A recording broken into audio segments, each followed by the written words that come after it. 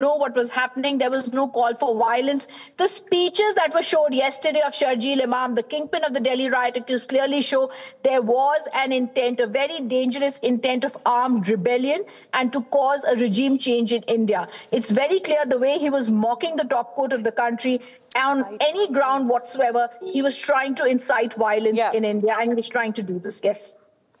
Just stay on with the rhythm. In fact, we'll just play that video out that Republic TV has been showing to our viewers. That's the clinching proof. Before any sympathizer tries to say that he's being made a victim, why Sharjeel Imam has not gotten bail yet, this is the video. This is the video that anyone who is loyal to the country will never agree with, will never let anyone like this be out on bail. Listen into this video, viewers, that has been played out in the court as well. पहले भी शायद दर्ज कर चुका हूँ। 5 लाख लोग हमारे पास हो ऑर्गेनाइज्ड तो हम हिंदुस्तान और नॉर्थ ईस्ट को परमानेंटली कट कर सकते हैं।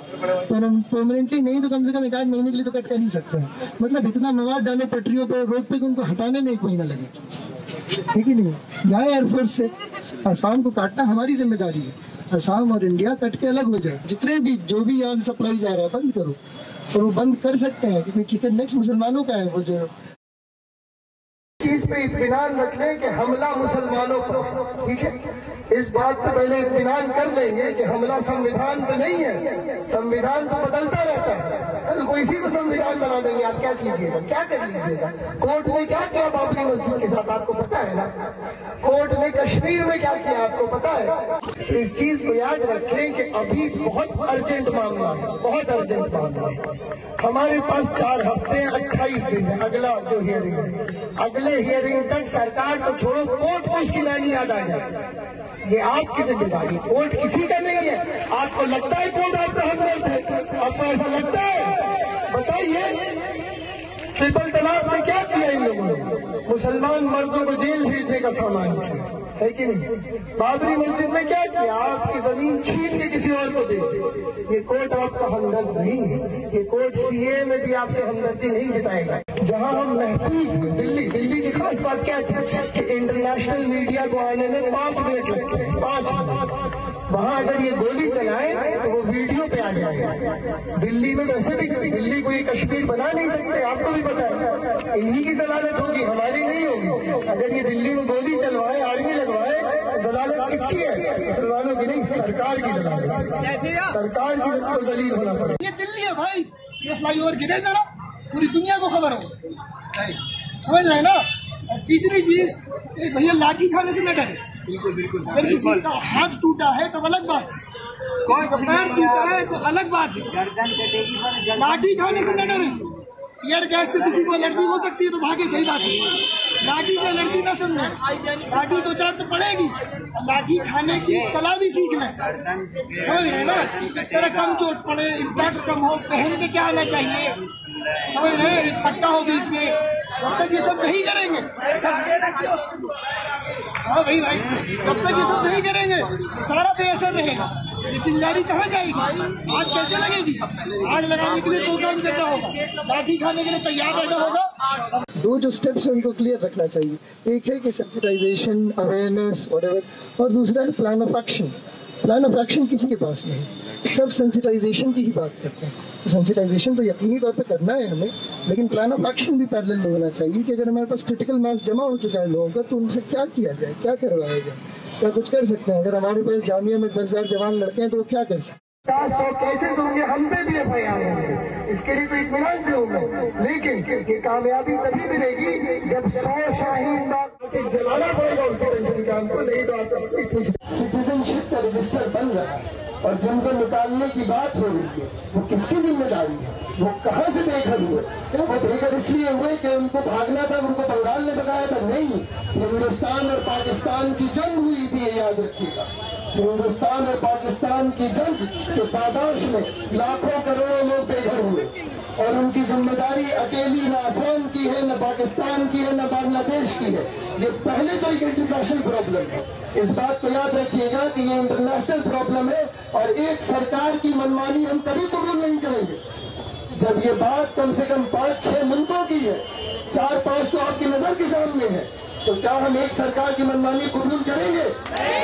मुस्लिम स्टूडेंट से प्लेटफॉर्म बनाए ताकि हम लोग से ही कर रहे हैं। हमारी ख्वाहिश और हमारी आरज़ू ये है कि दिल्ली में चक्का जाम हो, और सिर्फ दिल्ली में नहीं, देश के जहाँ जिस शहर में मुसलमान कर सकता है, मुसलमान हिंदुस्तान के 500 शहरों में चक्का जाम कर सकते हैं। ठीक है, और काम करने का एक ही तरीका है, वो है सड़क बंद, माल बंद करो, इनका सामान हम जाने नहीं देंगे। जो सरकार हम पे जुल्म कर रही है, उस सरकार को हम पैरालाइज कर देंगे। लेकिन गोल क्या है? हम चक्का जाम करना चाहते हैं। हम दिल्ली के मोहल्लों में दूध बंद करना चाहते हैं, पानी बंद करना चाहते हैं। खुल के बोलिए यार। हमने शाहीन बाग में कोशिश की, एक हाईवे ब्लॉक किया जो अल्हम्दुलिल्लाह 1.5 महीने से ब्लॉक थे। मुसलमान अवाम सड़कों पे आई। दूसरा स्टेप क्या होगा? अब उस अवाम का जो गुस्सा है उसको इस्तेमाल किया जाए। कैसे इस्तेमाल करेंगे? एक सबसे आसान चीज है, पुरअमन तरीके से सड़कों को बंद करो। इतना आसान काम है। तो अब मैं दिल्ली की बात पर आता हूँ। दिल्ली में हम यहाँ से आने के पहले ही 5 दिसंबर 6 दिसंबर से ही हमने पर्चे बांटने, हम जेएनयू के मुस्लिम तलबा के हमने पर्चे बांटने शुरू कर दिए थे NRC CAA पर। सड़कों पर उतर के आर्ग्यू करना और सेंसिटाइज करना अव्वल, और दूसरा हमारा काम है कि प्लान ऑफ एक्शन बनाना। और प्लान ऑफ एक्शन कोई एब्सोल्यूट तो नहीं है एक इंडिया के लिए, हर मोहल्ले के लिए और हर इलाके के लिए अलग प्लान ऑफ एक्शन बनेगा। जैसे शाहीन बाग में बगल से हाईवे जाती थी, तो ये मुमकिन था कि भीड़ बैठी हुई है, उनको बस कन्विंस कर दो कि यहीं बैठे रहो। एक और ब्लॉक कर देंगे तो हालत उनकी खराब हो जाएगी, और DND किसी दिन ब्लॉक हो गया तो मजा ही आ जाएगा। और DND बिल्कुल नो मैंस लैंड में, दोनों साइड कोई नहीं। तो हम लोग क्या कर सकते हैं? हम लोग किसी सुबह 5-6 लोग पहुंचे, बैठ गए, पुलिस का इंतजार करेंगे। पीक टाइम पे पहुंचना है, 8-9 बजे की पुलिस भी ना आता। So those are the videos, the series of videos that have been shown in court and are before the public as well. And this is a clear proof, very much visible, very much audible as to what Sharjeel Imam is saying. And the conspiracy to choke Assam, how people were being incited to be mobilized and use sticks. He was talking about lathis, he was talking about choking the chicken's neck for at least a month, if not more, choking it using debris, dumping debris there. There are people in chicken's neck, that's the language he's using. And that has been all played out in the court. In fact, we will shift our focus to the other stories that we're closely tracking for you from across the globe. The United States and South Africa got into a nasty exchange about the G20 summit in Johannesburg after South Africa suggested that President Trump had shifted his stance on sending a US representative to the gathering. In fact, Cyril Ramaphosa's his stand against Donald Trump's bullying, against America's bullying, has gathered the headlines, has grabbed the headlines, and the way White House has reacted to it is also drawing a lot of criticism. Listen in.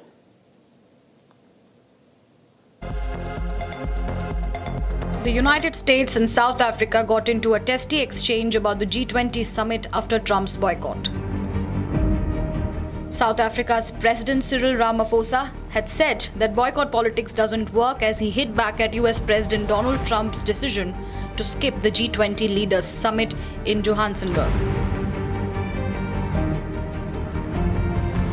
We have received notice from the United States, a notice which we are still in discussions with them over, about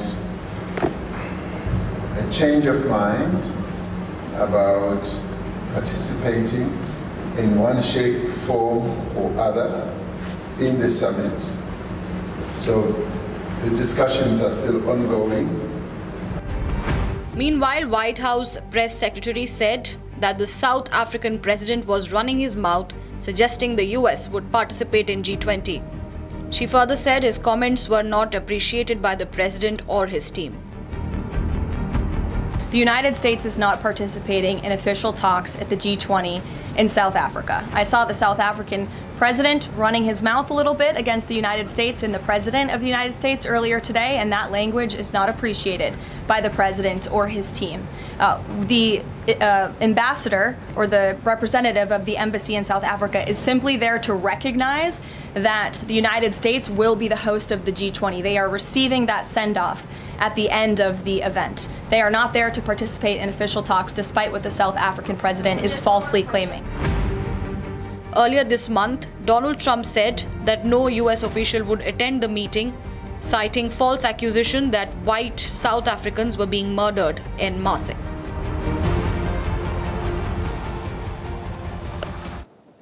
Russia has offered India joint development and local manufacturing of a two-seat version of this Sukhoi 57E, along with full technology transfer for critical components. At the Dubai Air Show, a senior Rosoboron expert official had said that this offer could lead to a gradual shift towards licensed production inside India. And this means that India would be able to build important parts of the aircraft without worrying about future sanctions or supply shortages. Here's more. Rosoboron Export offers to India both licensed production of air weapons for future generation aircraft and integration of Indian weapons. The Russian side, represented by Rosoboron Export and UAC, is offering to India supply of Su-57E fighter produced in Russia, with subsequent organization of production of the aircraft in India and technology transfer. Hence, we are offering technological learning of fifth generation technologies, including engines, optics, AESA radar, AI elements, low signature technologies, and modern air weapons. Russia has offered unrestricted access to technology for the new fifth-generation Su-57 stealth fighter jet and the supply of any military equipment needed to India. This comes just days ahead of Russian President Vladimir Putin's visit to India on 5th December 2025. During the Dubai Air Show, a senior official from Rosoboron Export said the Su-57 proposal includes production in India in phases, allowing a gradual shift of manufacturing to India. This covers major technologies such as engines, optics, AESA radar, artificial intelligence elements, low signature features, and modern weapons. The Su-57 uses an AL-41F1 engine that supports features such as thrust vectoring for high maneuverability and future supercruise capability without afterburners. They are built for long service life and lower fuel use.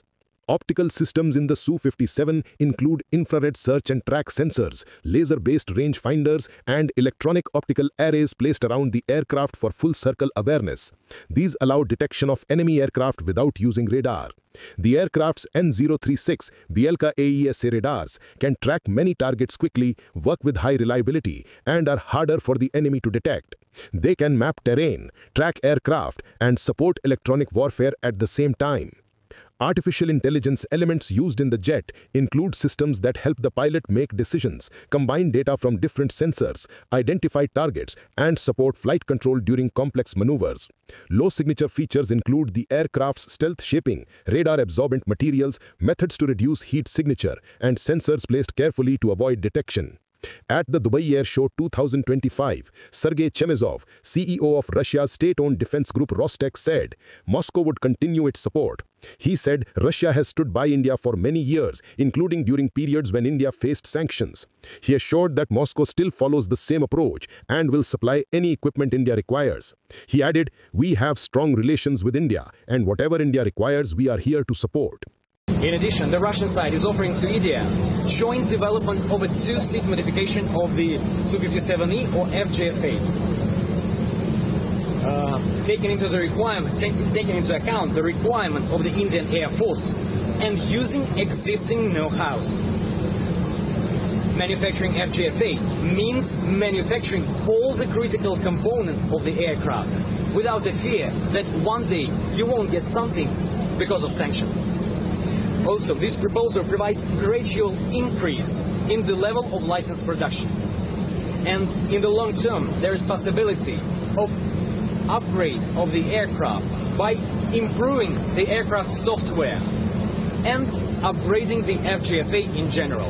Local manufacture of critical parts means lower risks of foreign sanctions or export bans that can interrupt spares, engine, or key subsystems. Transfer of design data, production methods, tooling and quality standards can build Indian capabilities. As a result, HAL and private suppliers would gain experience manufacturing composite structures, avionics assemblies, and complex sub-assemblies, giving a massive boost to the Make in India initiative. And shifting focus to what's happening in Karnataka, as Republic TV gets you the big scoop. Now, Deputy Chief Minister's statement has, as his backers fly to Delhi coming in, there are many ministers, he says, in the party, DK Shivkumar says, and everyone has the right to become the Chief Minister. And in fact, he tried to play it down, but at the same time, he said that everybody has the right to become the Chief Minister as well. Take a listen to what DK Shivkumar said as MLAs in his support are in Delhi.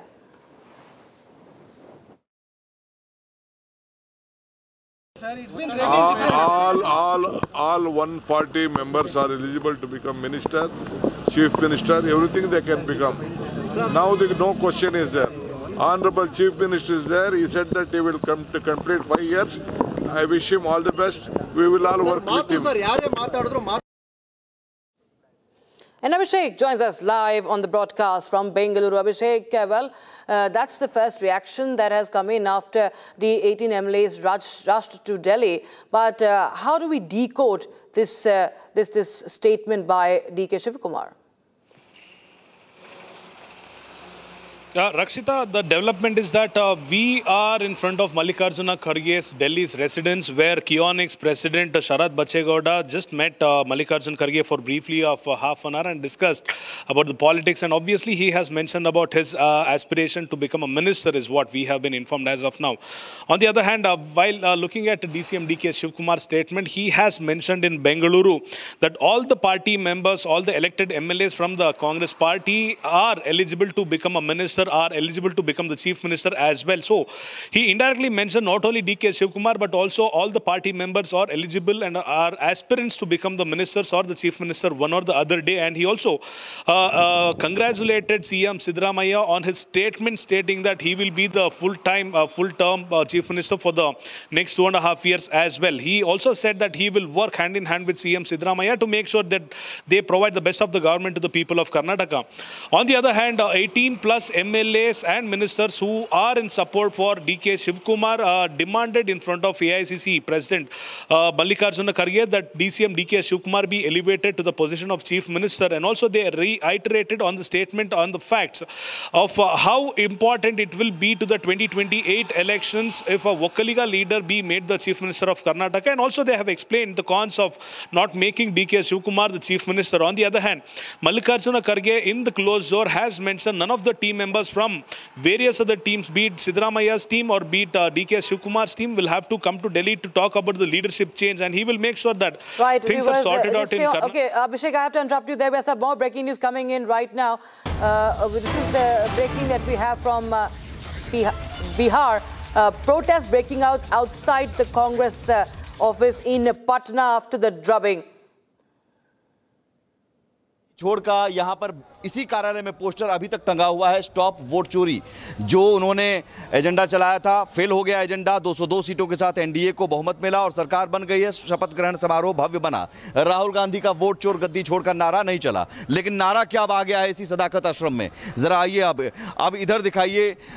एक तरफ तो vote चोर गद्दी छोड़कर नारा flop हो गया, लेकिन यहाँ जो नारा है वो अब टिकट चोर और बिहार छोड़ का नारा यहाँ पर चलने लगा है। आप लोग क्या कर रहे हैं? टिकट चोर बिहार छोड़ का नारा, ये टिकट चोर बिहार छोड़। आप देखिए नारा कैसे बदल गया है। वहाँ पर लिखा है वोट चोर गद्दी छोड़, लेकिन अब यहाँ पर हो गया टिकट चोर बिहार छोड़। ये क्या कैसे बदल गया टिकट चोर? देखिए, हमारे नेता राहुल जी पूरे बिहार में यात्रा की है। चुनाव आयोग जो SIR किया था उसके माध्यम से वोट की चोरी कर रहा था, तो हमारे नेता ने वोट चोर का नारा लगाया। तो बिहार के जो प्रभारी और अध्यक्ष हैं, सह प्रभारी, इन लोगों ने जमीनी समर्पित कार्यकर्ता जिन लोगों के ऊपर में आज भी कांग्रेस का झंडा आप कंधा पर देखेंगे और जिनके बदौलत आज बिहार में कांग्रेस जिंदा है, उनका समर्पित कार्यकर्ताओं का टिकट काट करके भाजपा, आरएसएस, जदयू, लोजपा के आपकी बात सुनने आए थे क्या? नहीं, कार्यकर्ता से बात नहीं करते, घमंडी आदमी है वो आए नहीं, एकदम नकारा निकम्मा। अपने आने के पहले कुछ ऐसे व्यक्ति को यहाँ छोड़ा, वो मैं नाम नहीं लेना चाह रहा हूँ, लोग आपके लाइव से लोग देख लिया उनका, ठीक है, और उन्होंने आए और बाय बाय कर करके उन्होंने चला गया। ये विरोध लगातार जारी रहेगा। बिल्कुल जब तक राजेश राम को नहीं हटाया जाएगा, जब तक जारी रहेगा। तो फिर जब तक राजेश राम को बिहार की गद्दी से हटाया नहीं जाएगा, कृष्णा लावरू को बर्खास्त नहीं किया जाएगा, क्योंकि ये लोग ऐसे लोग हैं किसी भी राज्य में जाएंगे तो कांग्रेस को हराने का काम करेंगे। राहुल गांधी जी ने पूरे बिहार में एक माहौल बनाया था, उस माहौल को इन्होंने बेचने का काम किया है। इन्होंने टिकट का सौदा करके संघ के एजेंडे को लागू करने का काम किया है। संघ का स्लीपर सेल ये लोग है।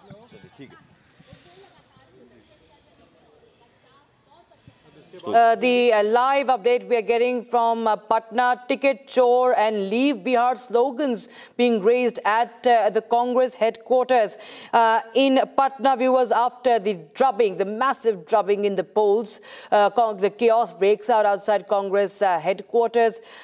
This is the rebellion that's out in the open, even more so now after the drubbing. Chaos breaking out outside the Congress headquarters in Patna. And Congress State Chief and Pappu Yadav facing protests from the Congress members, Congress leaders and workers, and ticket for sale allegations now being leveled on against the Congress leaders there and the president there in Patna. All right, viewers, now shifting our focus to the other stories. We are tracking as astronaut group captain Shubhanshu Shukla lightened the mood at the Bengaluru Tech Summit on Thursday, quipping that tackling Bengaluru's traffic was tougher than going to space. Here's more. Group Captain Shubhanshu Shukla opened his session at the Bengaluru Tech Summit of 2025 with a comment about the city's infamous traffic. He noted that his drive from Marathahalli to the venue lasted nearly 3 times longer than the presentation he came to deliver. I'm coming all the way from the other side of the Bangalore, Marathahalli. So I've spent thrice the time that I'm going to be spending on this presentation with you. So you have to look at the commitment that I have. In response to the astronauts' jibe, Priyank Kharge, Karnataka's minister, acknowledged the issue. So I'll not take much time. I know everybody has to get back. Like Mr. Shubham Shukla said, it was easier for him to get from space to Bangalore, but from Marathahalli to here was a little difficult. So we'll ensure that that doesn't happen again. The exchange highlights ongoing civic concerns of the tech city. Now, Union Commerce and Industry Minister Piyush Goyal is in Israel, accompanied by a 60-member business delegation on the invitation of Israel's Minister of Economy and Industry, Nir Barkat. Piyush Goyal expressed solidarity with Israel, saying that India and Israel share a common struggle against terrorism, also highlighting instances of terrorism in India, including the Pahalgam attack in Kashmir and a recent blast in the national capital, emphasizing the need for both countries to work together to combat terrorism and ensure peace and security. Listen in. The last 2 years have been difficult times for our brothers and sisters of Israel, but you have shown tremendous resilience in the face of adversity. I compliment all of you, truly admire your ability to withstand difficulties. We in India also have suffered terrorism for several decades now. I was sharing with Minister Barkat about the horrific terrorist attack in Kashmir, in a hill station called Pahalgam, where the terrorists identified people by religion and killed them in front of their wives, in front of their families. Even as recently as 4 or 5 days ago, we had blasts in New Delhi, right in the heart of the capital. And I think both of us, the people of Israel, the people of India, have to work together to eliminate this problem of terrorism. We have to work together to ensure peace and security in both our countries. And as the Prime Minister of Israel, Mr. Netanyahu, mentioned, after the Delhi blasts last week, and I quote, "Terror may strike our cities, but it will never shake our souls." We may be geographically very far apart, but emotionally, the people of Israel and the people of India are quite close. Break, but we get you how a minor boy in Kerala was forced to join the ISIS, accused mother to appear before the probe team today.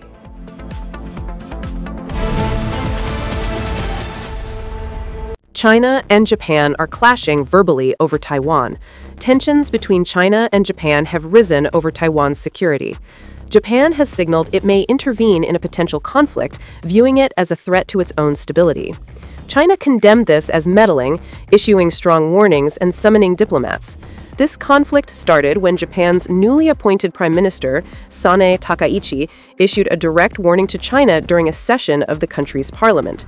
She stated that a conflict in the Taiwan Strait could represent a survival-threatening situation for Japan, implying that Tokyo might need to intervene militarily to protect its interests. This marked a bold escalation in Japan's stance on the Taiwan issue, signaling readiness to support Taiwan against potential Chinese action. Takaichi's comments, delivered amid rising regional tensions, prompted an immediate and sharp rebuke from Beijing, highlighting the fragile balance in East Asia and the risk of broader confrontation. The remarks made by the Japanese leader on Taiwan constitute an interference in China's internal affairs and a serious violation of the One China principle and the basic norms governing international relations. Such words are extremely irresponsible and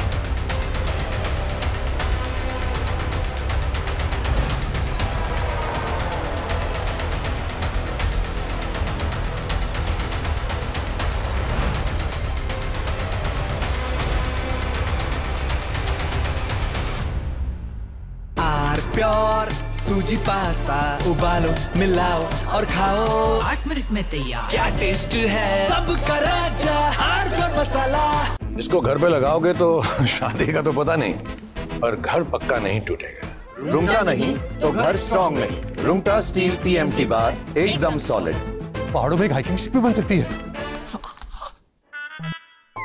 ये है secret recipe MDH का जीरा sip jal jeera masala SIP jeera sip MDH का jal jeera sip MDH का jal jeera SIP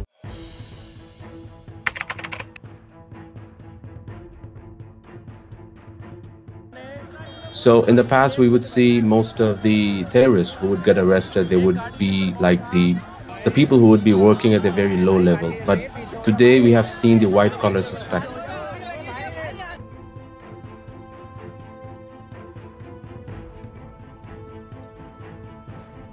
Kashmir घाटी में doctors एक बहुत अल्टीमेट ड्रीम होता है वहां के लड़के लड़कियों का उस बनने के बावजूद अगर आप रेडिकलाइज होकर अपने ही देशवासियों को मारने के लिए और अपने देश को तोड़ने के लिए तैयार हो सकते हैं तो आप अंदाजा लगाइए किस तरह की रेडिकलाइजेशन हो रही है और इस फ्रंट पे हम क्या काम कर रहे हैं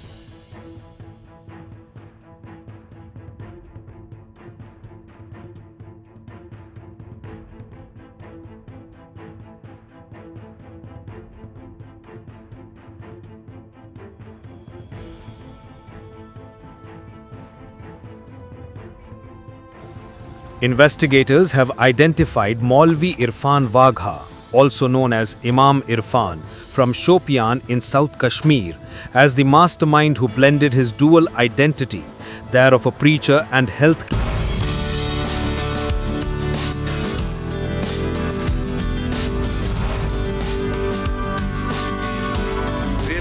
Contributes 7% of the GDP, which is going to be 13% by 2030.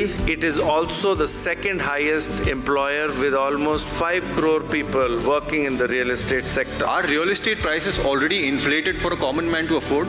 Right developer, right size, right location अगर आप लेकर आ रहे हैं, मुझे लगता है बहुत सारे लोग अभी भी ऐसे हैं जो घर खरीदना चाहते हैं लेकिन उनको राइट अपॉर्चुनिटी नहीं दिखाई दे रही।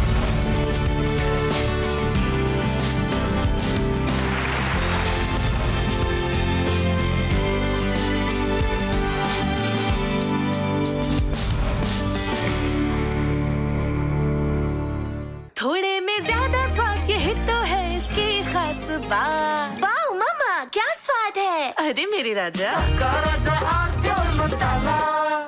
Amity has been ranked India's #1 not-for-profit private university for 11th year, with top 10 ranked institutions in management, engineering, biotech, law, masscom, telecom, hospitality, fashion and more. Yet another top ranking for Amity University. दादी के हाथों का जादू और खुशबू से महकता घर, माँ की मुस्कुराहट और खाने की सुगंध। MDH गरम मसाला, क्योंकि हर रिश्ता है स्वाद से जुड़ा।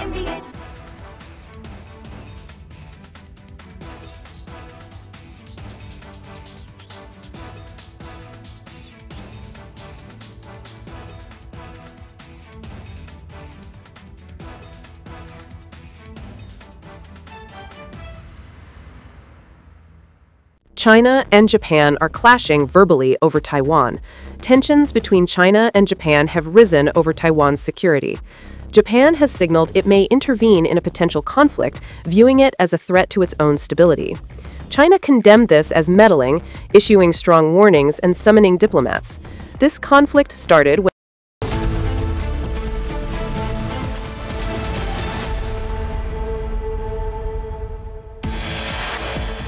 प्रथम पंक्ति में एक व्यक्ति यहाँ बैठा है, ये देखिए, ये व्यक्ति जगदीश टाइटलर है। इनको सम्मान पूर्वक पहली पंक्ति में सोनिया गांधी जी बैठाती हैं। BJP hits out at Congress after 1984 riot accused Jagdish Tytler seen at the Peace Prize event, says the party is giving platform to a riot accused. Delhi victim Shaurya's father suicide victim Shaurya's father breaks silence on Republic TV, demands strict action against the school staff.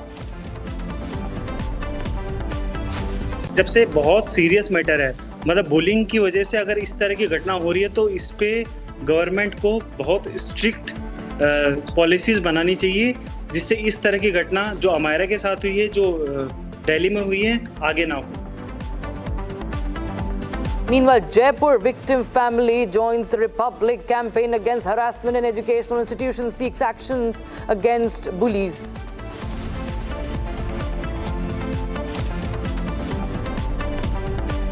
Minor boy in Kerala forced to join terror outfit ISIS, accused mother to appear before probe team today. Congress versus Congress intensifies in Karnataka. More MLAs from the DKS camp to travel to Delhi today to meet the top brass amid power tussle.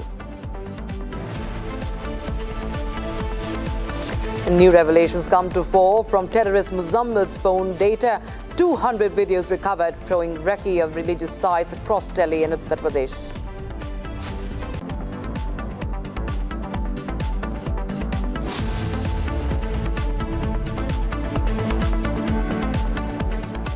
A 16-year-old boy from Thiruvananthapuram was allegedly persuaded to join the Islamic State by his mother and his stepfather, prompting police to register a case. The case was filed after the family of the teenager alerted the authorities about suspected radicalization. Father exposed the forced radicalization. Case has been registered with the police. We are standing inside the house where Fida was staying for the last 2 weeks. This was a room inside the house where she was staying for the last 2 weeks.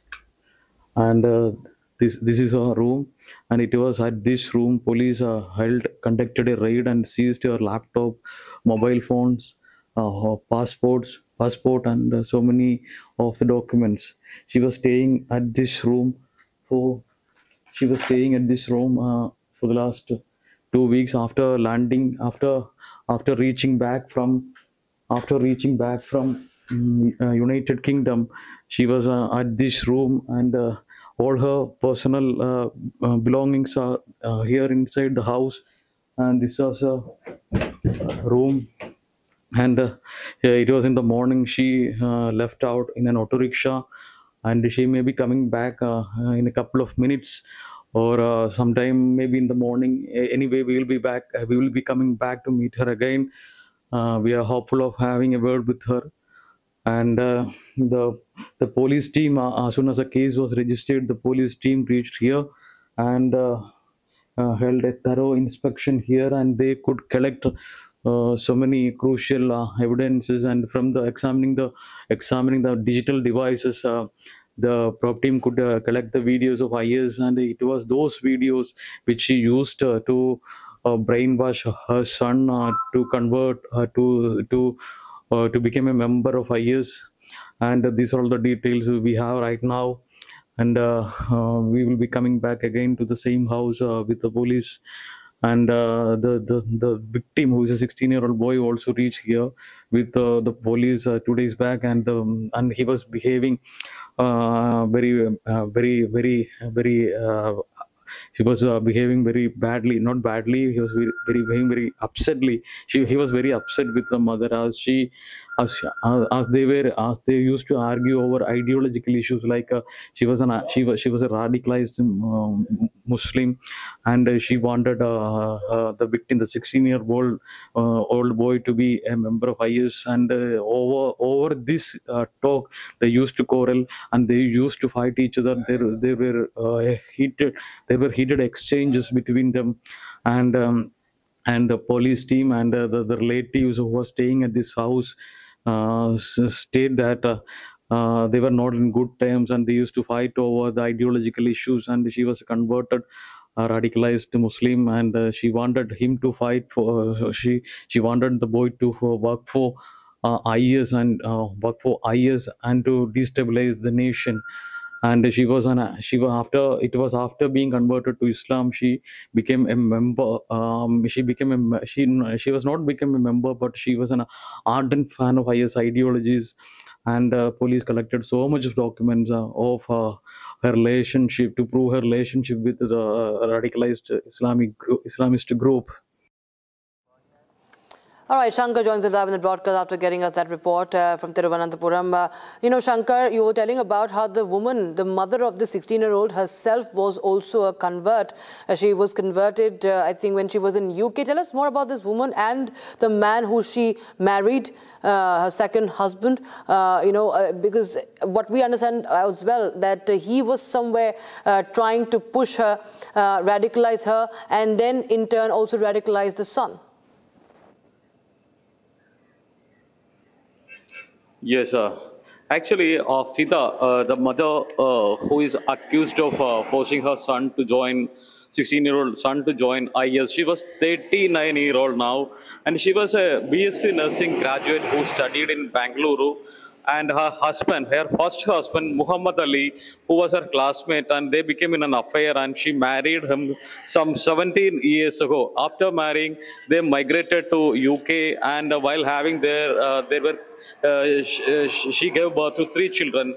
And the boy, the victim, the 16-year-old boy, is the eldest among the 3 children. And after 17 years, there were some issues with the Muhammad Ali, and she later married Siddiqui Aslam. Siddiqui Aslam is an accused in a 2016 terror case registered by NIA. Actually, there were 8 accused in that case registered by NIA in 2016. As accused were planning to plot several attacks in Tamil Nadu and Kerala. and Siddiqui was arrested by the NIA team, and in 2018 he was sentenced to 3 years. While he was in jail, she moved to UK again, and she was staying with the brother of Siddiqui Aslam, Ansar Aslam. It was Ansar Aslam who compelled her to motivate her son to join IS, and both of them, the Ansar Aslam and the woman, the Fida, compelled him to join IS by showing several IS videos, and even asked him to move to Syria to meet IS leaders. But the boy was not at all willing to accept their words, and he was attacked so brutally by them. And when he came back to India, he told all about this torture to his biological father, and on his advice, the boy approached police, and the police finally registered a case under relevant sections of UAPA against the mother Fida and the stepfather Ansar Aslam. Now the probe is on, and Fida was supposed to join. Supposed to meet the prop team as part of interrogation, but she did not turn up, and she remained inside her house, and we visited her house in the morning, and she was not willing to speak to media, but she shared an exclusive letter to the Republic TV in which he blames her first husband, Muhammad Ali, for all the mess. He says he was an active SDP member, and he's a narcissist, and she wanted to get divorced from him, and he was annoyed by it. It was due to this reason he raised all these allegations against her, and in fact she was very she says she was very she was suffering from anxiety and depression, and she gets panic attack, and she wants peace in life. She says she is not a member of IS and all, but she was not willing to cooperate with the prop team, despite asking despite the prop team asked her several times to reach before them. Now we want to know when she is going to appear before the prop team. As the prop team, in the meantime, the prop team collected so much of evidence, like crucial links, crucial links of several videos, which were IS videos, which were recovered from her laptops, the mobile phones which were seized from her room, and some other documents as well. Now the prop team have all the evidence in hand. Now they have to. Now the prop team has to question her to get more on more behind it. All right, thanks so much, Shankar. We will keep coming back to you as we closely track that story. But right now we are getting breaking news from the Supreme Court. In fact, Republic TV has accessed this video that was played in the Supreme Court by the Delhi police. The video that shows violence at the Chandbagh area, the incendiary speech by Sharjeel Imam, and the violence that transpired thereafter in Chandbagh.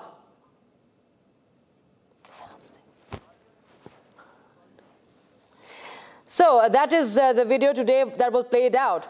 Videos after videos surfacing and being played out in the Supreme Court by the Delhi police. And today, this is the latest video that has been played out. Another clinching proof of the violence that unfolded during the Delhi riots, and Republic TV. First to get you, first and exclusive by Republic TV, this video that has been played out in the court today, Supreme Court today. This incident is from Chandbagh area, near Mustafabad of the national capital, and this is after today. This is after the Additional Solicitor General of India, S.B. Raju, representing the Delhi police, arguing for Delhi police, called the riots accused terrorists, and cited the sections explaining why the UAPA had been invoked, and how there were sticks, there were petrol bombs, all that were gathered in order to create chaos, a break into riots, choke the chicken's neck, disconnect Northeast from India.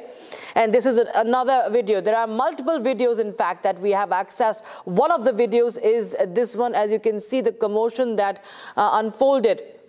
In fact, the riots in Delhi's Chandbagh was the outcome of a well-hatched conspiracy. This is what the court had earlier said in 2020, as one of the lower courts had said. What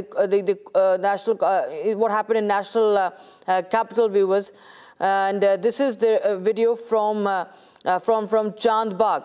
This is what happened in Chandbagh of the national capital, and you can see the videos coming in from different streets. These are CCTV images. What happened in Chandbagh, northeast Delhi, the riots that broke out in the year 2020. And one of them, you can see one of the videos right now on your screens that has been played out in the Supreme Court. This is how it was instigated. This is how Sharjeel, Imam, Umar Khalid had instigated the violence in Delhi. And this you can see is one of the videos that has been played out by the Delhi police today in the court. Video shown by the police that shows the riot mobilization. This is what Republic TV has accessed today. Niranjan Narayan Swamy joins us on the broadcast for more. Niranjan, well, this is, point by point, every conspiracy, every step of the conspiracy is being laid bare, and now from Chakka Jam at Jamia to other areas in northeast Delhi, just like what we are playing out right now, what the police played out right now from Chandbagh. It's quite evident that there was mobilization that was happening, and that is the video that has been shown today in the Supreme Court. We'll try and reconnect with Niranjan there, but viewers, this is Republic TV accessing this this video that has been played out today in the court. This is, there were protests in different parts of northeast Delhi, and which took the form of riots as well. And in Chandbagh, from Chandbagh CCTV, this is one of the, you can see that this is one of the visuals. How Chandbagh was also a protest site, and there are many witness statements. This case has been going on for 5 years now, viewers, and there were WhatsApp groups and communication chains that have been linked to the alleged conspirators, and you can see that this is one of the videos that shows the mass level mobilization that took place at Chandbagh area. This is the breaking news we have right now. Niranjan is back with us. Niranjan, well, Republic TV accessing the video shown by police in the Supreme Court on riot mobilization. One of the videos from the Chandbagh area, which was a major protest site, so-called protest site that saw riots breaking out. Yes, and these are actually in the course of the last 5 years, Republic TV has been able to access many of these videos, and Rhythm will be joining us soon and she'll be able to tell us more about this particular video. Now, what these videos prove essentially is it's a 2-minute video. It was shown in the Supreme Court, and this video establishes how the mobilization happened, how mobs were mobilized, mostly Islamist mobs were mobilized in the national capital. And you can see in these videos, many of the mobs that kept marching towards the areas that saw the violence were marching armed. They're hiding lathis. Some of them carried swords. And all of this is on video. It's seen on CCTV. And there was an attempt even made to destroy the CCTVs, because one of the most defining images that came in was of how an attempt was made to destroy the CCTV, by some of these mobs. And that too was seen mostly in the Chandbagh area. And in this one particular area, there are different sequences. For example, the first video that you see is dated. Okay, the date is not very clear, but it says the street name, street number mentioned in this particular video. And I think Rhythm is also live. Rhythm, what it show? Yeah, 24th of February is the date of the video. 24th of February. Rhythm, mobilization of mobs very clear in this video. You'll be able to tell our viewers a bit more about what the Delhi police said in court about this. Delhi riots case and these videos that are being shown in the Supreme Court right now of the 2022 riots are showing this area of northeast Delhi. This is where several criminal cases were put and occurred. These are pictures that are showing how this mob had started the riot in the northeast Delhi parts of Chandbagh. These cases were put forward and video footage and witness testimonies were also there. these people had started and galvanized the mob. This video that has been put out now, 1 minute 35 seconds, is showing first they are all picking up sticks from this particular gully in Chandbagh. They are going towards the sticks area, picking up these sticks. After they pick up these sticks, and this video, viewers, has been now shown by the Delhi police in the top court of the country. After they pick up these sticks, they are then moving forward towards the Chandbagh area, where several people and several crimes had been committed. In Chandbagh area, we can hear someone, and I'm going to request our director to put the nat up so that we can hear the natural sound of what is being said, because we can hear the panic in that video of a man who says, they are coming here, patharbazi ho rahi hai, stones are being pelted. There were also rioting, arson, murder that took place. So we're going to show that at around 1 minute, 10 seconds, we can see that. The key developments that were seen here was there was a court that convicted 5 individuals of culpable homicide in Chandbagh. Several individuals were also there in the Chandbagh riots case. There were several people who are trying to see what happens in this case. This is just one of the evidences today, viewers, that has been given forward by the ASG who was speaking for the Delhi police. He's concluded his arguments today, and he has said, I will conclude the trial if I'm given a chance. But this was a large and he also goes on to say what happened here was serious. Conspiracy was there to commit murder. Terrorist attacks were made out. Large-scale violence was there. The larger purpose was regime change. All those who went there for the so-called dharna carried sticks, acid bottles, firearms were used. The systematic plan was to have a regime change riot like it happened in Bangladesh and Nepal. This was the extent of conspiracy. I'm going to go now and show you the video.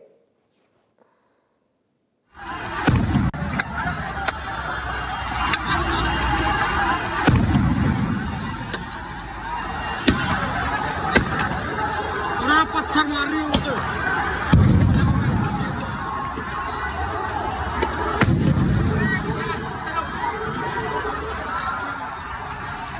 बम पे तो वो कर रहे हैं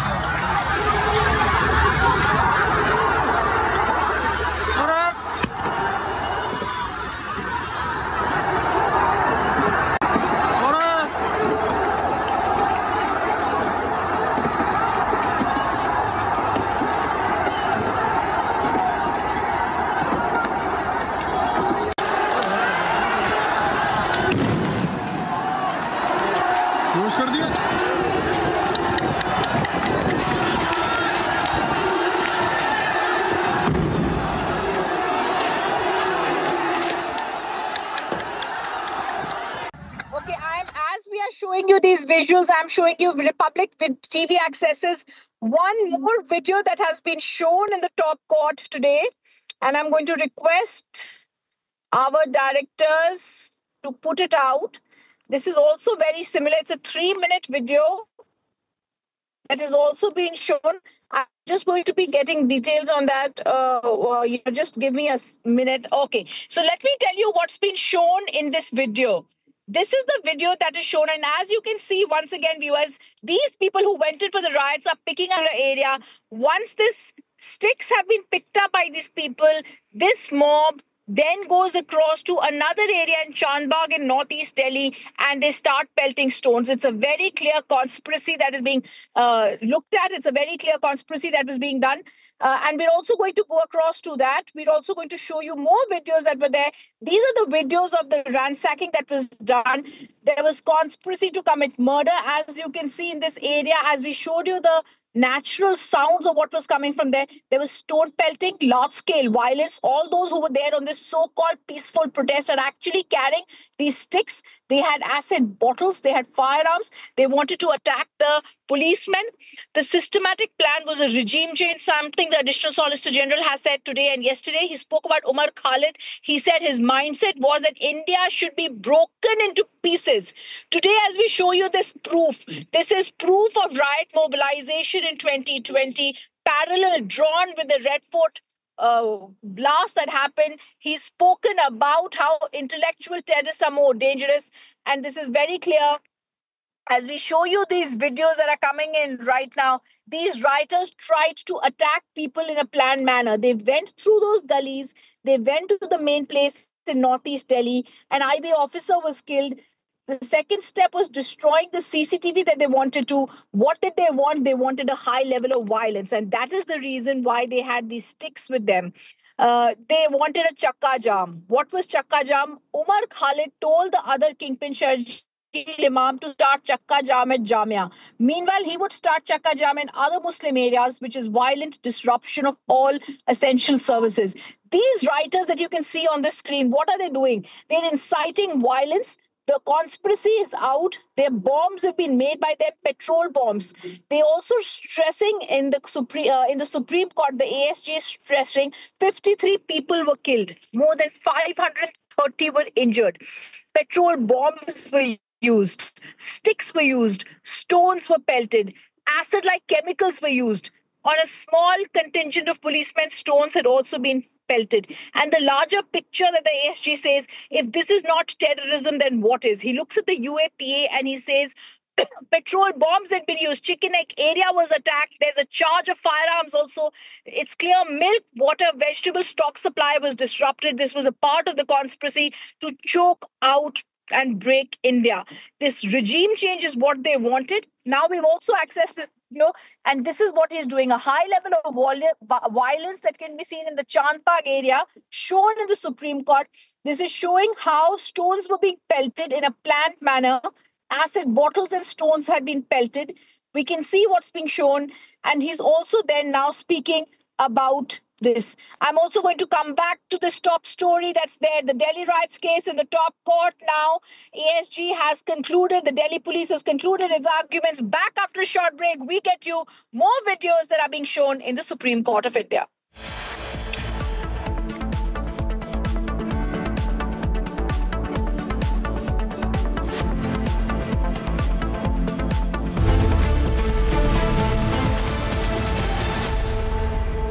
आधे bowl दही में 4 चम्मच MDH चटनी पुदीना मसाला डाला, स्टर करो, पुदीना चटनी तैयार। MDH चटनी पुदीना मसाला।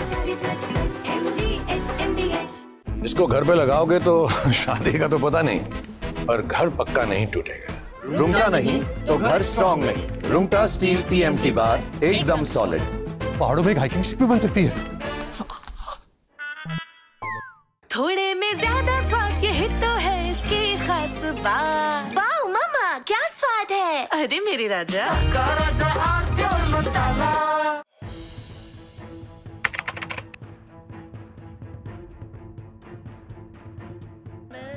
So in the past, we would see most of the terrorists who would get arrested, they would be like the people who would be working at a very low level. But today we have seen the white collar suspect.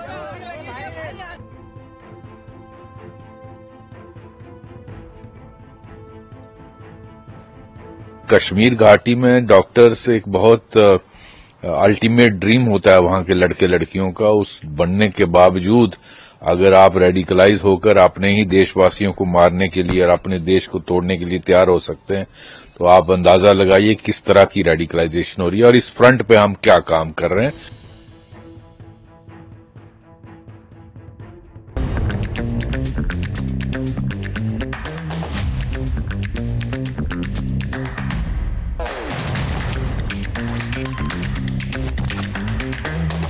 The infrastructure industry, the real estate industry, and everything associated with it eventually is a huge contribution, not just to the country's GDP, but to our overall potential to be a global player.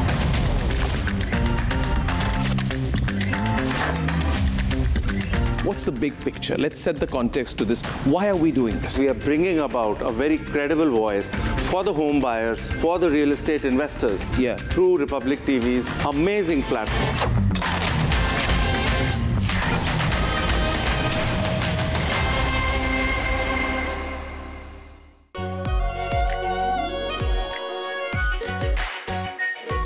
Pure Shahi Paneer Masala. Delicious, healthy, every day.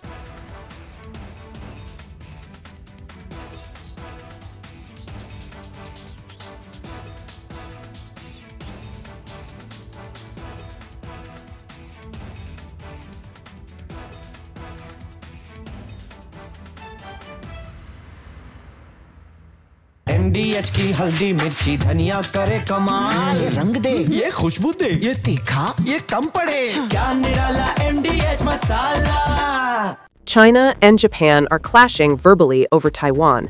Tensions between China and Japan have risen over Taiwan's security. Japan has signaled it may intervene in a potential conflict, viewing it as a threat to its own stability. China condemned this as meddling, issuing strong warnings and summoning diplomats. This conflict started. This is CP Gurnani from IONOS. I think the summit is a very integral part of shaping opportunities for India and some of the challenges that India has. And as a founder of IONOS, I can only say is that technology has a significant role to play in India's economic policies over the next 5 to 50 years. Let's talk about it.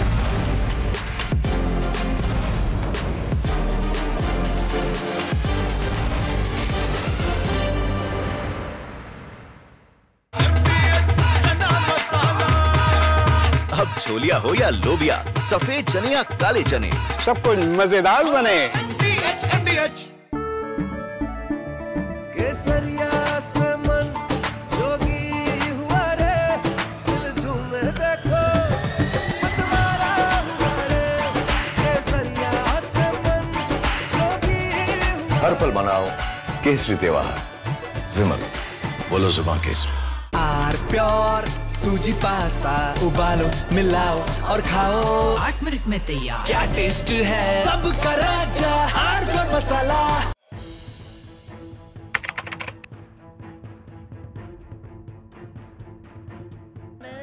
So in the past, we would see most of the terrorists who would get arrested, they would be like the people who would be working at a very low level. But today we have seen the white collar suspect.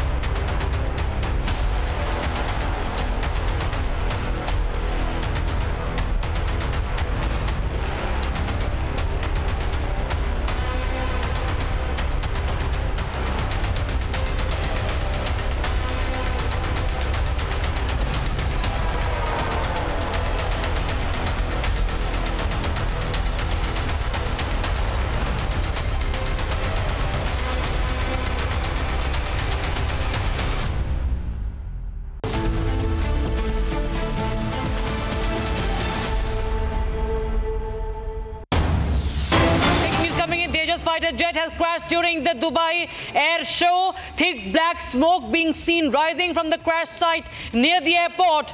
As you can see, we'll just play out that video very soon. Shravan Sen joins us on the broadcast for more. Shravan, tell us more details about this crash, please.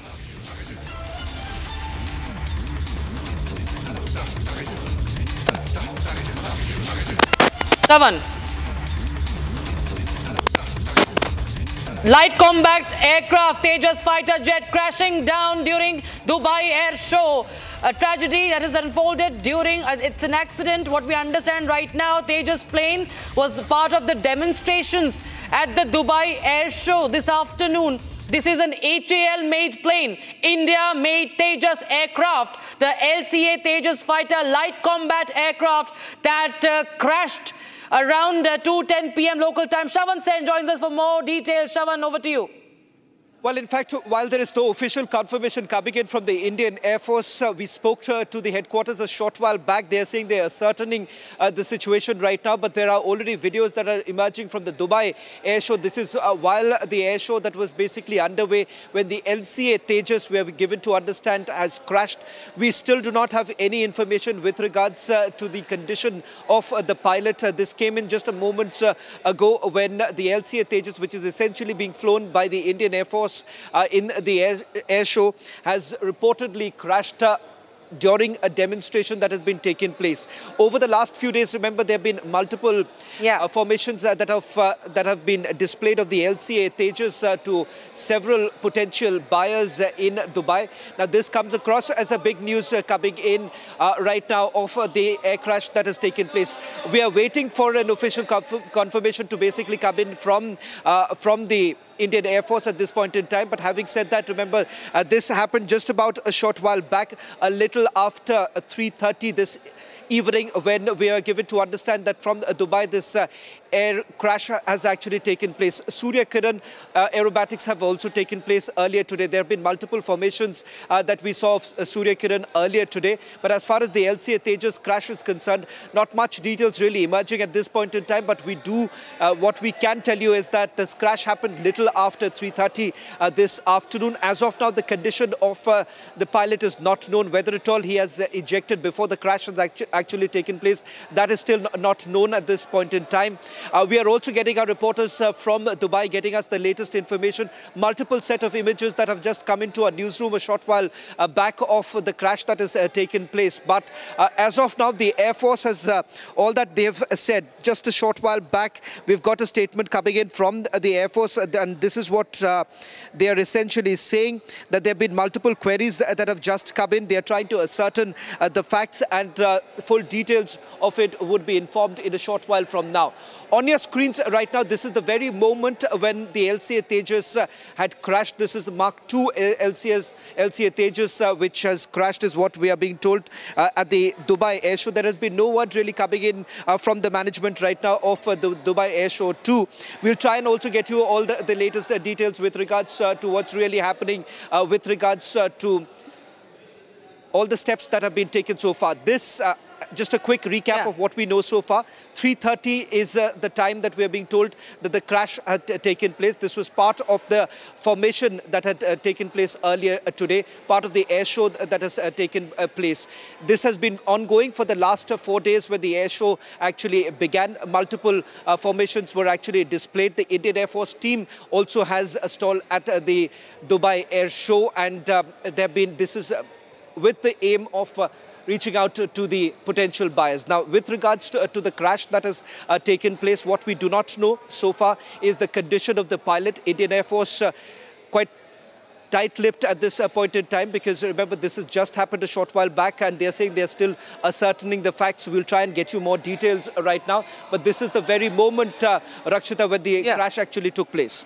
The videos, unfortunately, I do not show any ejection, at least in this video. Of course, we have to wait for official confirmation, as you were pointing out very rightly there, Shravan, as to what really is the condition of the fighter. That remains to be seen. But Shravan, if you're still there have been a sort of a smear campaign, if you could call it, against the Tejas for the past few days. This is the last day of the Dubai Air Show, but we've seen that there were images doing the rounds about an oil leak from a Tejas Mark I, which was, of course, very much clarified by the government, by the centre, that it was a routine and this was nothing to do with any malfunction. And this, of course, comes as an alarming update. It's an alarming situation that is now unfolding on the last day of the Dubai International Show, because this is Tejas, which India, of course, has its eyes on. It's an India-made. It's a made-in-India fighter, an HAL fighter, Shravan. And, of course, in what sort of circumstances this could have happened remains a matter of investigation also now. Shravan. Well, in fact, there seems to be, there have been reports coming in of a fuel leakage. Having said that, that was essentially addressed by the Indian Air Force, where they had categorically denied that there has been as far as engine oil leak is concerned. It's important to highlight the following, that this crash has happened a little after 3:30 this afternoon. It was part of the formation that has taken place. Indian Air Force so far hasn't made any statement with regards to what led to the crash at this stage. But having said that, remember, this is one of the aircraft that you can actually see. It is not part of the entire formation. If you clearly look at the very moment that the aircraft basically plummeted, that was the very moment this was where we see, smoke billowing out.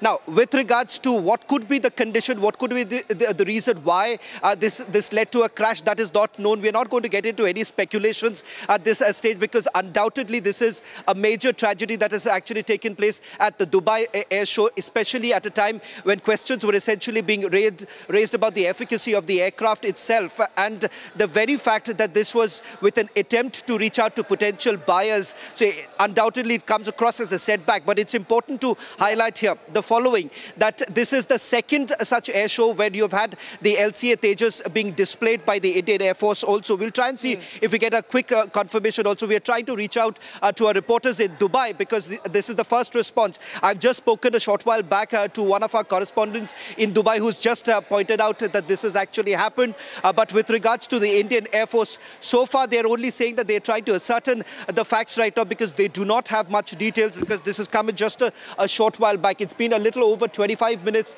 since the crash has actually taken place, Rakshita. Yeah. And the fact that over the last 4 days, there have been multiple times that these formations have actually taken place, and they have displayed the prowess of the LCA Tejas. But having said that, the condition of the pilot becoming extremely crucial at this point in time. From the videos that we have just got a short while back from the newsroom, it's not very clear whether at all the pilot was able to eject at the right moment. But having said that, we'll wait for the official confirmation coming in from the Indian Air Force as to whether at all the pilot was able to eject at the right moment when the aircraft was, we're seeing a dip as far as the altitude is concerned, and it has been a sudden down that we've seen from this particular video. If you can see, it was deaccelerating, and as it came down, it seems that there was a loss of engine control. If you simply go by the videos that have just come in a short while back, it does appear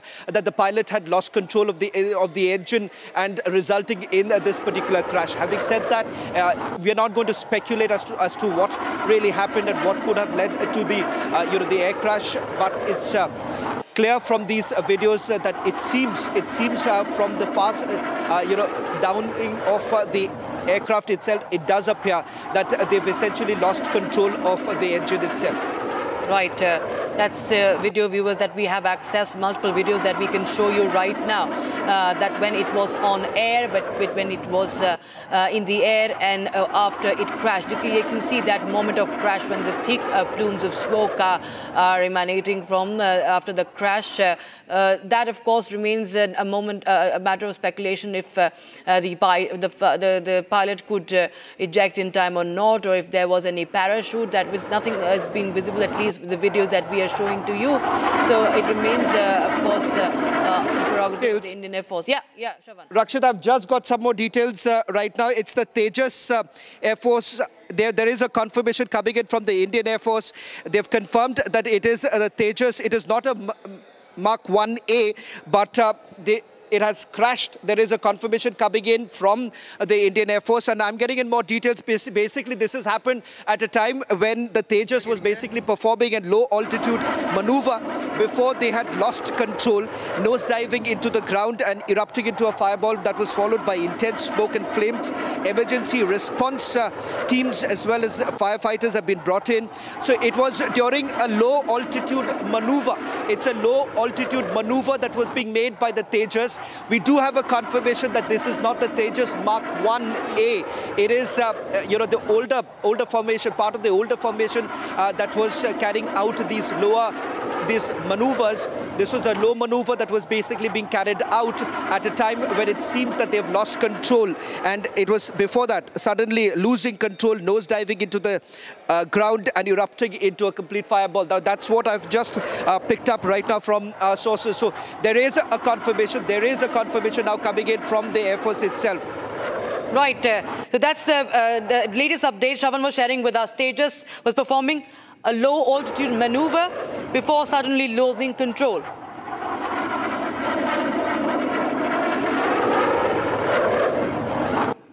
Nose diving You can see aircraft nose diving into the ground, and that is the fresh video, the latest video. I think Shravan continues to show. Shravan, if you could help us understand, this was not the Tejas Mark 1. Then this was, you're saying that it's part of an older formation, but it was a low altitude maneuver that was being performed during the air show. And what we understand is that emergency response teams have also been rushed in to douse the blaze. Rakshita, I've just got some more information from my source. Rakshita, can you hear me? Yeah, please go ahead. I've just got more details. Now, this has happened when they were essentially making yet another maneuver. This was the second maneuver that was being made when it was a low altitude maneuver. It seems that the second round, the first round of maneuver went completely fine. The second round of maneuver, when they were doing it at a low altitude, that's when the pilot basically lost control, is what we are picking up right now. We seem to be having, some more details right now getting in. I'm getting in some more calls to get you the details. Group Captain Pandey, I do have a confirmation coming in from a top source within the Indian Air Force that the crash has happened at a time when the aircraft was carrying out a low altitude maneuver. Yeah, Jahan, this is definitely a very sad news, especially with the Tejas where he has gone to perform in front of whole global audience. Now, the point which you are seeing, the low-level maneuver, it is a part of our day-to-day exercise. Nothing, low-level, nothing. When the target is coming, the strike is coming to target a place in India. If they're coming low-level, we have to handle it. So, there is nothing abnormal, number one. Number two, as far as any lapses are concerned, it may be technical or it may be manual also. The probability of manual lapses is very, very remote. Reason is very experienced pilots have been sent there, and because you are demonstrating in front of the whole world, and everybody is coming and taking interest the way we have projected Tejas, that it is a very reliable aircraft and very cost-effective, and we are planning a lot of modification in the view of generation improvement and all. So, saying that it was some pilot error, I doubt. In my view, it cannot be pilot error. It must be something technical error, something. But actually, because we're getting in some more information that I've just got, because it seems that it was during the second round of the maneuver when this low altitude maneuvering, that's when they've lost control. I'm not too sure when Group Captain Pandey, if you can take a look at the videos that have just come in. It seems that the pilot did lose control of the engine, resulting in a fast deacceleration taking place, resulting in the crash itself. Does it appear to you? Of course, there will be a full-fledged investigation that will be carried out, but it is quite, it is quite embarrassing at this point in time for India, given the fact that this is something that we were essentially showing it to our potential buyers. But the fact of the matter is that the crash actually happens when the formations were at display. That's true. You are right. What you're saying, I'm also full agreement with you. The only problem is that anything can happen, because this is a machine. Nobody can guarantee. But the only problem is why it was sensitive time. Reason is where the whole global market was there. People have come to visualize various type of aircraft, and we have claimed that its performance is very good. But point is, and it may be propagated or propaganda may be there from various elements, those who are anti-India stand, they do have anti-India stand. We may say this is all low quality and low standard aircraft, but point is, having said that, it doesn't mean this aircraft is operating for so many years. Two squadrons are there, they are successfully performing. And the same place, Dubai, this air show, this aircraft is performing every day. So, saying that it was some aircraft problem, I doubt it will be correct analysis. But definitely, I'm having my finger crossed, because people will. Group Captain Pandey, I have Air Marshal Kapoor. Air Marshal Kapoor also joining us. Air Marshal Kapoor, what do you really make of it? Because we're staying with these images coming in from the Dubai Air Show, and I just want to share some details that we've just picked up. There is an official confirmation coming in from the Indian Air Force of the crash that has taken place. However, the Indian Air Force hasn't really spoken about the condition of the pilot, because that's also another important aspect that we would like to highlight. What is the condition of the pilot, whether at all the pilot was able to eject or not. But what do you really make of it from the images that have come in? See, actually, I just drove in back from outside, and I've not been able to analyze the images. But what I can tell you is Tejas has performed brilliantly in many air shows over the last 5 to 10 years. And so, air shows, the low-level maneuvering is extremely complex maneuvering. It takes a lot of practice, and I'm very sure that the pilot was very experienced. He had practiced all his maneuvers. But what actually happened is it is too premature to even hazard a guess on what has happened. Tejas by itself is a very, very safe and good aircraft. We have had only one air crash in in its service, and that also was attributed to a technical failure. So Tejas being a very safe and very good aircraft, it is, I think, at this point in time, it would be premature to reach any conclusion. But Marshal Kapoor, can I just quickly ask you this? I'll try, and because I'm sure that you've not been able to see the videos, but what I can see from the images that have come in, and because almost everyone wants to really know what really happened. This happened a little after 3:30 this afternoon, because when I spoke to a source of mine at the Dubai Air Show, I was told that this was around 3:30 this afternoon, and it seems that there was a faster deacceleration that actually took place, and what essentially happened was it nosedived. It completely nosedived.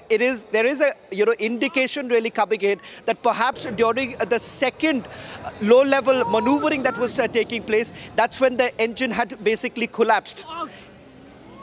See, just by seeing the video in such a short time, it is difficult to say whether the engine had decelerated or there is a technical issue. I would say that it is too premature. If it is decelerated, then and the aircraft is losing height very, very rapidly, then it could be either a technical failure where the engine is lost thrust, or it was a late pull-out. So any of these things could be possible. Marshal Kapoor, if you could just help us understand, because when I spoke to some of the sources to understand what really happened, they told me that this was during a low-level maneuvering that's taking place. So what kind of challenges that they essentially face, the pilots would be facing, given the fact that this was the second round of maneuvering that was being done? See, all these maneuvers are actually very well planned out. Heights are very clearly specified. No-goes are clearly specified, and so there is a bit, but because you are so low, the chance of, the margin of error is very, very little. And so with repeated practices, I do not think the pilot would be making a mistake like this, but anything could have happened. It could either be, there could only be two reasons. One is that there is a technical failure, or there's an engine issue where the thrust is lost and the height is too low for the aircraft to recover with the kind of rotation is given. The speed would wash off very rapidly, and so the aircraft would lose height. And the other is if there is an error in terms of judging the pull-out height for the pilot. Marshal Kapoor, I'll just request you to stay on with us. I'll just quickly recap for all our viewers who are tuning in right now. A major tragedy has taken place at the Dubai Air Show this afternoon, a little after 3:30. LCA Tejas, flown by the Indian Air Force, crashed during a low maneuvering that was essentially being done. That was at a low altitude where the crash has taken place. So far, a confirmation now coming in from the Indian Air Force that yes, it is a Tejas that has crashed. I'm given to understand that this is not the Tejas Mark 1A that has basically crashed. It was part of a formation, and during the low maneuvering, the low altitude maneuvering that was being done, it seems that the pilot had lost control. There are multiple images now coming in from the Dubai Air Show, clearly indicating that it was one of the aircraft which is part of the formation that has basically crashed. As far as casualties are concerned, we do not know at this point in time the condition of the pilot, whether at all the pilot was able to eject at the right moment. That's not known. There is no official word coming in from the Indian Air Force as far as the condition of the pilot is concerned. We have also reached out to the organizers of Dubai Air Show with regards to any statement. We are being told that the statement would be issued in a short while from now.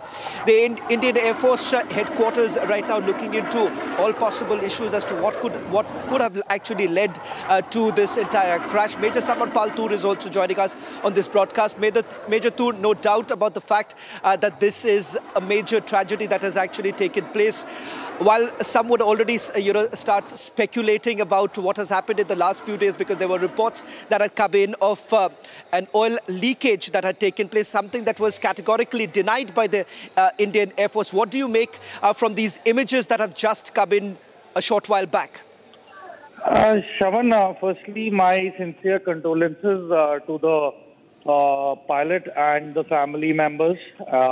It was an unfortunate event that has taken place.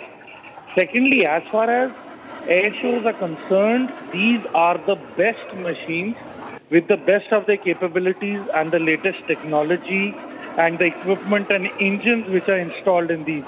So basically, there was definitely 101%. Before anyone speculates something has gone wrong, let us wait for the technical analysis and the investigation as to what went wrong. And it's too early to say whether it's a human error or it's a machine which is developed some snag or something. And moreover, if you go in the past, in the history, there have been air shows in which air crashes have taken place, which have involved American aircraft, which have involved French aircraft, which have involved many other countries and their aircraft, that to the military fighter jets. So I do not think it is going to have much of an impact in a long run. It is just an isolated accident, unfortunate. It should not have happened. And being an international air show, definitely the standards are of utmost standards. And there is nothing amiss or there is no compromise on anything at all. And let us see for the investigation and the technical team. There will be consultation of equipment and specialists and expertise as to what has happened. So the only thing is it's unfortunate, and the Air Force will move on from here. And see, this is the risk involved in our job. This is what we have to deal with. And see, when you pray for rain, you got to deal with the mud. So if it has happened, it is unfortunate, and there will be measures taken that it doesn't happen in the future. Shravan. Major Toor, I'll request you to stay on with us as we are getting in more details of what really happened, a tragic incident that has taken place this afternoon in Dubai. Now, remember, this is part of what is being organized by Emirates in Dubai as a larger air show with a number of other national air forces participating in it. A stall organized by the Indian Air Force too. Surya Kiran aerobatics that have also been displayed over the last few days. In fact, 4 such formations that have actually taken place in the last 3 days itself. Now, this was one of the last maneuvers that was essentially being done when the crash has actually taken place. Tragic to say the least, but having said that, questions essentially emerging as to what led to the crash to begin with. In the last few days, there has been another controversy to have hit the Indian Air Force. That was with regards to whether at all there has been an oil leak from one of the Tejas which was parked at the Bay Area. It seems that report has been completely denied by the Indian Air Force, that no such oil leak has actually taken place, because that was also becoming another bone of contention. Having said that, this crash that has taken place was a little after 3:30 this afternoon, when we are being told that part of a larger formation, one of the Tejas lost complete control, nose diving and turning into a complete fireball.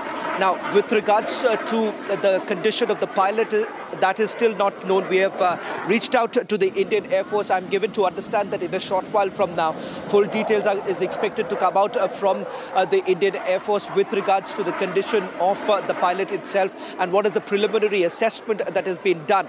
For all who are tuning in right now, we do have a confirmation that this was during a maneuver that was being done by the pilot when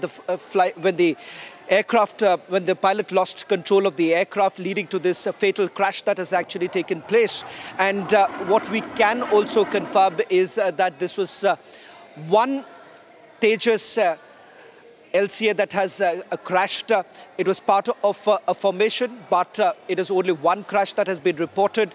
And this is not the LCA Mark 1A, which was the advanced fighter jet. It is, we are being told that this was perhaps one of the older versions that was essentially being flown as part of a display that was being done. Major Samarpal, if you're there, I can just take a quick question with you before we also get some more. We have just gotten multiple images coming in from the Dubai Air Show, which shows the very moment when the crash actually had taken place.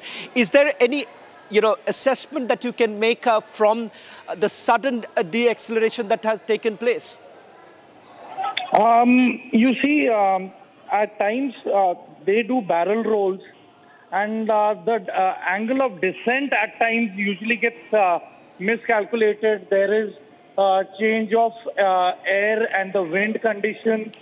Many things are into play in this. It's considered as a very dangerous maneuver. It's called a barrel roll. It's not easy, especially when you take a climb. The kind of G-forces that a pilot faces are enormous. And after that, once it is heading downward, that is again where the negative G-forces start coming into play. And I think there has definitely been some miscalculation in the angle of descent and the speed which has happened. Because see, if you refer to many other visuals of air show accidents which have taken place, they've usually taken place either in barrel rolls or when two fighter jets are, crisscrossing each other and then heading up in a vertical Charlie formation.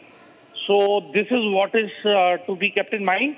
But again, as I say, let the specialists, let the professionals give a statement. As far as we all can see in the visuals, that is what it is. And you see, this is a dangerous task. It's not that Surya Kiran is an acrobatic team. They have also faced few accidents during their practice sessions and drills. So these are the risks. It's just unfortunate that the ejection could not take place on time. That is unfortunate. It should have happened. But let's see what the officials will be giving a statement. But yes, HAL has a lot of explanations to do.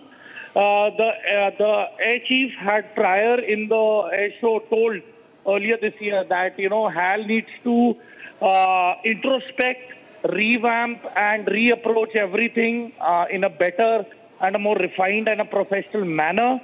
So it wouldn't come as a surprise that the top brass of HAL would be, changed, and there will be more investigations which will take place. But I think it's a matter of time, but it will take time. It is not an overnight statement that will come out with a solution and answer. Shaban. Well, Major Tur, I'll request you to stay on with us. We are basically trying to also connect with the organizers of the Dubai Air Show. I'm given to understand that the CID has also been brought in. Not very sure in terms of whether at all this is part of some sort of an investigation that is to be carried out or not. But I'm given to understand that the Dubai CID has also reached the spot. The firefighters, of course, are trying to douse the fire there because it seems that it has just happened a short while back. So far, even the organizers haven't made any statement with regards to the condition of the pilot because that is of utmost concern at this stage. We've also reached out to the Indian Air Force a short while back, but they are saying that they are still ascertaining the facts and they are only going to make a comment a little later. But what we have been able to pick up from those who have been associated from this entire air show, all that they have confirmed is that this was one of the last lap that was essentially being taken by the fighter pilot when this unfortunate incident had taken place. We'll try and also go across to Air Marshal Kapoor. Air Marshal Kapoor, if you can hear me. I'm not too sure whether Air Marshal Kapoor is with us or not. We'll try and connect with Air Marshal Kapoor in a short while from now. For all who are tuning in right now, this is what we have for you in terms of what has been confirmed by our sources, that this has happened a little after 3:30. The exact timing was about 3:37 this afternoon. Exactly about 90 seconds, within 90 seconds when the deacceleration had actually taken place following the last maneuver that was being done. And remember, this is not the usual altitude at which the Tejas essentially flies, but it was part of the maneuver which essentially requires that you would have done a low altitude maneuver. It seems that is when the fighter pilot had lost control of the engine. So far, no word really coming in from the Air Force with regards to what led to the crash, because it is undoubtedly too early for anyone to really comment as to what could have led to this particular unfortunate incident. But having said that, a preliminary assessment is essentially being made only from the images that have essentially come in, and the fact that the last information that was basically relayed to the ATC was just before the maneuver that was done. We've just got a 90-second video.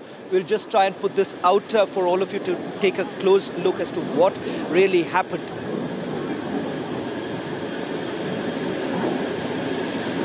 Well, this is the 90-second video. The last, as you can see, there is, for the last maneuver, you would have seen there is a gradual decrease.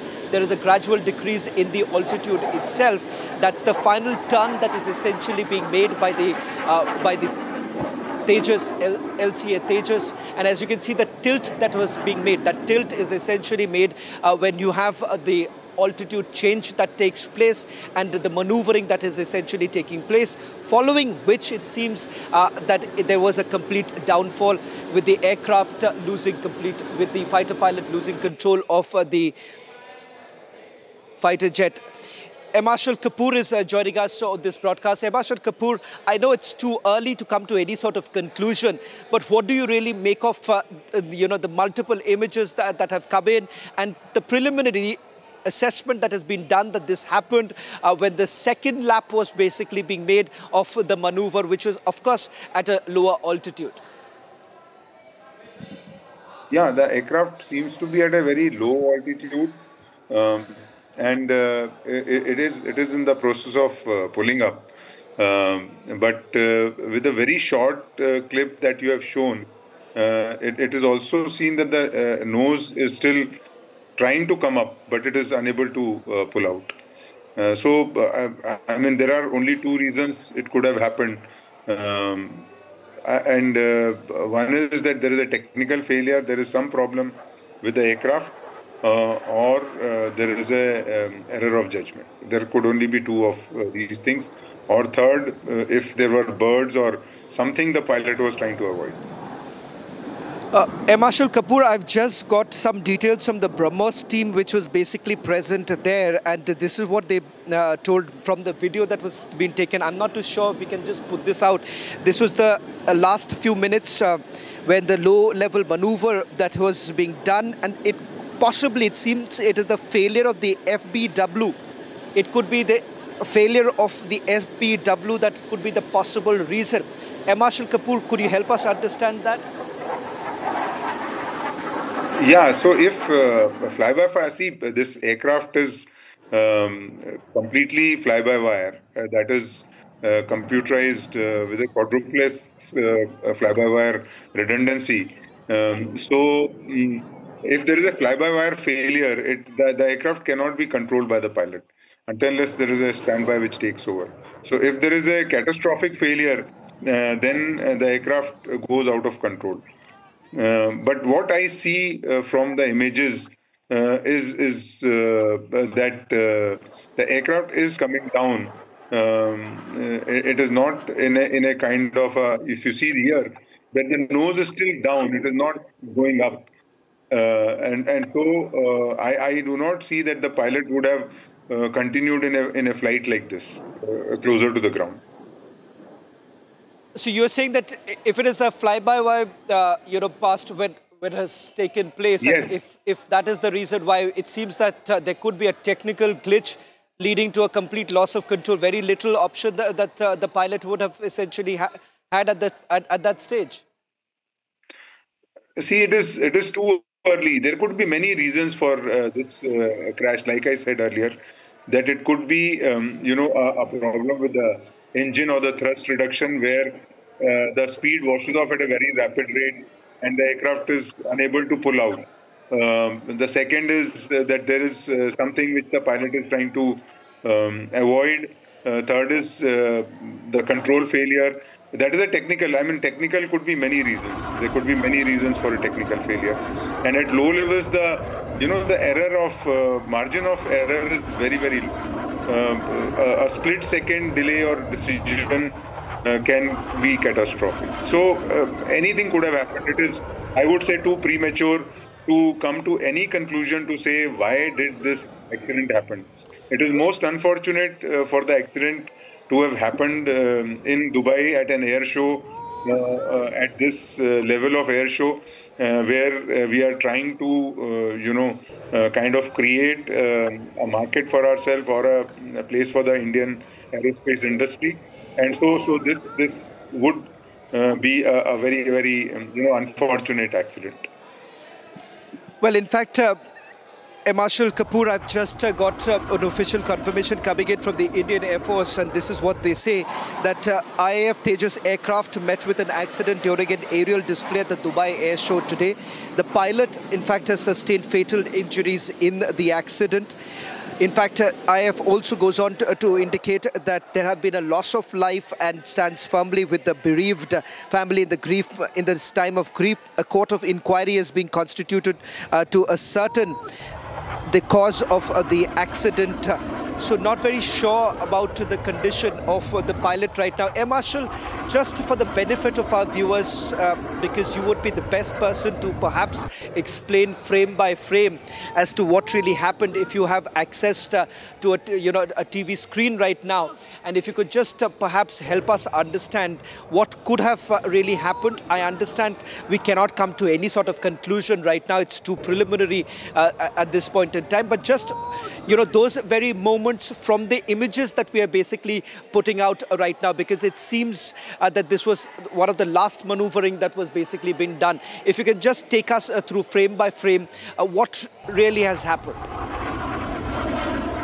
See, what I can see in the last few 1 or 2, 3 seconds that the video I'm seeing on the screen is that the aircraft is almost wings level.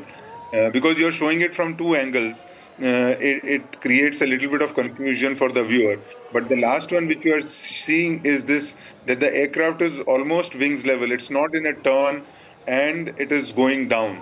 And so the pilot would be seeing in the cockpit that the aircraft is losing height rapidly and it is likely to crash.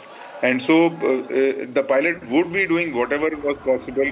So that's what I'm trying to say, that it is probably there are only two reasons, is that the way the aircraft has gone down in the end is quite likely that there are only two reasons. That one is there is a technical failure in which the pilot is unable to sustain the flight or is unable to pull out the aircraft at a safe height.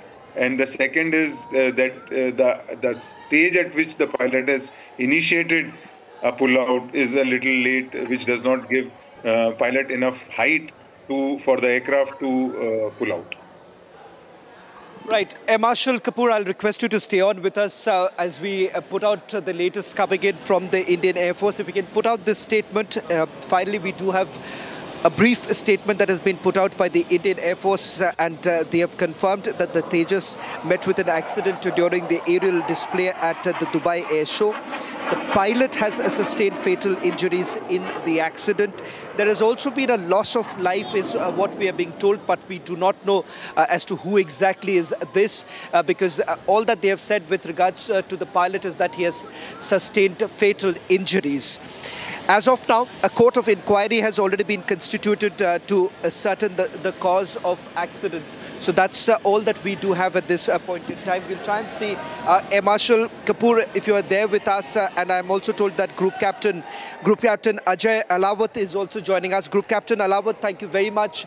We have with us Marshal Kapoor joining us. Undoubtedly, it's an unfortunate moment for us, given the fact that over the last few days there have been multiple displays that were done by the Indian Air Force. And when I spoke to someone who is part of that air show, they've essentially indicated that there has been a larger propaganda that was basically carried out over the last few days, and particularly with the Pakistanis also being part of that entire air show.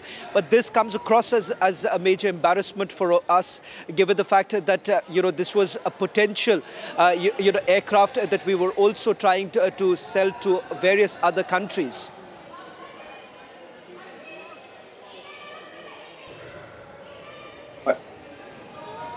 I'm sorry, is there a question somewhere? Group Captain Alawat, can you hear me? Yeah, I can hear you, stand 5. Yeah. Group Captain Alawat, what I was asking you is this: when I spoke to some who were basically present at the Dubai Air Show over the last few days, they've said that there was a concerted attempt that was being made to carry out a propaganda. If you remember, this was with regards to the fuel oil leak campaign that was essentially started with the Tejas. Now with this crash, undoubtedly this is going to be an ammunition for many. No, that's right. It's a very sad and tragic accident, and we are very saddened to hear that the pilot couldn't make it. In that sense, yes, there is some material and ammunition for people who don't like us doing well to use this incident to make us look bad. When speaking specifically about propagandas and all, that's quite normal in arms deals of this kind. People do tend to run down the opponent. Let's ignore that for a moment. The important thing that we need to focus on is, why and what caused this accident. If it was a controlled flight into the terrain, then it'd be probably a training issue and strengthening the SOPs. But if something did go wrong with the jet in terms of engines or flight controls, then it'd be a major cause of worry.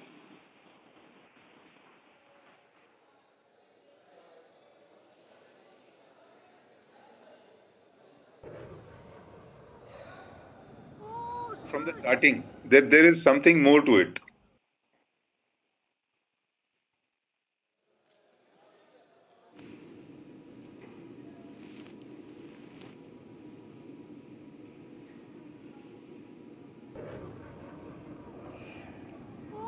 All right, Group Captain Alawat, who's continuing to be with us. Group Captain Alawat, we were showing you the new video of the Tejas crash, sir, and we were showing the first official confirmation where the IAF is saying we deeply regret the loss of life and stand firmly with the bereaved family. In this video that we are seeing now, we're being told a court of inquiry has already been constituted. What, according to you, could have been one of the causes of this accident, Group Captain Ajay Alawat?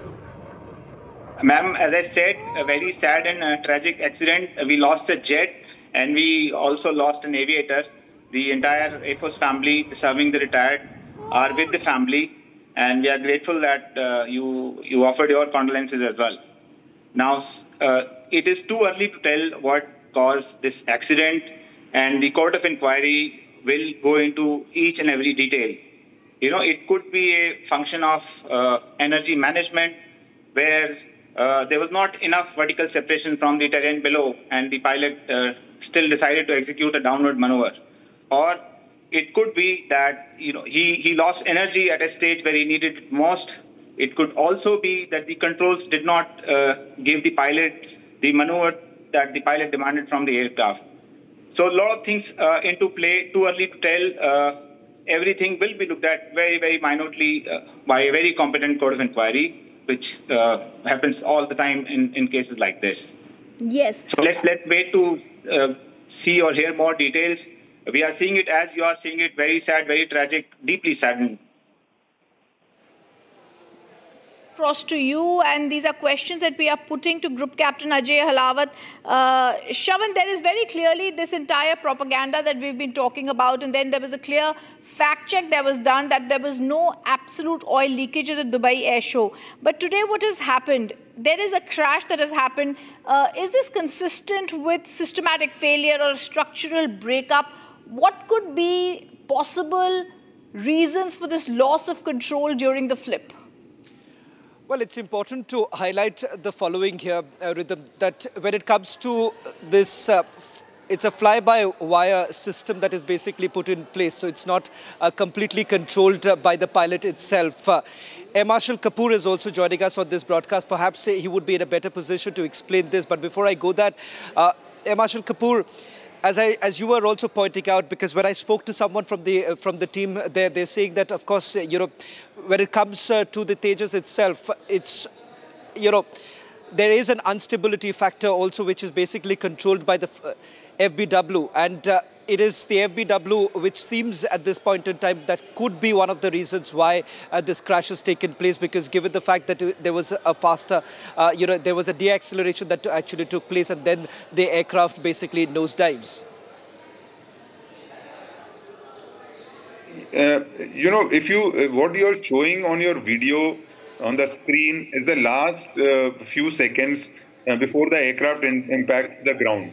But if you can you can restart the video a little earlier, about 10 seconds earlier, you will find that the aircraft is flying straight and level, and thereafter it goes into kind of a roll before it goes down and crashes.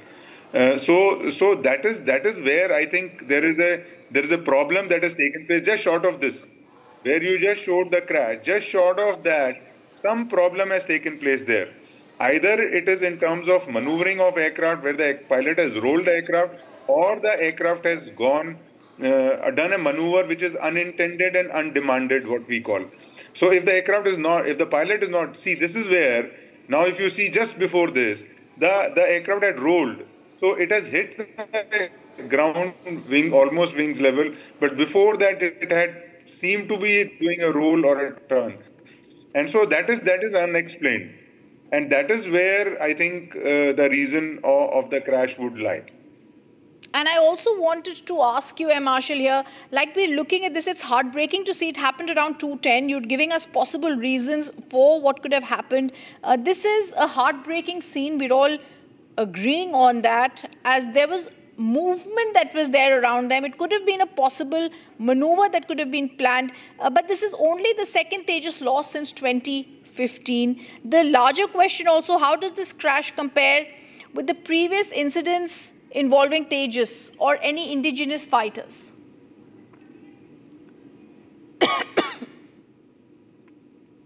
Tejas, this is the second Tejas crash in the entire history of Tejas flying, which started way back in early 2000. So the aircraft has flown a lot. It's a very reliable aircraft. Its fly-by-wire system has been tested. Its control systems have been tested, and so by itself the aircraft is very reliable. But one can never talk about, one can never be 100% sure about machines. Things could go wrong. And it could go wrong anytime. And that is what has happened many times. So this is only the second crash with thousands of hours having flown by the aircraft in India and abroad. And Tejas has participated in many, many air shows. So the pilots and the aircraft are chosen with great care by the Air Force to perform at this kind of level and in this settings where the entire world is watching you. And so something going wrong, catastrophic failure, is the only thing that can answer this kind of a failure. Yes. It is something which is just not anticipated. Yes, and Group Captain Ajay Halawat, as I come to you, this is also the question that's all this with us. Like Air Marshal was telling us, it's a heartbreaking moment. It's possible that this crash during the demonstration flight at the Dubai Air Show on Friday afternoon. We can see on our screens the thick black smoke that is rising from the crash site. It is shocking the spectators. The HAL manufactured fighter jet went down at approximately 2:10 p.m. local time while performing aerial maneuvers. Could the maneuvers be the real reason for this entire crash? Maneuver will definitely be looked at, but you must know the entire profile is planned in advance, is practiced in advance. The pilot nominated to participate in air shows, do all these maneuvers at a little bit of higher altitude, then they come down and do it lower altitude. And the pilot would have done it hundreds of times.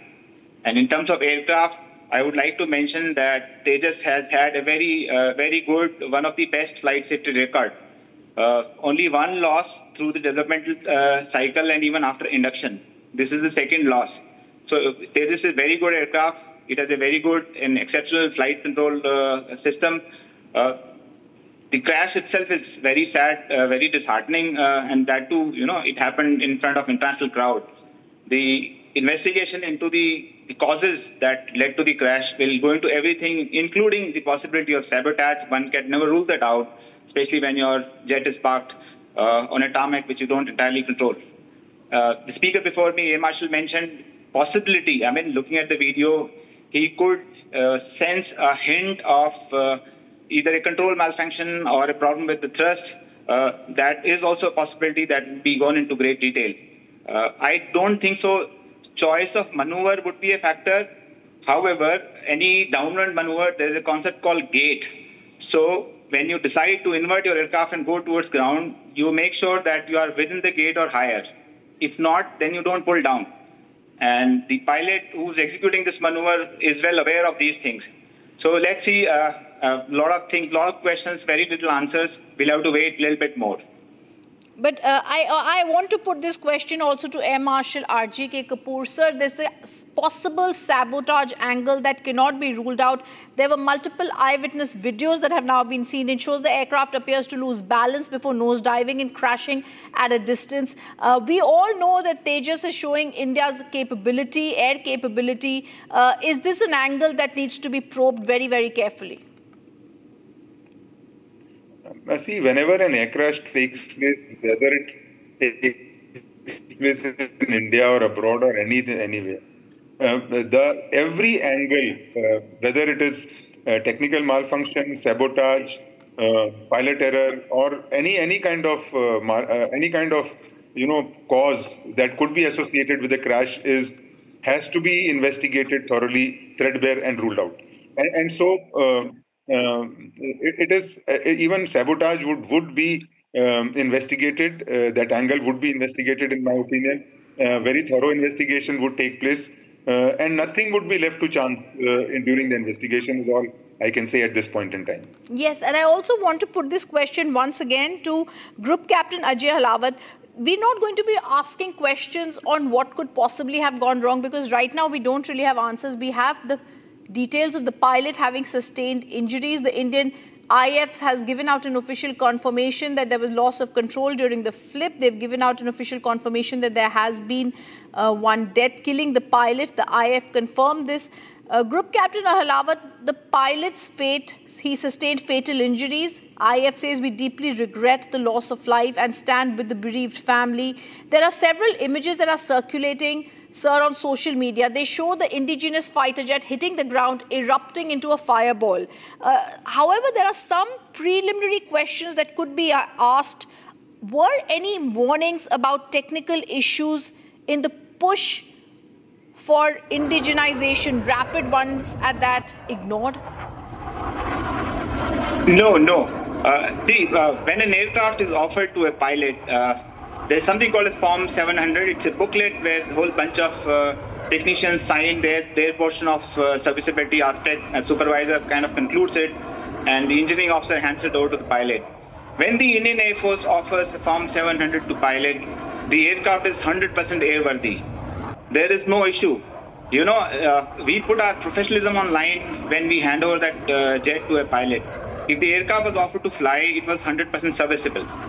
The questions about indigenous content and all is to do with capabilities of imported radar versus a locally made radar, imported equipment versus a locally made equipment. All those are different kind of discussions. But when the aircraft was offered, it was 100% serviceable. There is no question there. Yes. And I want to take that to the Air Marshal also, because our pilots carry the nation's pride every time they fly. Seeing this is like a punch to the heart. We are waiting for clarity, but we are showing you the video of the crash. We have 3 different separate visuals. It's a heartbreaking day for us right here in India. We stay with those deeply painful moments that have been coming in, this crash that has happened. And even as this is happening, I want to tell our viewers, this crash that has happened, images are circulating showing the indigenous fighter jet hitting the ground, erupting into a fireball. There was no ejection by the pilots spotted. It's a heartbreaking day. The pilot's fate was initially unknown, but the Indian Air Force has confirmed the loss of life. They stand and regret the loss of life and stand firmly with the bereaved family. There's a clearer video that we're also showing our viewers. Air Marshal of the Indian Air Force LCA Tejas before the crash emerged. It appears to be a case of possibly a misjudged maneuver by the air crew. But like Group Captain was telling us, that every maneuver, everything, the plan of action is already taken into consideration much before there is anything that goes online. I have said this earlier also, that each maneuver is carefully chosen in relation to the aircraft's capability to do that maneuver. The heights are chosen with adequate safety and ground clearances.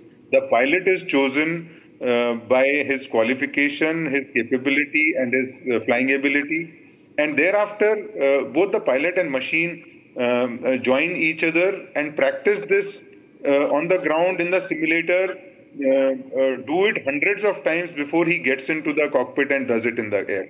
And so if the things are going horribly wrong, the pilot would generally tend to eject well before that. There are such clear instructions and guidelines.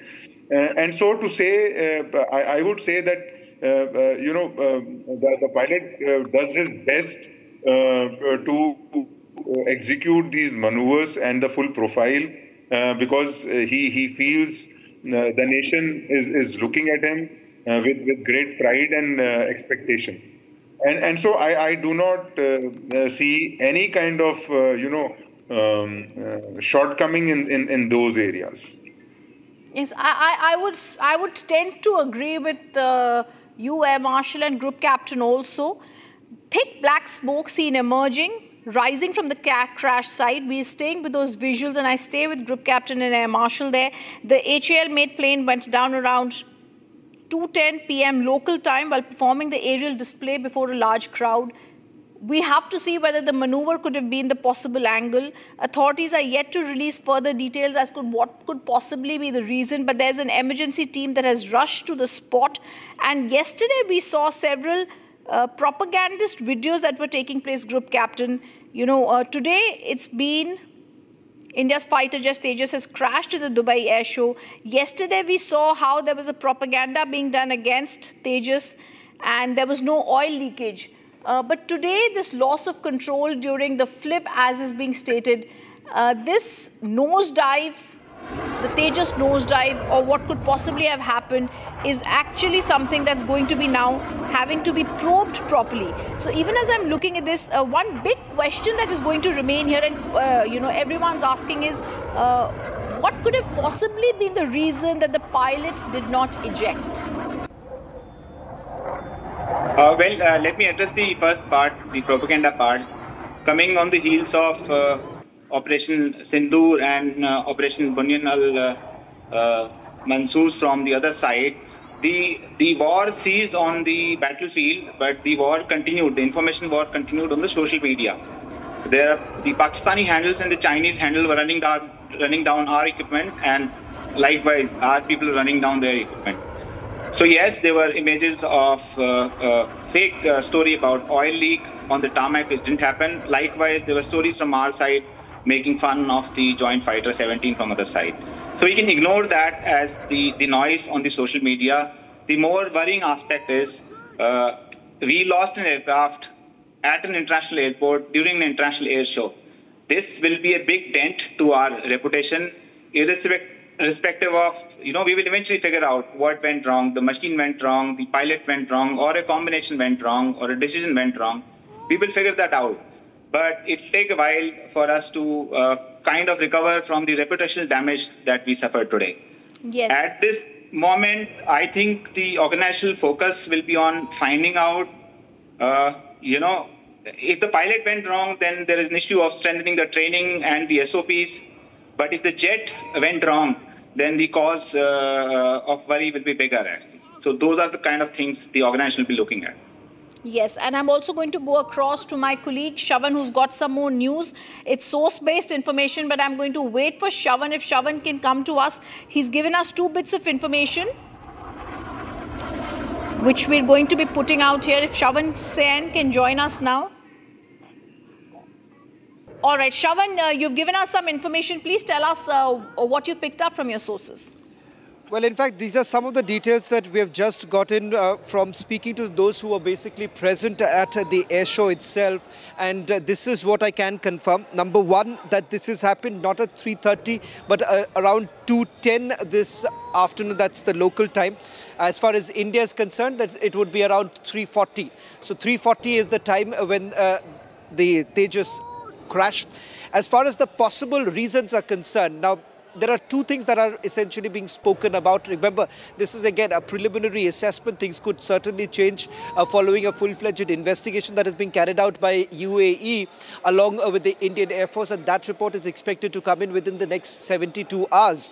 Now, one, it is the fly-by-wire system in itself. Remember, the entire control is not with the pilot. It is one of those modern aircraft where you wouldn't have everything with a direct mechanical link. The fly-by-wire system is something which is important when it comes to certain, dynamic changes, aerodynamic changes, and the fact that there are minor corrections that are essentially being made by the fly-by-wire system in itself. Now, possibly that could be one of the reasons, a malfunctioning as far as the fly-by-wire system. And the other happens to be the engine itself, if it comes to a complete stall. Now, that is the other thing that is being looked into. Perhaps the experts could actually weigh in, but this is the initial report that has basically come in, initial preliminary assessment that is coming in only after there has been a high-angle maneuver that was essentially being done. And following that high-angle maneuver, it has basically led to the aircraft basically nose diving. And of course, what you see on your screens, plumes of smoke coming in. This was becoming a complete fireball, given the fact that this is with an impact that it had crashed. Now, some of the things that we have also picked up is that the pilot could not eject. Now, that's the other detail that I've just picked up. The pilot was unable to eject. That is the reason why that we have lost a brave soldier there. Now, that's again, what I'm being told is that the fighter pilot had over 1,500 flying hours. So we've certainly put out one of our most experienced fighter jet pilots. In fact, he had also carried out, a maneuver yesterday is what we are being told. So it seems that there appears to be at this point in time, from all that is coming in, that there could be a technical glitch resulting in this particular crash, and the technical glitch could be part of the fly-by-wire system in itself. Now, these are some of the details that I've been able to pick up right now, Rhythm. But of course, the larger picture, more clarity as far as what led to the crash would only come in much later after a thorough investigation that is being done. I'm told that at the Indian Air Force headquarters here at the Vayu Sena Bhavan, there is already a meeting which is basically underway to look into what are the possible reasons, and more importantly, basically this was one of the last, formations that was at display. Thereafter, the finale was from the Surya Kiran aerobats that would have taken stage, but it seems that has also been cancelled as a mark of respect to Rhythm.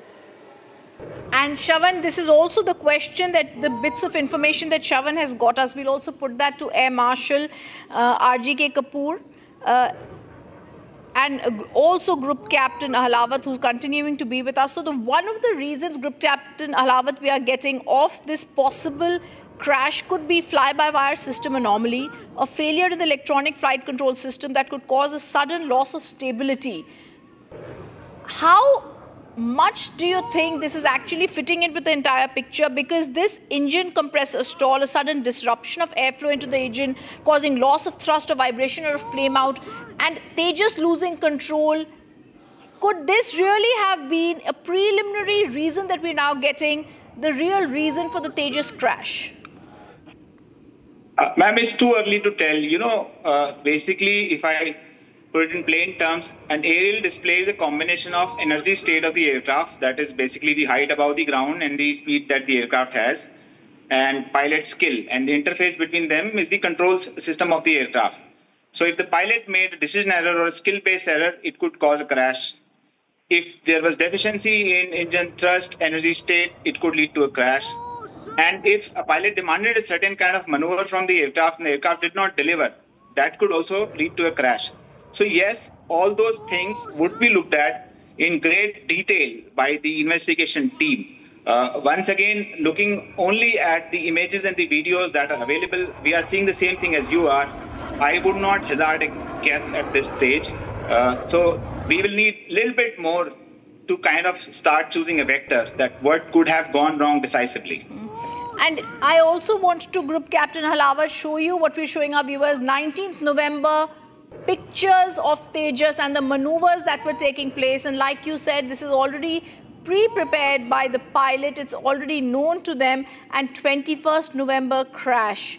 One of the two things that you told us, Group Captain Halawat, if you could please reiterate for our audience, for our viewers. One, of course, in the background of Operation Sindoor, nothing can be ruled out. We've seen the propaganda that was being done yesterday. And two, the sabotage angle also needs to be looked at. No, the sabotage angle as a matter of SOP is considered in all investigation, not specifically this.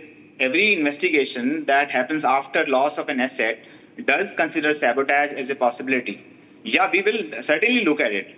The other element about, bad blood on social media and making fun of each other's equipment, I think that is par for the course. We could ignore this for a moment. Our investigation will certainly look at sabotage as a possibility if it led to a failure of a critical system so close to the ground. In terms of pilot's prep, the Air Marshal has already spoken about it. The maneuvers are designed based on the capability of the aircraft. Thereafter, a pilot is chosen or a bunch of pilots are chosen who could fulfill those maneuvers. Yes. Those maneuvers are then practiced at altitude, practiced in simulator. The pilot flies the entire sequence of maneuver in his or her head hundreds of times before they go to an air show. So it is not that the pilot decided to execute something that was not planned or rehearsed. That is unlikely. So let's see what the investigation tells us later. Okay. Group Captain Halawat, I'm just going to go across to my colleague Shavan, who's also getting us the crash site. Pictures are coming in. And Shavan, we're also getting information from Dubai authorities that the incident, the firefighting and emergency teams responding to this incident are currently managing the situation on site. Well, in fact, this is coming in from the Dubai media office. They have just put out the latest image of the firefighting act that is being carried out there. Remember, this has resulted in a massive fire there in the area, but this was in a clear spectator area where the crash has actually taken place. So we do have a confirmation that no one from the crowd or the spectators have been injured. We have lost our own fighter pilot. But having said that, these are the following details that I've been able to pick up in terms of the investigation that is being carried out. One, with regards to the UAE and the Indian Air Force's joint probe that is going to be carried out, because this crash has taken place in Dubai soil, and that is the reason why a full-fledged investigation would also be carried out. Wing Commander Alok Shah is joining us. Wing Commander Shah, thank you very much for joining us. Alok Sahai is joining us on this broadcast. In fact, Wing Commander Sahai, this is what I've picked up from my sources who are basically present at the Dubai Air Show, and they're essentially indicating that the Tejas was basically carrying out what is known as the high G split S maneuver that was being carried out at a low altitude, and that's when it seems that they've lost control of the aircraft. It does indicate at this point in time that, the engine could have stalled. Now, that's a preliminary assessment. And also, of course, one cannot take away the fact that there could be a possible technical glitch as far as the fly-by-wire system is concerned. Yes, you are very right, because the video which we are getting, it is very apparent that the aircraft was carrying out that maneuver.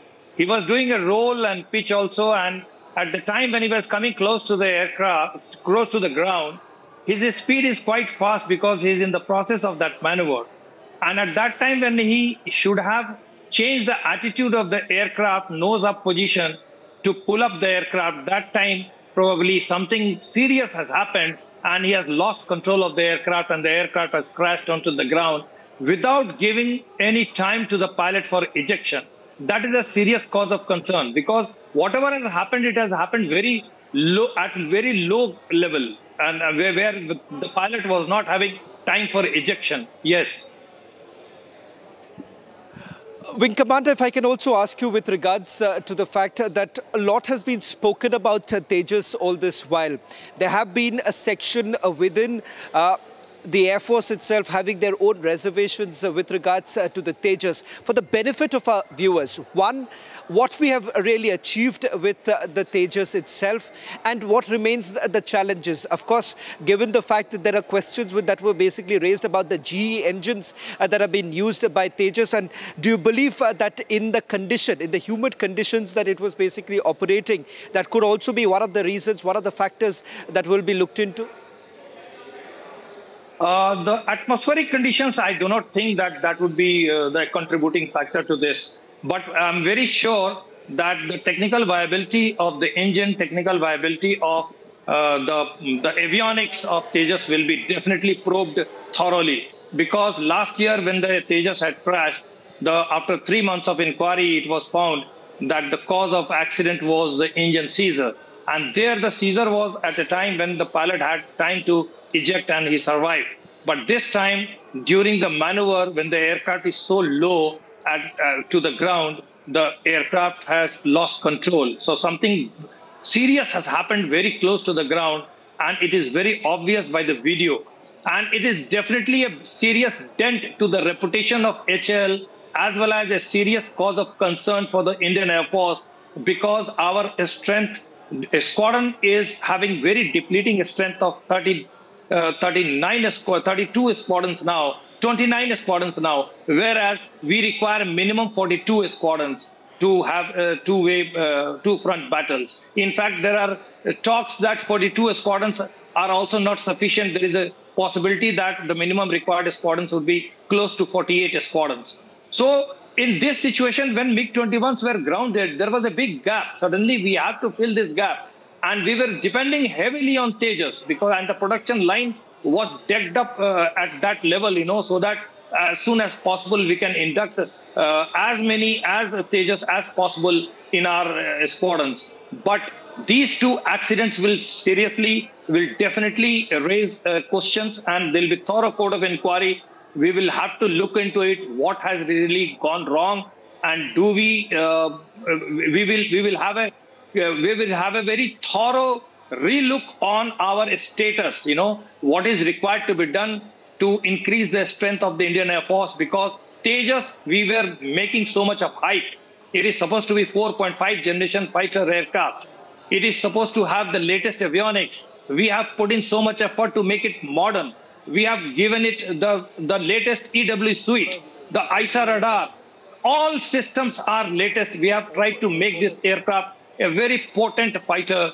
And if continuously in 2 years, 2 engine failure, if this is also an engine failure in that case, if there are 2 crashes due to engine or technical failure in 2 years consecutively, it is definitely a serious dent to the reputation of HAL and a serious matter of concern for the Indian Air Force. Yes.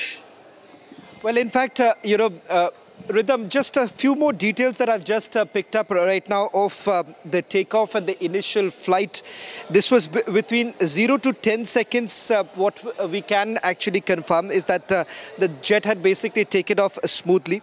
It had climbed into you can clearly see a clear blue sky. There were partly cloudy conditions when the jet had basically taken off. Now, there are, from the images that we have, not this particular what you see right now on your screen, not this one, but the other one which has basically executed the initial roll.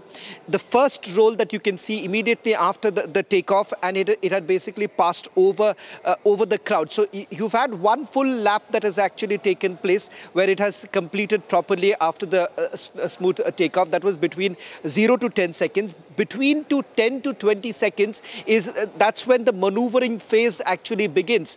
Now, what I'm given to understand, it is basically a high, a G-split S maneuver, which is a vertical maneuver that is essentially done. And there you can see, I'm not too very sure right now if we can have that visual, which can basically show you a full frame of the maneuvering that is actually taking place. The first lap is over. The second lap that it basically goes into, that's where it seems that things did actually change. Now, how has that happened? There could be possibly two reasons. One, of course, so here what you see right now is between 10 to 20 seconds. Now, this is when the aircraft basically goes into a vertical loop. There you see there's a vertical loop that's taking place, and that's when it just nose dives. Now, it approaches the bottom of the loop near the ground level, and it appears to lose power to the control, and with the nose basically pitching towards downwards. Now, that's where it seems that there could have been, there's a possibility that the engine could have stalled. And within 20 to 25 seconds is when the aircraft actually collides, and you have the aircraft crashing down, and then of course you have the debris that was basically scattered all around. So this is roughly about 30 seconds, a little over 30 seconds. So 2:10 Dubai time is when the crash has taken place. India time is about 3:40 this afternoon. Of course, it seems that the pilot was completely unable to eject at the last moment. We'll try and perhaps, I know it is difficult here. Group Captain Alok, if you can hear me. Yeah, I can hear you. I do know that, it's a challenging moment, and perhaps no one can really go into the mind of the fighter pilot at this point in time. But what exactly does this kind of a maneuver, the low altitude maneuver is concerned, because it seems that the S maneuver, the G-split S maneuver, happens to be one of the most difficult maneuvers that is carried out. But it seems, the same fighter pilot had carried this out beautifully even just yesterday. You see, G maneuvers are definitely very challenging to the human body of the pilot. There is no doubt about it.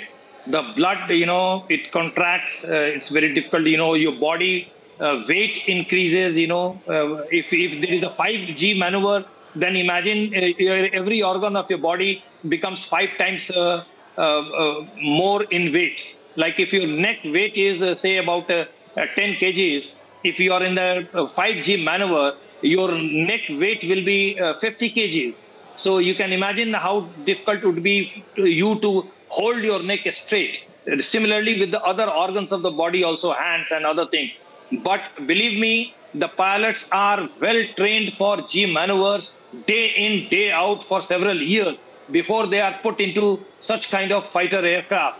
And also, because of the fact that this aircraft was going for a Dubai air show, the best of the best pilots are sent for air shows. So I have no doubt in my mind that it cannot be because of some physical constraints on the body of the pilot because of the G maneuver. This G maneuver is there on many types of aircraft rolls and barrel rolls or, loop. So this is the type of maneuver which he is carrying out. He is turning, he is coming down, and then he is supposed to take the pitch of the nose up. That is the time when he is coming down in a nosedive situation, and then he is supposed to put his nose up and pull up. At that time, the pull is not there. I can very well see it. That time, the pull is not there, and the aircraft has gone to the ground. So it is very obvious. And he has stopped the roll. If you see now, here he has stopped the roll. He is going straight. He is going straight. He is going up now. And there, if you see the video, when the aircraft is up, he does some rolls. Then he comes down towards the ground, tries to become parallel to the ground, and at the point where he is supposed to take the nose up to take the aircraft up, at that time the thrust has to be there. That thrust probably is missing, and that's why the aircraft has crashed to the ground. Just to make a layman understand this. Yes. We'll also quickly take our viewers through all that we know so far, so that all who have tuned in, it's a tragic incident that has taken place this afternoon when Tejas LCA Tejas crashed at the Dubai Air Show. This was around 2:10 Dubai time and 3:40 India time when the crash actually took place. Now, we've been able to pick up some more details as to what possibly could be the reason for this unfortunate incident. We're being told by our sources that two reasons are being looked into. One is a technical glitch linked to the fly-by-wire system that is essentially used by the LCA Tejas. The second happens to be an engine compressor stall. That could be the other reason why you're looking at this unfortunate incident that has actually taken place. We've lost a brave soldier, a fighter pilot. In fact, a confirmation now coming in from the Indian Air Force. Multiple images that have basically come in clearly indicates that this was when a barrel maneuver that was being carried out, which is again, as various experts have been pointing out, happens to be one of the most challenging maneuvers for any fighter aircraft. And of course, keeping that in mind, it seems that the fighter pilot was in no position to eject a tragic loss of life that has taken place here. Now, over the last few days, this is what has happened. The same very aircraft has carried out multiple formations, multiple displays, and in fact, the air show was going to be ended today with the Surya Kiran aerobatics team carrying out the final maneuver, but it seems that has also been cancelled as a mark of respect. As far as a court of inquiry is concerned, that has already been constituted, and the inquiry report perhaps would take some time, but a preliminary assessment is also being done by UAE along with the Indian Air Force. My colleague Ishan is joining us from outside the Vayu Sena Bhavan. Ishan, you've also tried speaking to people inside the Air headquarters. What more details are you picking up in terms of what possibly could be the reasons why this tragic loss has taken place? The LCA Tejas was performing a high G maneuver during the Dubai Air Show 2025, and during this maneuver we can see that there was a momentarily the aircraft pitched down. Now the most probable reason for this is a loss of thrust in the aircraft, which was being shown in the video as well. We can see that the aircraft was doing a very high G maneuver, wherein it was pulling around 5 Gs of force on the pilot, and during this maneuver, the aircraft got very low to the ground, around 150 AGL. Now, the 150 AGL height limit is very crucial because it was around 300 feet from the ground. The aircraft was supposed to do a high G maneuver, wherein it was supposed to pull up after going down. Now, the pulling up part is where the issues begin, and this is in the terminals of the aircraft. We can see that the pull-up of the aircraft was not being able to done. Now, since this pull-up was not being able to done, this caused the crash of the LCA Tejas, and this is suspected due to a loss in thrust due to a compressor failure, possibly due to high heat. The previous Tejas crash that had occurred also had some engine issues that could have caused the crash. Now, this particular crash the investigation will have to be conducted, and the exact cause of the crash will be determined only post a detailed investigation. However, initial reports of the compressor issue due to the high heat and high G maneuver of Tejas is coming forth. Back to studio.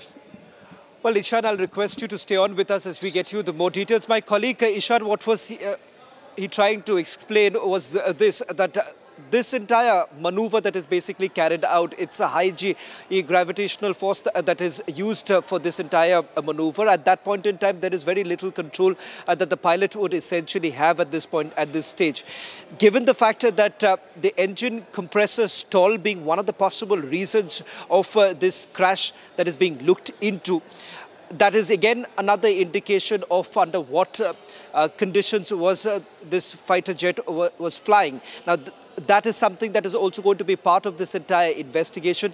But several experts already pointing out towards the fact that it seems two things. One, of course, the fly-by-wire system in itself, which is, again, just to explain this to our viewers, that not every control in the fighter plane is essentially done manually in a modern aircraft, which has got given the fact that there would be no direct mechanical links at this stage, which essentially means that some of the control is technological in nature, which essentially means that if at all there are certain maneuvering that is essentially done and there are minor errors that is also corrected by the aircraft itself. Now, if at all there is a technical glitch, which essentially means that the fighter pilot does not have much of a control at that point in time. Now, added to that, if at all there is an engine compressor stall, now that basically results in a situation like what we are essentially witnessing right now.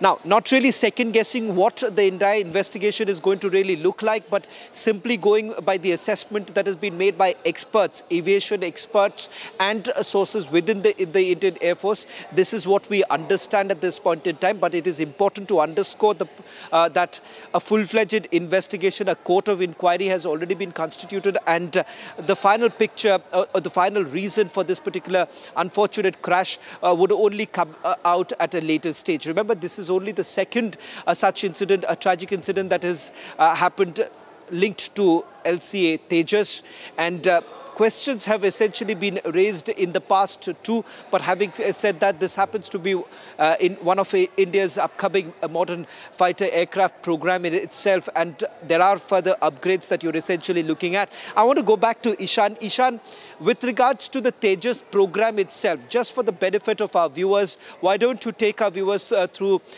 the inception of Tejas and the fact that it has gone through multiple advancements. I was given to understand that this aircraft, which we have lost a short while back, wasn't the LCA Tejas Mark 1A.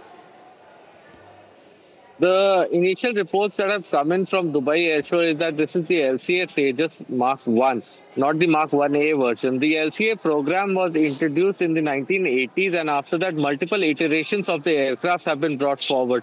The final Delta Wing design is inspired from the Mirage aircraft, and due to the compact ability of a single-engine fighter with high thrust maneuverability, the GE404 engine was chosen to power this aircraft. Now, the GE404 engine has the ability of providing around 150 kilonewtons of thrust to the aircraft. And once the 150 kilonewtons thrust on this small aircraft is a very important part, because this was the key determining factor for the Indian Air Force to invest in this aircraft. This small aircraft with a huge amount of thrust could pull off maneuvers that was not possible in other aircraft. And after that, the multiple iterations of aircraft, starting from the first demo models of the light combat aircraft that was presented by the HAL, through the development phase wherein the fly-by-wire system, upgraded avionic, Israeli weapon systems, and the upgraded laser-guided bombs and munitions were added. Once after all this was added, the Mark 1A program came to life, and the Mark 1A was started to being inducted in the IAF. This display version of the HAL Tejas is possibly the one that has been provided to various air shows, and the display model of this various air shows provides a high thrust, high maneuverability displays to showcase the capabilities of the aircraft. And during this showcasing, the aircraft faced an unfortunate crash. Well, Ishan, I'll request you to stay on with us as Group Captain Augustine is also joining us. Group Captain Augustine, I know it's too early to come to any sort of conclusion, but having said that, if you simply go by the images that we are broadcasting right now, what do you really make of it? Because I want to go frame by frame of what really happened. We were also trying to break it down for our viewers, the 30 seconds from the takeoff to the time that the maneuver takes place, and then we see a complete nosediving of the aircraft itself. What do you really make of it?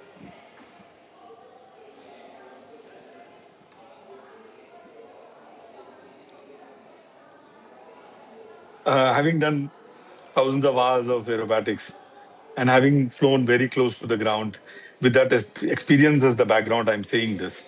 A couple of things is very, very clear. Firstly, this crash has nothing to do with the capability of Tejas, both technological capabilities as well as the maneuver capabilities. Technologically, Tejas has multiple capabilities, including making long-range missiles like Meteor, etc. And maneuver capability, it has quadruplex fly-by-wire system. It is one of the best fly-by-wire systems that is there in the world.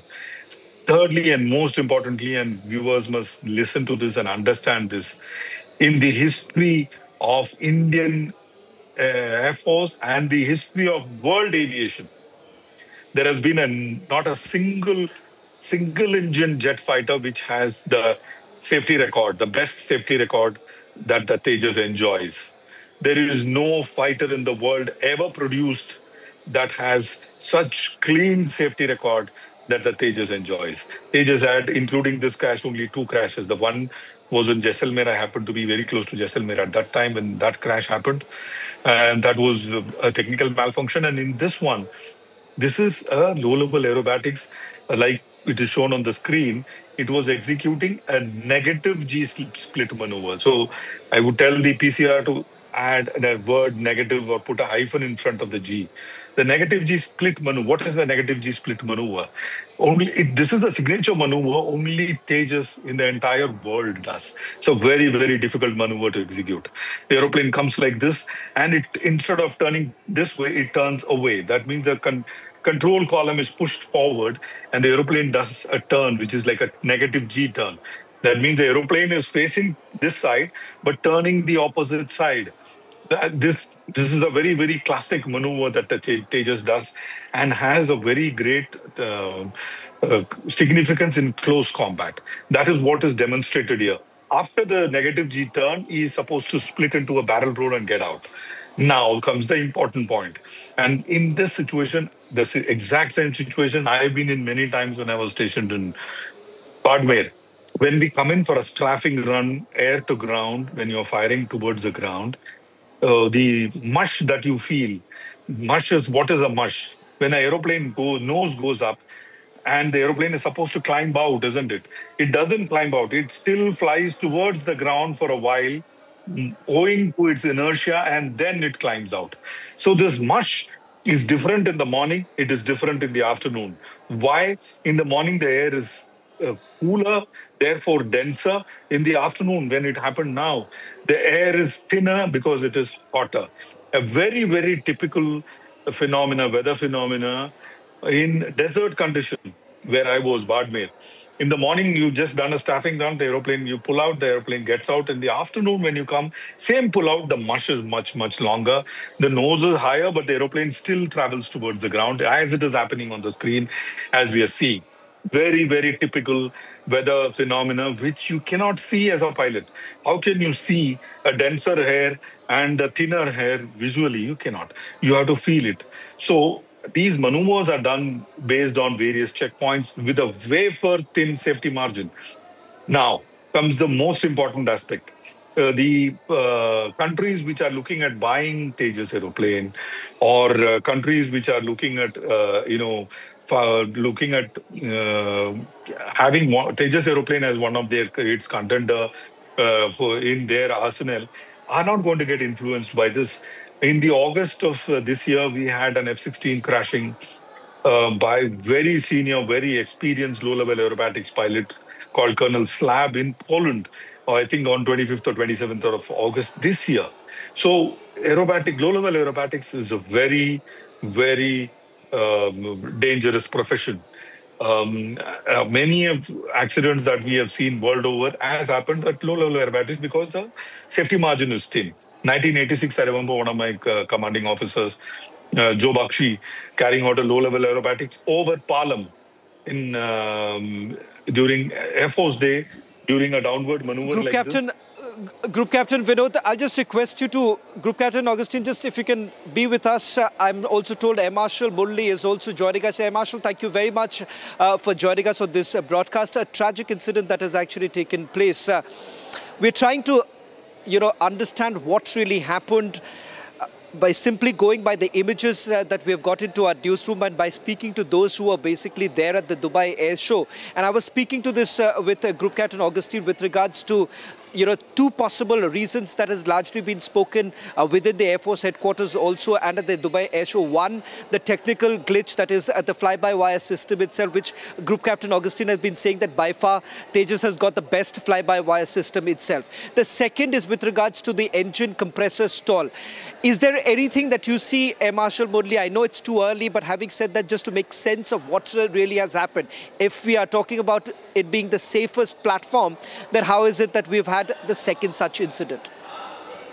Yeah, there is no denying the fact that Tejas has the best, fly-by-wire control system, and he's also got the best flight safety record. When Augustine was talking about, Wing Commander Joe Bakshi's accident at Palam, I was actually sitting there, and I was one of the Court of Inquiry members that went into the accident, which was the most gory accident that happened during, that Air Force Day function when Joe Bakshi actually came very close to the ground and hit the water tower, and then, that fatal took place. In fact, here, I really cannot say compare both, but then it looks as though the pilot has come very close to the ground after he, negotiated the negative G maneuver. And probably he did not have sufficient time to pull up, and then, after he got a steady level, which was very close to the ground. See, one thing that we must understand is this aircraft is fitted with a G404 engine, which has got enough thrust, more than 10-ton thrust, and it's also got a 00 Martin Baker ejection seat. So it's a very safe aircraft, and it has got an incredible, record of actually doing a number of such displays all over. And come to think of it, since 2016, I'm sure it has done more than 1,000 such displays. And even the pilot is also a very skilled pilot, which I'm sure everybody will agree that the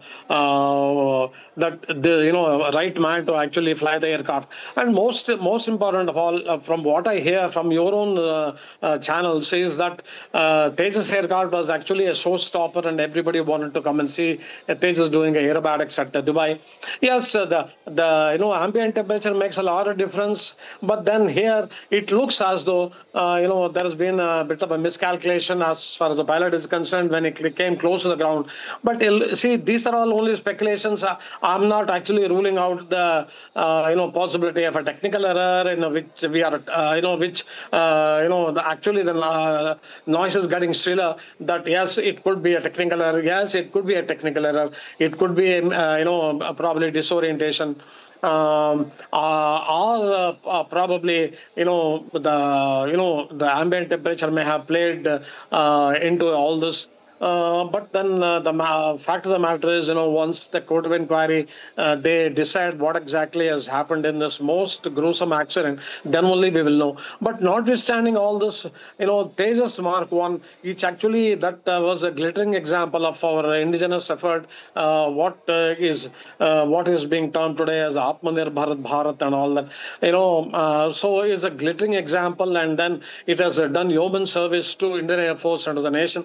And this aircraft going down like this, it's very unfortunate. And for some of us who have been associated with the fighter aircraft for a number of years, this is a scene that we really cannot digest. Marshal Murli, just, I'd request you to stay on with us, and I want to take a quick question from Group Captain Augustine also. Group Captain Augustine, you may have seen that over the last few days there was an attempt to carry out some sort of a propaganda with regards to LCA Tejas. Marshal Murli, I want to take this with you only, that, there has been a concerted effort to carry out a propaganda against LCA Tejas. And Air Marshal Sanjeev Kapoor is also joining us on this broadcast. Air Marshal Sanjeev Kapoor, thank you very much for joining us on this broadcast. I know it's a tough moment, a difficult moment for all of us, given the fact that it is considered to be one of India's finest aircraft platform.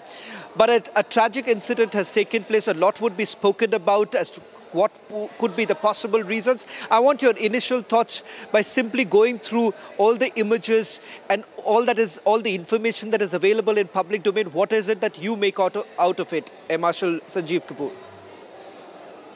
accident has taken place close to ground. These maneuvers are practiced, rehearsed, cleared, and are closely monitored. So to say that this barrel roll was the one which would have led to the next maneuver is absolutely in order. Now, at this stage, the videos which are coming, and we also have only the same information that we are seeing on your channels, that something has gone wrong and the aircraft is mushing into the ground at a very fast pace. Close to the ground, the altitude is slightly higher. It could be the pilot is attempting relight in case of an engine failure. If there's a control malfunction, he would be trying to recover. Why he couldn't eject, we don't know. It could have been, other angles also, that the height was low, or it could be an error of judgment. One cannot say till the court of inquiry has actually ascertained what the real cause is. But what is the most painful thing is that this aircraft, being a showstopper yesterday and grabbing all the global attention, today is, getting attention for the wrong reason. Our enemies, our adversaries left no stone unturned to indicate the water drain as the water coming out from the parked aircraft from the water drain as a fuel leak would find absolutely, full thing laid on platter for them today to pull down the machine platform. And this accident happening on a foreign soil in front of international media and aviation fraternity will further tarnish some sort of this thing. But as the other panelists have said, that this aircraft has been flying for very long, has been in service for last 9 years, with the 3 squadrons nearly operational. The aircrafts are flying day in and day out, and the aircraft took part in Operation Sindoor. This being the first fatal crash, we had one ejection earlier, is absolutely okay. But to lose a trained pilot, and that too a skilled test pilot, is very, very, sad. And the squadron and the complete fraternity would be in complete shock, along with the family. This is very, very unfortunate. Air Marshal Sanjeev Kapoor, I'll request you to stay on with us, because it is also very important for all of us here that we do our duty to put out the news of LCA Tejas and what it has basically achieved over these years, because Air Vice Marshal Murli, there is a concerted effort. There is a propaganda that has been doing the rounds over the last few days, and this would just add fuel to the fire. But I just want to take a quick, response from you with regards to the journey of LCA Tejas itself. It has had its own ups and downs, a lot of deliberations that have taken place at the Indian Air Force itself. You've been part of many such deliberations also. Air Vice Marshal Murli, I just want a quick journey of the LCA Tejas from you. There's been many ups and downs, and all of us are been a party to it. But then, actually there was also a big debate about the engines that need to go into the aircraft. And in fact, I was part of one such discussion at, headquarters. But then, notwithstanding all the ups and downs, and Tejas was very successfully inducted. And then there was a small issue about the award of the final operation clearance by Similac, which was actually given in 2019, if I remember correctly. So, but then the Tejas have done a yeoman service. Both the squadrons, which are based at Sulu, they have done a tremendous service despite all the ups and downs. In fact, the ups and downs started when Dr. Kota, actually started the, actually Tejas limited production, limited series production, LSPs at Aeronautical Development Agency. Yes, it went through a lot of twists and turns during its initial stages, but then finally the final product came over, and then the manufacturing license was given to HAL, and HAL started manufacturing, and by which time Dr. Kota had already left AD.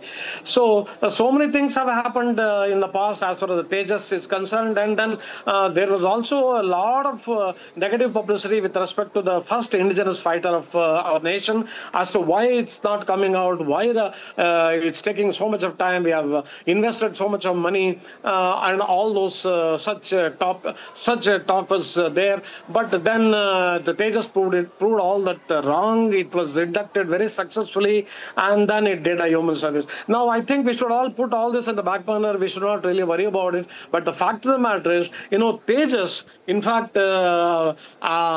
which has had an excellent flight safety record, that actually going down in such a way at the Dubai, it's very unfortunate. Yes, actually, you were just now telling me that, our adversaries will really go to town with this information and then start a negative campaign, which I'm sure they would have done in the social media already. Yes, very unfortunate. But then we know how to weather all this and come out successful. But notwithstanding this, even though such a fatal has taken place, and I'm sure the squadron, Indian Air Force, and the family of the ill-fated pilot, they must be. We really know they must be going through a real miserable time. But notwithstanding all that, Tejas is still a wonderful aircraft. Is a greatest addition to the Indian Air Force.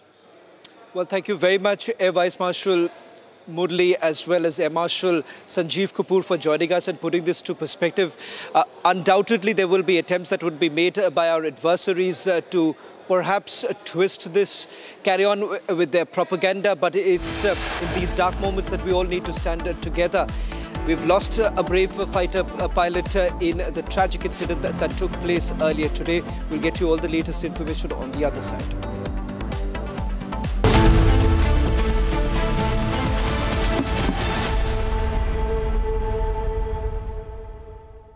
Pure sooji pasta उबालो मिलाओ और खाओ 8 minute में तैयार क्या taste है सबका राजा हार्डकोर मसाला केसरिया से मन जोगी हुआ रे दिल झूमे देखो मतवारा हुआ रे केसरिया से मन जोगी हर पल मनाओ केसरी त्योहार विमल बोलो जुबान केसरी MDH की हल्दी मिर्ची धनिया करे कमाल ये रंग दे ये खुशबू दे ये तीखा ये कम पड़े क्या निराला MDH masala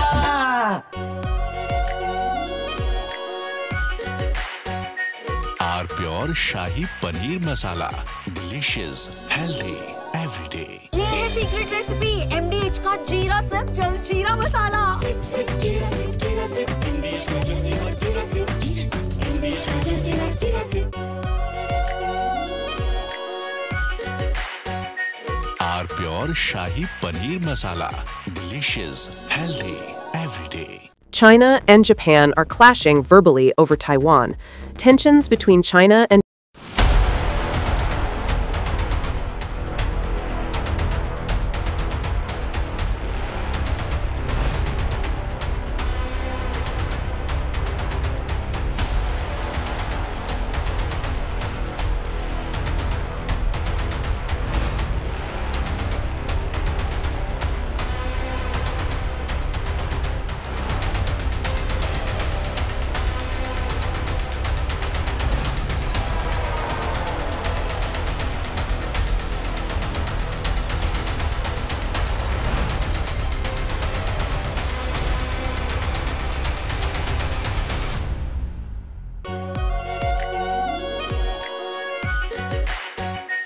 are pure shahi paneer masala delicious healthy everyday केसरिया से मन जोगी हुआ रे दिल झूमे देखो मतवारा हुआ रे केसरिया से मन जोगी हर पल मनाओ केसरी त्योहार विमल बोलो जुबान केसरी ये है सीक्रेट रेसिपी MDH का जीरा sip jal jeera masala sip sip jeera sip MDH का जल जीरा सिप MDH का जल जीरा सिप केसरिया से मन जोगी हुआ रे दिल झूमे देखो मतवारा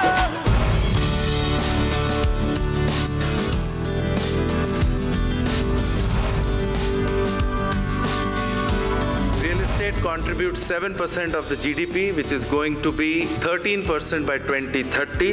It is also the second highest employer with almost 5 crore people working in the real estate sector. Are real estate prices already inflated for a common man to afford? Right developer, right size, right location अगर आप लेकर आ रहे हैं, मुझे लगता है बहुत सारे लोग अभी भी ऐसे हैं जो घर खरीदना चाहते हैं लेकिन उनको राइट अपॉर्चुनिटी नहीं दिखाई दे रही।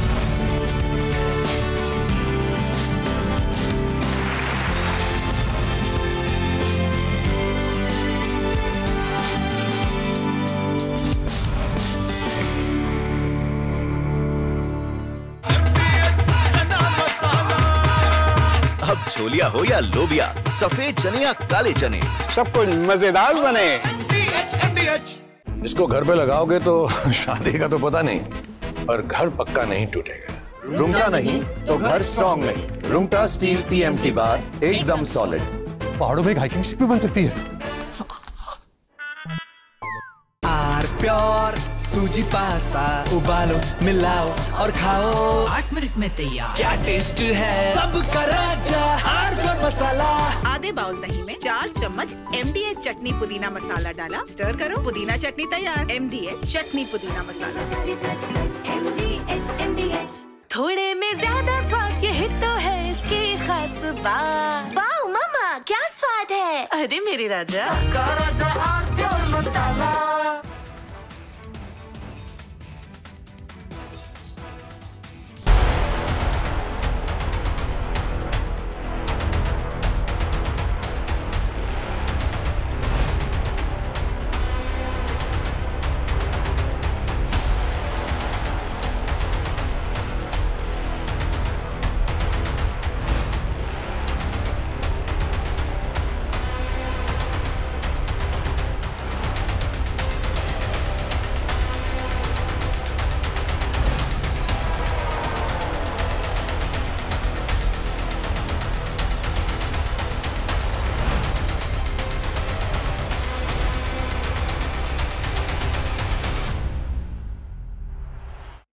थोड़े में ज्यादा स्वाद, यही तो है इसकी खास बात। वाओ मामा क्या स्वाद है। अरे मेरे राजा, सबका राजा आर प्योर मसाला।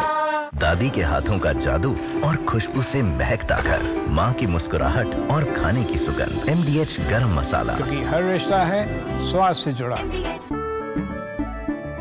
केसरिया से मन जोगी हुआ रे, दिल झूमे देखो मतवारा हुआ रे। केसरिया से मन जोगी हुआ। हर पल मनाओ केसरी त्योहार। विमल, बोलो जुबान केसरी। अब छोलिया हो या लोबिया, सफेद चने या काले चने, सब कुछ मजेदार बने। केसरिया से मन जोगी हुआ रे, दिल झूमे देखो मतवारा हुआ रे। केसरिया से मन जोगी हुआ। हर पल मनाओ केसरी त्योहार। विमल, बोलो जुबान Kesari. Are pure sooji pasta उबालो मिलाओ और खाओ 8 मिनट में तैयार। क्या टेस्ट है सबका राजा आर प्योर मसाला। MDH की हल्दी मिर्ची धनिया करे कमाल। ये रंग दे, ये खुशबू दे, ये तीखा, ये कम पड़े। क्या निराला MDH मसाला। केसरिया से मन जोगी हुआ रे, दिल झूमे देखो मतवारा हुआ रे। केसरिया से मन जोगी हुआ। हर पल मनाओ केसरी त्योहार। विमल, बोलो जुबान केसरी। थोड़े में ज्यादा स्वाद, यही तो है इसकी खास बात। वाओ मामा क्या स्वाद है। अरे मेरे राजा, सबका राजा आर प्योर मसाला। MDH की देगी मिर्च, देगी मिर्च का तड़का, अंग अंग फड़का। MDH की देगी मिर्च।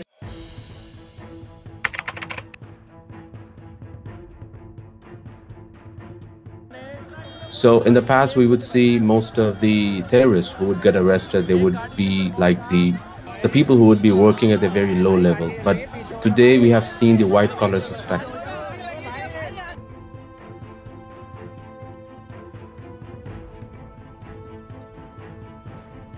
कश्मीर घाटी में डॉक्टर्स एक बहुत अल्टीमेट ड्रीम होता है वहां के लड़के लड़कियों का, उस बनने के बावजूद अगर आप रेडिकलाइज होकर अपने ही देशवासियों को मारने के लिए और अपने देश को तोड़ने के लिए तैयार हो सकते हैं, तो आप अंदाजा लगाइए किस तरह की रेडिकलाइजेशन हो रही है और इस फ्रंट पे हम क्या काम कर रहे हैं।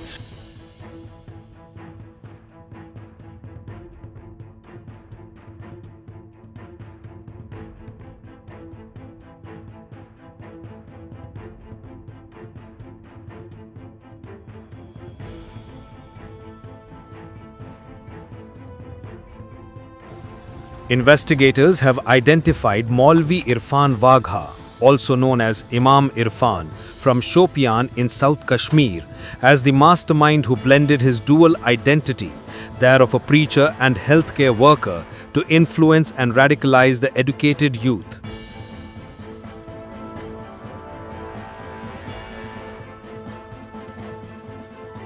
The accusation against him is completely baseless. He had been there for 7 years, offering prayers, conducting religious classes, and teaching children at the religious center. He would come only occasionally. We had no idea about the allegations against him, but we don't believe them. He is a good person. We don't know anything else.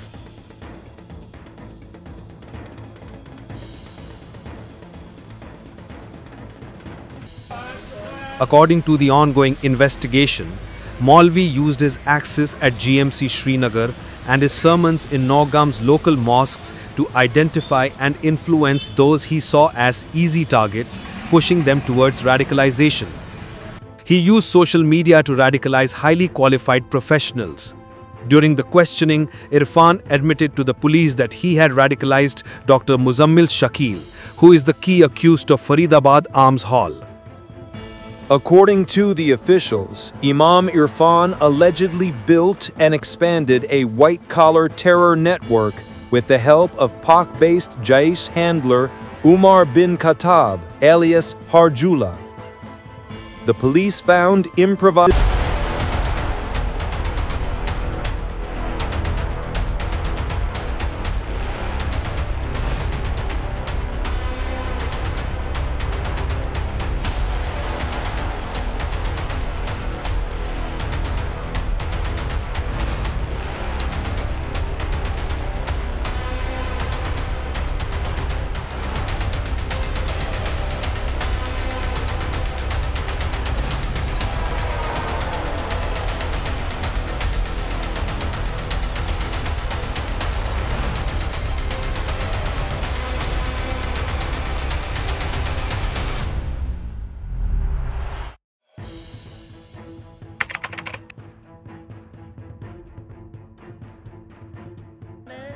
So in the past, we would see most of the terrorists who would get arrested, they would be like the people who would be working at a very low level. But today we have seen the white collar suspect.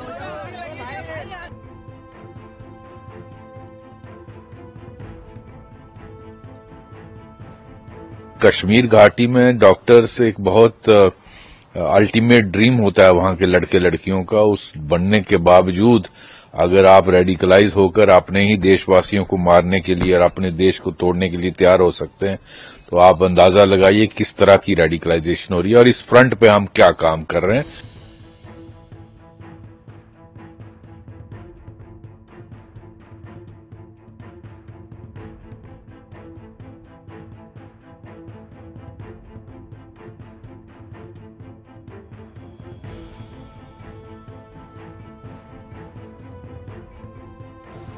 Investigators have identified Maulvi Irfan Wagha, also known as Imam Irfan, from Shopian in South Kashmir, as the mastermind who blended his dual identity, that of a preacher and healthcare worker, to influence and radicalize the educated youth.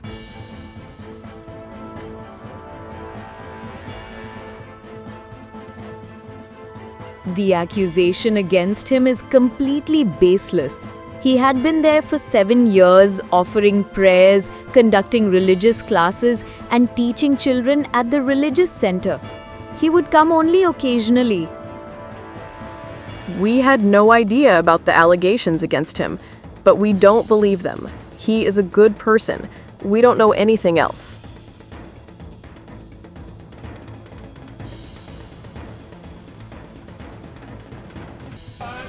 According to the ongoing investigation, Maulvi used his access at GMC Srinagar and his sermons in Naugam's local mosques to identify and influence those he saw as easy targets, pushing them towards radicalization. He used social media to From Asia's largest news headquarters, setting the agenda for Bharat.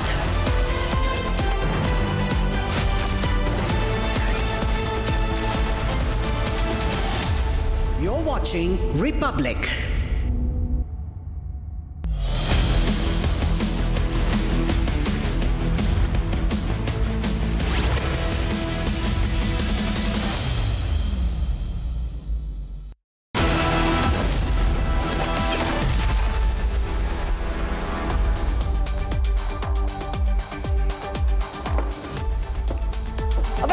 Viewers, you're watching 6 Stories at 6 and I'm Rakshita Mishra with you today. The biggest story that we're tracking for you is the tragic Tejas crash at the Dubai Air Show. Viewers, we are going to get you the 6 angles, every visual on Republic TV and the insights that we are picking up. Of course, there's no official information coming in as far as the cause of this tragedy is concerned, but this has led to the death of one Indian Air Force pilot. That has been confirmed by the Air Force. The Tejas crash, every angle on Republic TV, viewers. This happened during a performance during the Dubai Air Show. Just on the finale, the last day of the show, India-built fighter aircraft Tejas came crashing down. Tragic mishap, caught on camera. Air Force has confirmed the fatality of the pilot. He could not be seen ejecting, and a court of inquiry has been ordered. Now you can see this timer, you can see this 7-second video. It is trying to perform a loop. It tries to perform a loop and then it comes crashing in few seconds. There's no official word as to how long this was flying in this entire air show, but it was there in the air for a couple of minutes. But when it performed this difficult maneuver, the half loop, it resulted in this nosedive on the ground, and it was burst into flames. It turned into a fireball. All one could see was the thick black plume of smoke and then the blaze, as you can see right here. This is the first video that we're showing to you, the 7-second video right now on your screens, viewers. This is a light combat aircraft. It's a single-seater light combat aircraft designed and built by the Hindustan Aeronautics Limited. It's known for its agility, advanced avionics, a composite airframe that reduces the weight, viewers. And you can see this is another angle that we are showing to you. How it was performing. It was in a formation. It performs the flip and it tries to balance the wings also. What happened? Things went awry when it was in low altitude. It was in low altitude in a half loop, and there was not enough altitude. It tried to pull up. It tries to pull up, but it comes down crashing. As you can see, the maneuver, half loop reversal, was being carried out by the pilot. It was executing a G-split maneuver. It was a G-split maneuver that was being performed in this light combat aircraft, viewers. It's a combat maneuver. And it is, of course, viewers, very important for the Indian Navy and Indian Air Force, both. This, this military aircraft. It's a key step towards self-reliance in military aviation. Videos filmed, as we are showing you, show the aircraft maneuvering. When it came down crashing, it nosedived, turning it into a massive fireball. What we know so far is that the Tejas pilot was executing a G-split maneuver. That's a tight half maneuver, vertical turning maneuver. It combines a half roll and a half loop. And it's often used in air combat to evade an opponent or create distance. That was being demonstrated. Now, it also results in a significant loss of altitude and an increase in speed. And this is, of course, the second Tejas LCA crash in a span of 20 months in its 23-year history. This was in service, what we know, for a couple of years. And the first test flight was in 2001, as far as Tejas in in overall Tejas aircraft since its induction is concerned. Last time crash happened was in 2024 March near Jaisalmer. And viewers, the final moments on your screens right now. Another video by video from every angle, multiple vantage points. You see this slow motion video that we just showed, how the fighter jet lost control. It lost control and it nosedived onto the ground. And there's going to be a probe, a court of inquiry has been ordered. This is it when it was in the air. You can see a longer video, high altitude, and then it comes down, trying to perform that maneuver, but it loses control somehow. It attempts to somehow, what we understand from our sources, that it was trying to gain some altitude. It was very, very low, but it could not. It went disoriented and it crashed into a ball of flames, as we are just showing you. This is the Tejas light combat aircraft jet, and it was performing a low altitude maneuver. These are the final moments when it was up in the air. And remember, what we know is that for the past few days, ever since the air show had started, the same aircraft was performing very well with the same pilot. But tragedy struck on the final day. Tragedy struck on the final day. And we will connect with our guests also. We will connect with our guests also. Group Captain D.K. Pandey is joining us live on the broadcast for more. Group Captain Pandey, a very, very big tragedy that has struck today as far as this Air Force air show is concerned. Now, there is these words are being used about the half flip, the half loop, the G-splits. It's a maneuver, it's a tight maneuver. He was attempting, at least seemingly, attempting a half roll and a half loop. If you could just explain to our viewers, what is your reading of what's really transpired during this air show? Definitely, it is a very, very sad occasion, and we never expected the aircraft which we are operating from more than a decade, and it has proved its worth. Whatever we expected, it has delivered, and it has participated in many exercises. And first crash was in 2014, and just see after that, 2024 when it was March in Jaisalmer, they were having exercise, and then it happened. Now the basic problem is from last 17 November onwards in Dubai show, we have proved that our aircraft is well maneuverable. It has got all the capabilities which a latest aircraft have, because you are showcasing your capabilities in a global market. And people have appreciated this. The comments, positive comments have come. But same time, we should not forget that same time, the oil leakage propaganda was also thrown here and there. So we have to guard against such anti-Indian propaganda. And immediately, government of India has acted on that, and then we have told this is fake news. But having said this, basically, I want to just submit only one thing. There are people, those who do want to see Indian defense production system, ecosystem to develop. And because if we develop our own aircraft, their market will be affected. So these are the few things which definitely create a suspicion. But the point which I can appreciate with the visuals, what you have shown, the maneuvers, anti-G maneuvers doing at low level, that shows the capability of the aircraft. And same thing the pilot was trying to perform. And definitely at a certain height, when the height was quite low, he must have tried to pull up, but it couldn't do because height was a bit less, and it appears that the speed was also not that much where he could have pulled. So these are basically as far as maneuvering aspect is concerned. Now coming on the Dubai Air Show, the last 3 days we have performed so nicely. And people have shown interest. Same way we have seen visuals. On X we have seen pictures of Pakistani team also, and they appreciated. They also appreciated, and we have sent our best pilots because you are demonstrating in world open market, and best pilot and best maintenance team. So saying that there were lapses as far as something has been negligence, I cannot expect this, because we are trying to showcase our capabilities. Number one. Number two, we have to establish why it happened so that we don't repeat such incidents in future. Number three, the facts finding has to be as early as possible. Reason is, as time passes, then definitely few facts they get mitigated and the actuals don't come. So we do have a capable team there, and if requirements, some expertise are required, then definitely a team will go from India also.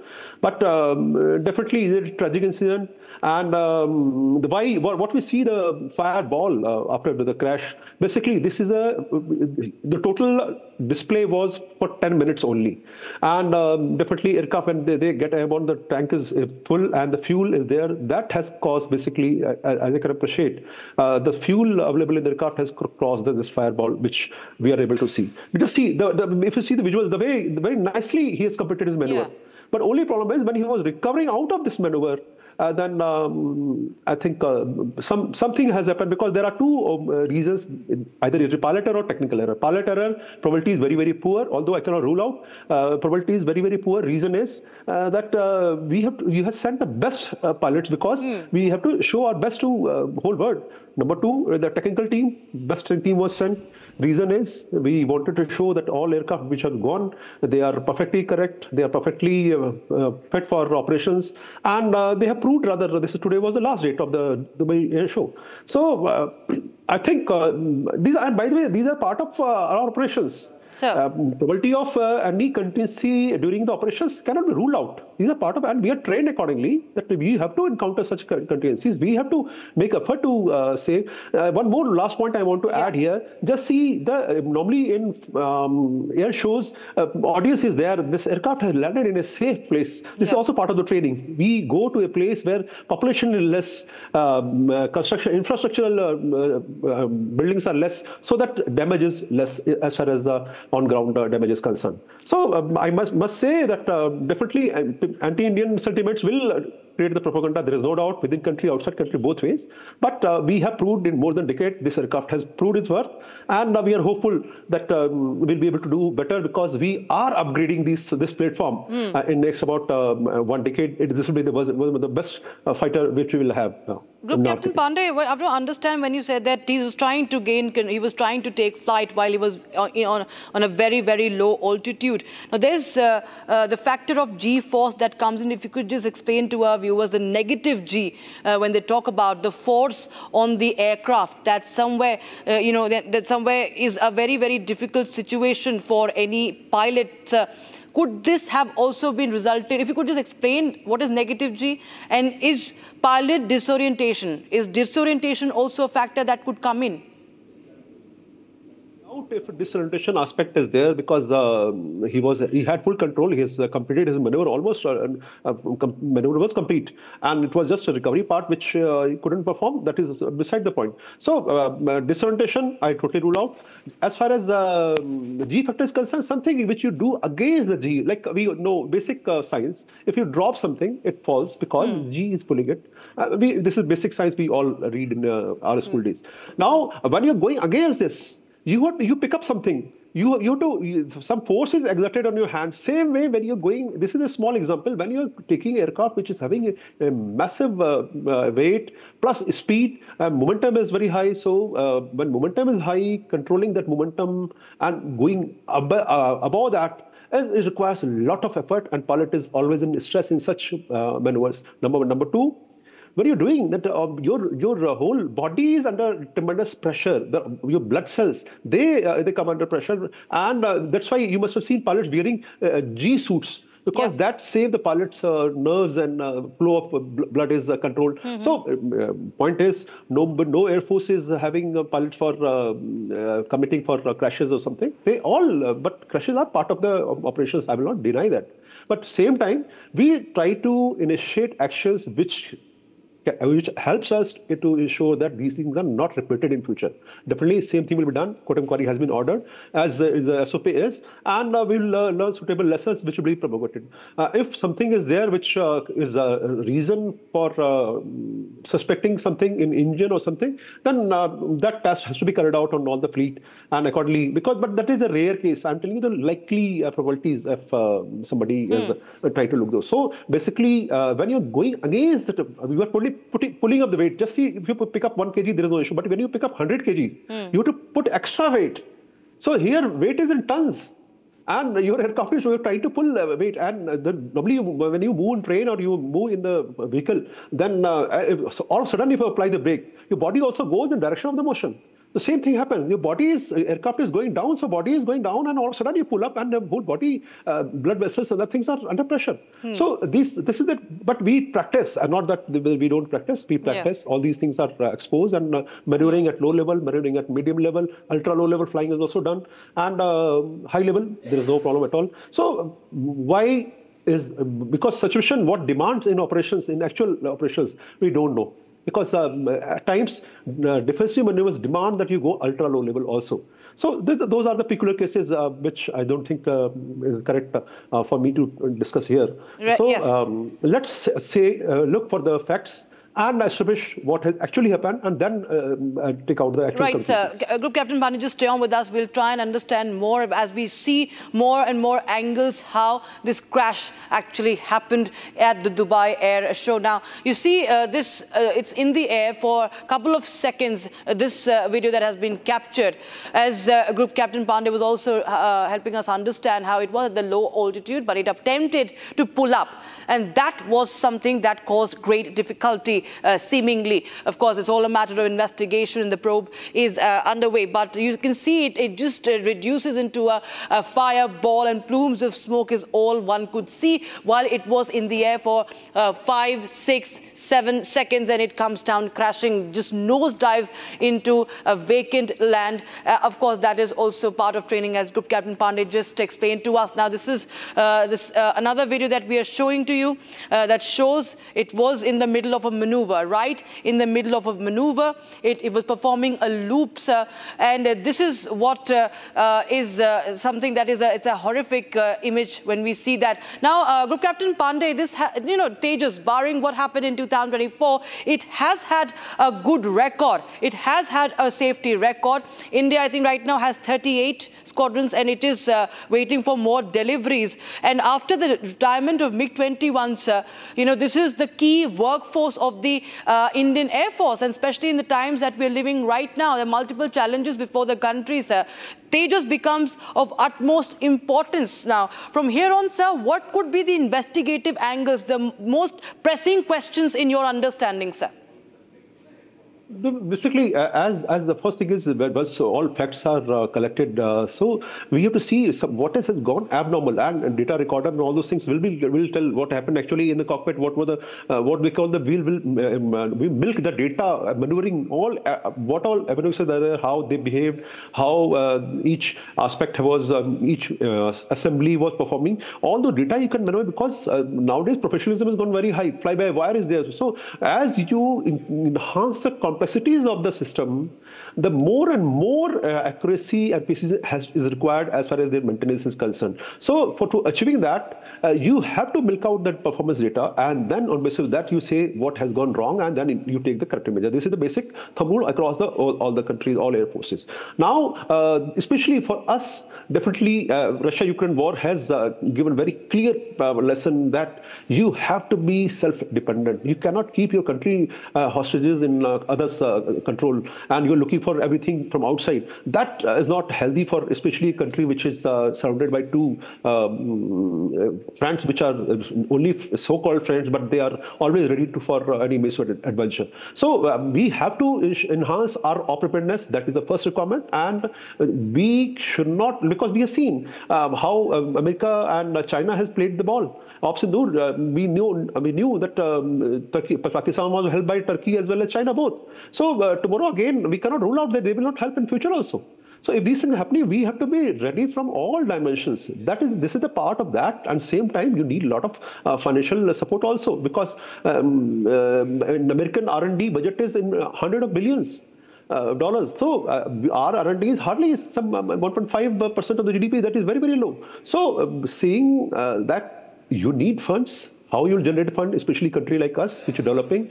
We are developing our defense production system, ecosystem, and we are looking for the market, and we are exporting our defense products to more than 100 countries. So, and we are making every time we are making records. So we have to ensure that all these things are correctly handled, and we don't have time, because as such, just see, 1983, the project of Tejas was thought of, and 83 to 2025, still we are not sure what we are doing.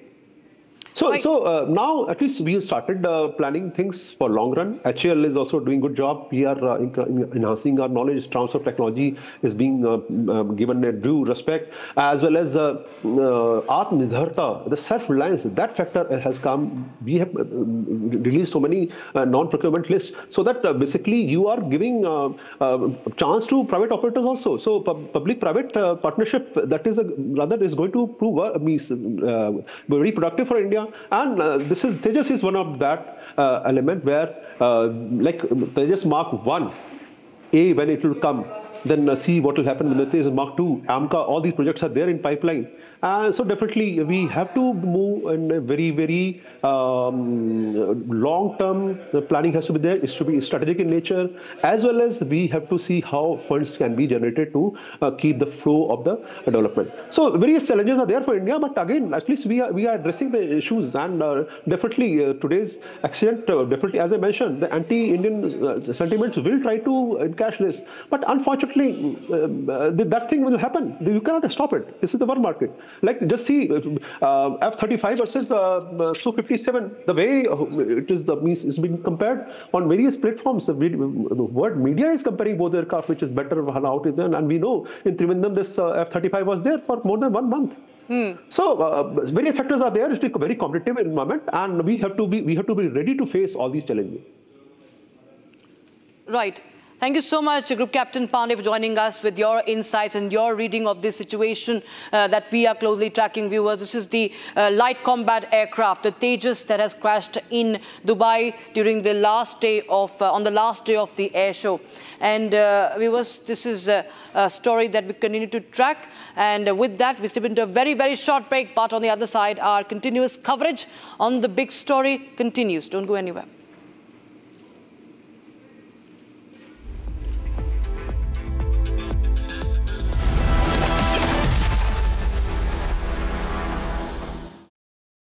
थोड़े में ज्यादा स्वाद, यही तो है इसकी खास बात। वाओ मामा, क्या स्वाद है? अरे मेरे राजा,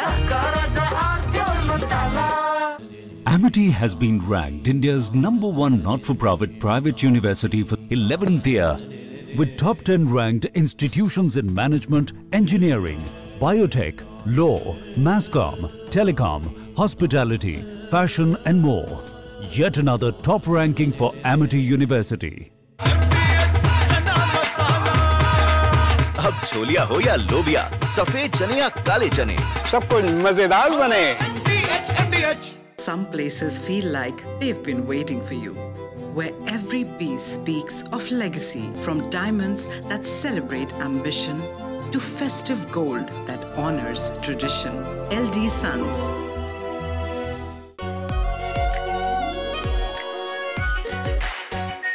Our pure Shahi Paneer Masala. Delicious, healthy, every day.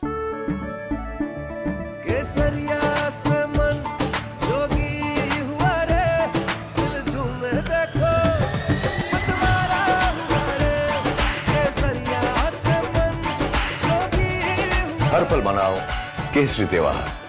विमल, बोलो जुबान केसरी। दादी के हाथों का जादू और खुशबू से महकता घर, माँ की मुस्कुराहट और खाने की सुगंध। MDH गरम मसाला, क्योंकि हर रिश्ता है स्वाद से जुड़ा। Some places feel like they've been waiting for you, where every piece speaks of legacy, from diamonds that celebrate ambition to festive gold that honors tradition. LD Sons. Pure sooji pasta, उबालो, मिलाओ और खाओ। 8 मिनट में तैयार। क्या taste है, सबका राजा hardcore masala.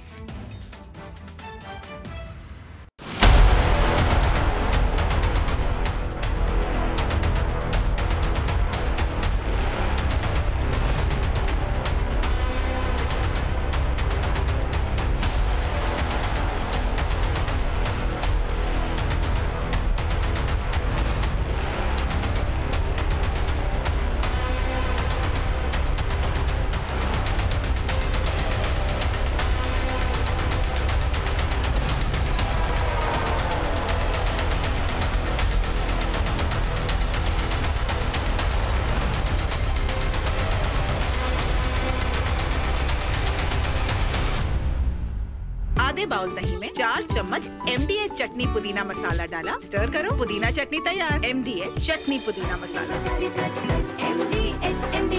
Some places feel like they've been waiting for you, where every piece speaks of legacy, from diamonds that celebrate ambition to festive gold that honors tradition.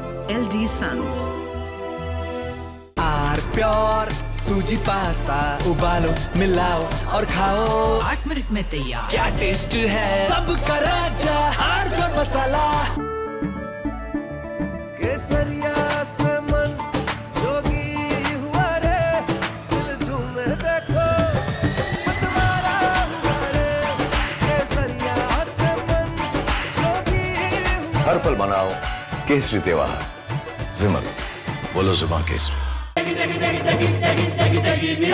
MDH की देगी मिर्च, देगी मिर्च का तड़का, अंग अंग फड़का। MDH की देगी मिर्च। इसको घर पे लगाओगे तो शादी का तो पता नहीं, पर घर पक्का नहीं टूटेगा। रुंगटा नहीं तो घर स्ट्रॉन्ग नहीं। रुंगटा स्टील TMT बार एकदम सॉलिड। पहाड़ों में हाइकिंग स्टिक भी बन सकती है। थोड़े में ज्यादा स्वाद, यही तो है इसकी खास बात। वाओ मामा, क्या स्वाद है। अरे मेरे राजा। Some places feel like they've been waiting for you, where every piece speaks of legacy, from diamonds that celebrate ambition to festive gold that honors tradition. LD Sons.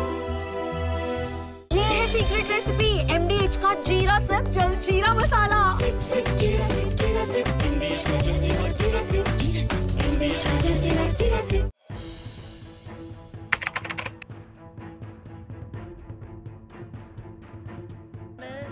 So in the past, we would see most of the terrorists who would get arrested, they would be like the people who would be working at a very low level. But today we have seen the white collar suspect.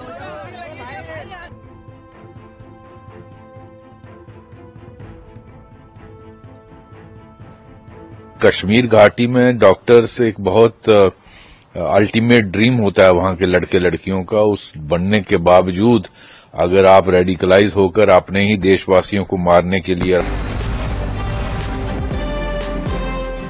This is CP Gurnani from IONOS. I think the summit is a very integral part of shaping opportunities for India and some of the challenges that India has. And as a founder of IONOS, I can only say is that technology has a significant role to play in India's economic policies over the next 5 to 50 years. Let's talk about it.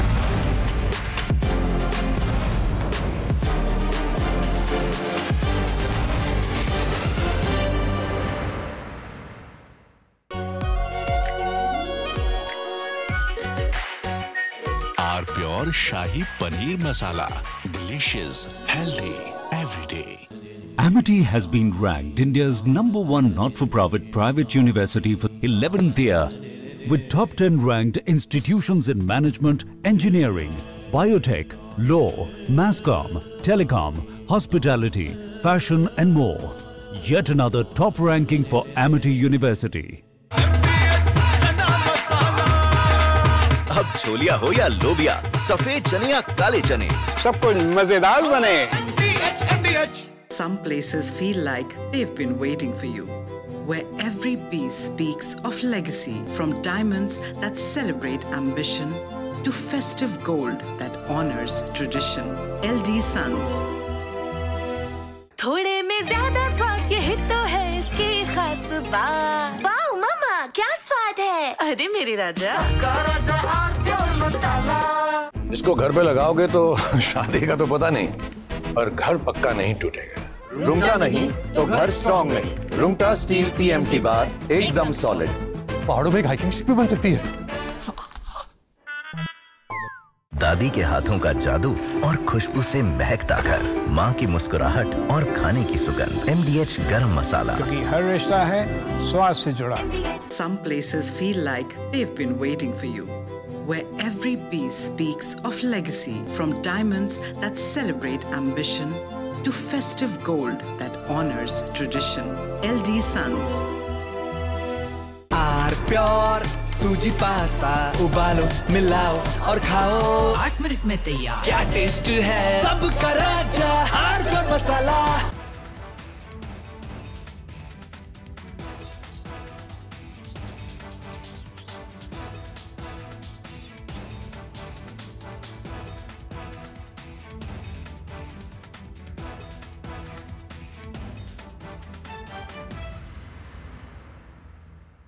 China and Japan are clashing verbally over Taiwan.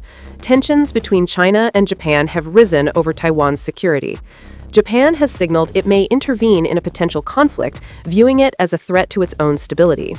China condemned this as meddling, issuing strong warnings and summoning diplomats. This conflict started when Japan's newly appointed Prime Minister, Sanae Takaichi, issued a direct warning to China during a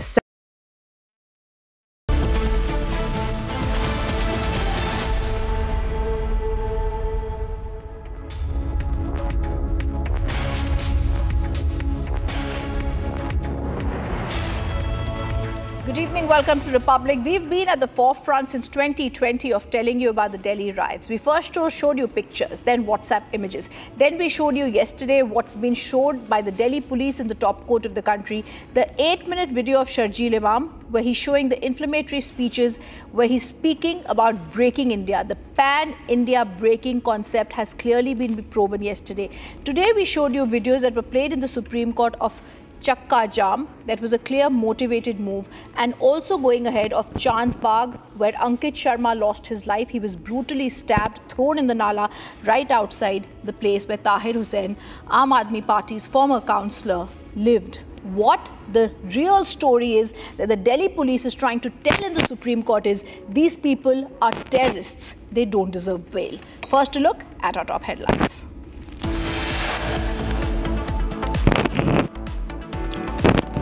The unfortunate LCA Tejas fighter jet crashes during Dubai Air Show. IAF confirms pilot sustained fatal injuries in accident.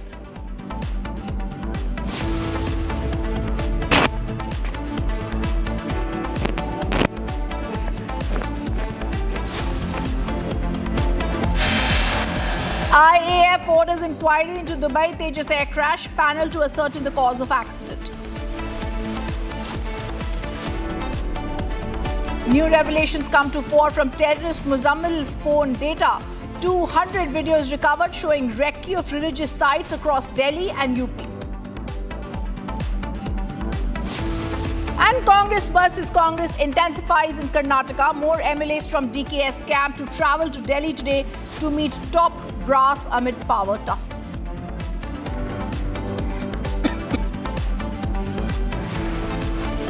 Ladies and gentlemen, as the hearing resumed in the Delhi riots case today and the Delhi police has concluded what it had to say before them, they have said these Delhi riot accused were terrorists. They conspired to choke Assam out of India.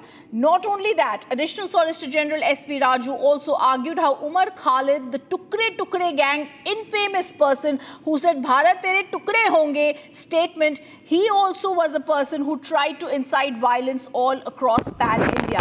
Today we show you this video from Chand Bagh, which clearly shows you how sticks were being picked up in the Chand Bagh area in northeast Delhi in 2020, how these people, after picking up these sticks, went towards areas to pelt stones, throw acid bottles at the police and try and do violence. The biggest question, as this new video evidence is now accessed by Republic TV shows, it's presented in the Supreme Court and it clearly shows these riots were mobilized for one thing and one thing only.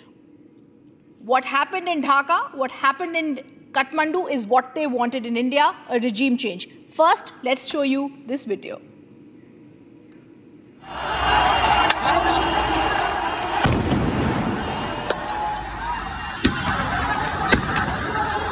पत्थर मार रही हूँ मुझे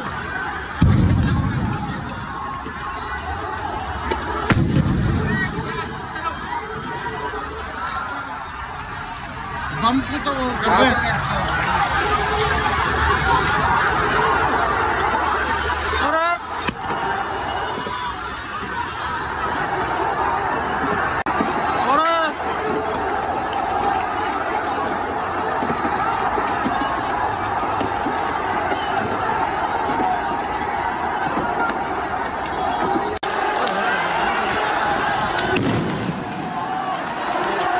close कर दिया।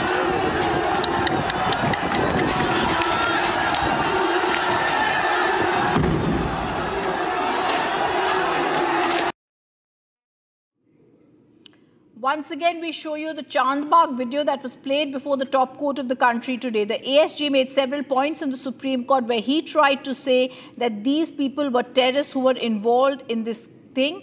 He said these conspirators were planning violence. They organized Chakka Jam to disrupt and choke Assam out of India. Violence was being planned and they mobilized rioters armed with sticks who engaged in heavy stone pelting. In simple words, they wanted an armed rebellion to throw the government in power out of power. These are fresh videos of 2020 riots that have been shown in the Supreme Court to say that these terrorists do not deserve bail. These are not youngsters like the New York Times apologist tries to say.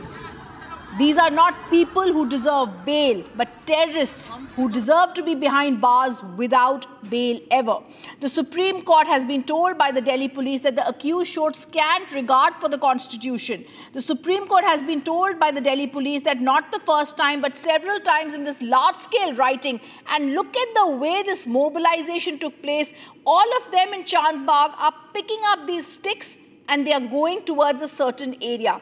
Is this what Sharjeel Imam's lawyer is going to tell the Supreme Court is a peaceful protest? This was a conspiracy for large-scale mobilization and killing. If one hears the natural sound in these videos, we hear a very anxious person on the video saying, "Patharbazi shuru ho gayi hai." We hear the murdered constable speak about the scare they were facing. Protected witness statements have been given in the Supreme Court. The conspirators also sought more violence because President Donald Trump of the United States was in India. Like Sharjeel Imam in the videos yesterday said, what was their purpose? Delhi ka highway pakdenge to international media aayegi. Agar Supreme Court mein matter aayega, to Supreme Court ko nani yaad dila denge. These are words of Sharjeel Imam showing scant respect, in fact contempt of the court when the CAA case was going on. They used this only as a radicalizing catalyst. They also tried to radicalize people of a certain community, the Muslims, trying to say that nothing right has happened with you in the top court of the country. All this evidence has been placed before the top court, and this is what they wanted, viewers. Violence, chakka jam and choking parts of India and breaking India.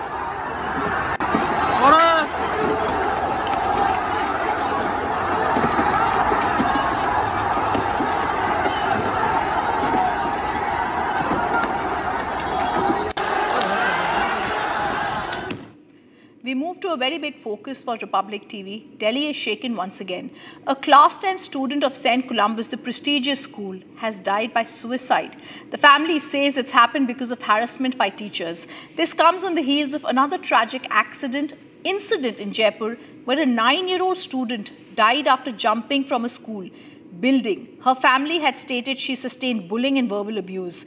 These back-to-back cases are raising very troubling questions. How many more children must suffer before institutions are going to treat bullying and emotional well-being is taken more seriously by them? A 16-year-old class 10 student gone too soon. On 18th November, the teenager allegedly jumped from platform number 2 of Rajendra Place metro station. Minutes later, police found his school bag and inside it, a suicide note where he clearly blamed few teachers of the school for his action. In the note, the student wrote clearly,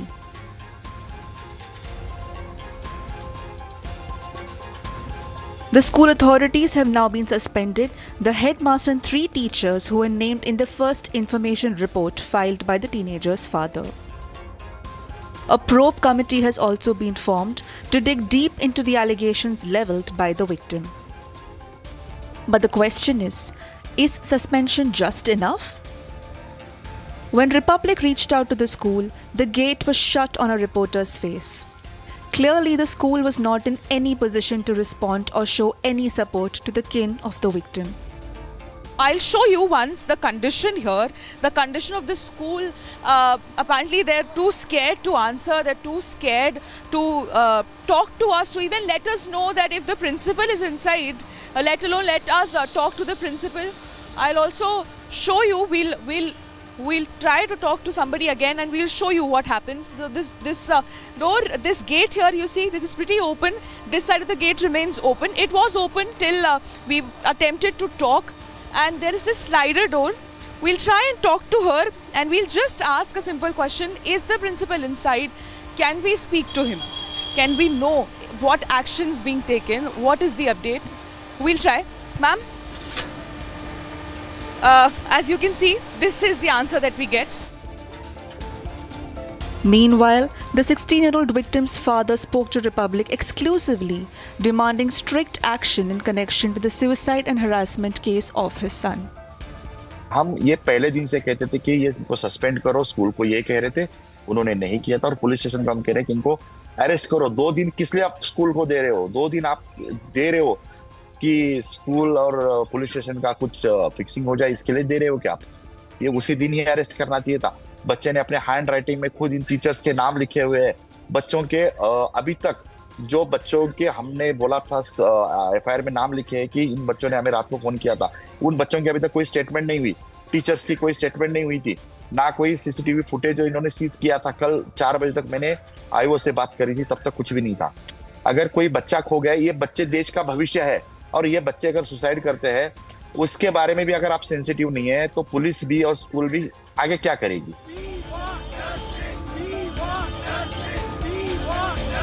The tragedy has sparked protests demanding accountability and stricter safeguards for students. School से हमें कोई भी response नहीं है, बल्कि शौर्या के classmates खुद आके यहाँ पे हमारे साथ ज्वाइन होना चाह रहे हैं। उनको गेट के अंदर रोका गया है, उनको यहाँ पे आने नहीं दिया जा रहा है। स्कूल के अंदर कॉल करके पुलिस को और बुलाया गया कि यहाँ से इनको हटाया जाए। पिछले 1 घंटे से हम यहाँ पे हैं, जहाँ पे हम जितने लोग हैं उनसे ज़्यादा यहाँ पे उन्होंने पुलिस बुलाई है। प्रेशर दे के कॉल करके पुलिस को यहाँ पे बुला के हमें यहाँ हटाने के लिए बोला। On the other hand, in an inquiry into the death of a 9-year-old student at Nirja Modi School in Jaipur, the CBSE today revealed that it found serious lapses in safety, child protection and school response. The CBSE report said that the class 4 student who died after jumping from the 4th floor had faced sustained bullying, including verbal abuse with sexual references. It also revealed that despite approaching her teacher twice on the day of the incident, the schoolgirl was never referred to the counselor. Meanwhile, the parents and uncle of the class 4 student also spoke to Republic exclusively, revealing the school's lapses and highlighting bullying as a major cause for the extreme step. This year she shared few incidents for which I took the matter with the coordinator and also with the teacher. There are WhatsApp messages, there were telephonic conversations also, and I took with there was one incident recently last month which I took up with the parent of that guy also, who was continuously doing this. So yes, I in the last year also there were few incidents. So I wrote the written messages. There is one of my message that ma'am, in this way of your ignorance, something big will happen one day in your school because you are not aware of the facts. So these kinds of messages were there. In the PTM also we reported. So as a parent, whatever we could, I think we did on reporting all the complaints of Amira at the right platform, with the teacher, with the coordinator. Amira also approached you. And Amira was continuously, in all these incidents, she was continuously approaching the teacher. And twice she approached the coordinator. And that's what we were doing. We were never like, on that day, the incidents, in the last 45 minutes, she approached the teacher 5 times, which is itself very much alarming. But the question still awaits an important answer. How many more children have to suffer before institutions take mental health, bullying and verbal abuse seriously? This is a campaign that's going to continue on Republic TV, where we ask for justice for these children. A shocking case of alleged radicalization has triggered a major probe in Kerala. A 16-year-old boy had told the police he was exposed to ISIS propaganda while living abroad with his mother and her partner.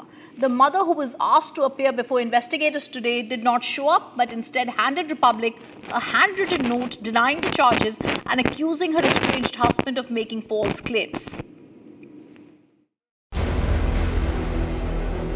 On your screens, you can see Fida. As Republic tracks down the mother accused of forcing her 16-year-old son to watch ISIS videos, these are visuals of the woman now at the center of the radicalization probe. This case surfaced after the teenager's family alerted police, alleging he was being pushed towards ISIS ideology by his mother and stepfather. Today, she was asked to appear before the probe team, but she did not appear. Instead, she has handed Republic this handwritten note, blaming her ex-husband and calling the allegations a result of a bitter personal dispute. She claims her ex-husband has manipulated the child against her and insists she wants to give her full statement only to the police. Speaking exclusively with Republic, Fida's cousin brother shared some information on Fida and her house. Actually, she was offering this house to stay here for free for us. Okay.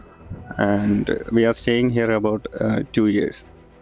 And actually, we don't know what she is doing in other countries.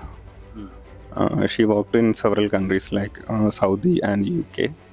While she was in UK, she gave an offer, just keep the house clean, we don't have to pay any rent to them. And then we moved here. We are staying here about 2 years. Actually, we don't know what she is doing. Earlier, the police registered a UAPA case after the boy's biological father brought him to the station and detailed how the teen had been exposed to ISIS propaganda. The boy had been living in the United Kingdom with his mother and her live-in partner, where the alleged radicalization began. The partner is accused of showing the teen ISIS videos and encouraging him to join the outfit. We are standing inside the house where Fida was staying the last 2 weeks. This was a room inside the house where she was staying for the last 2 weeks, and this is her room. And it was at this room police conducted a raid and seized her laptop, mobile phones, her passport, and so many of the documents. She was staying at this room. For the last 2 weeks after landing, after reaching back from United Kingdom. Police sources say she remains the first accused in the case, while the second accused is Ansar Aslam, the brother of her current partner. Republic spoke to the Kerala State Police Chief on the ongoing investigation. This is information came to our notice.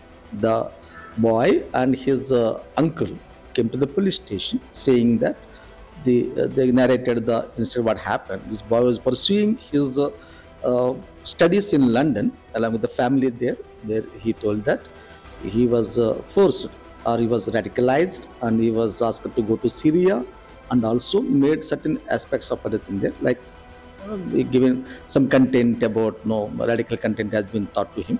As he was not showing the liking toward that everything there, he was sent back here. Agencies are now scanning digital evidence, examining statements as the radicalization probe deepens.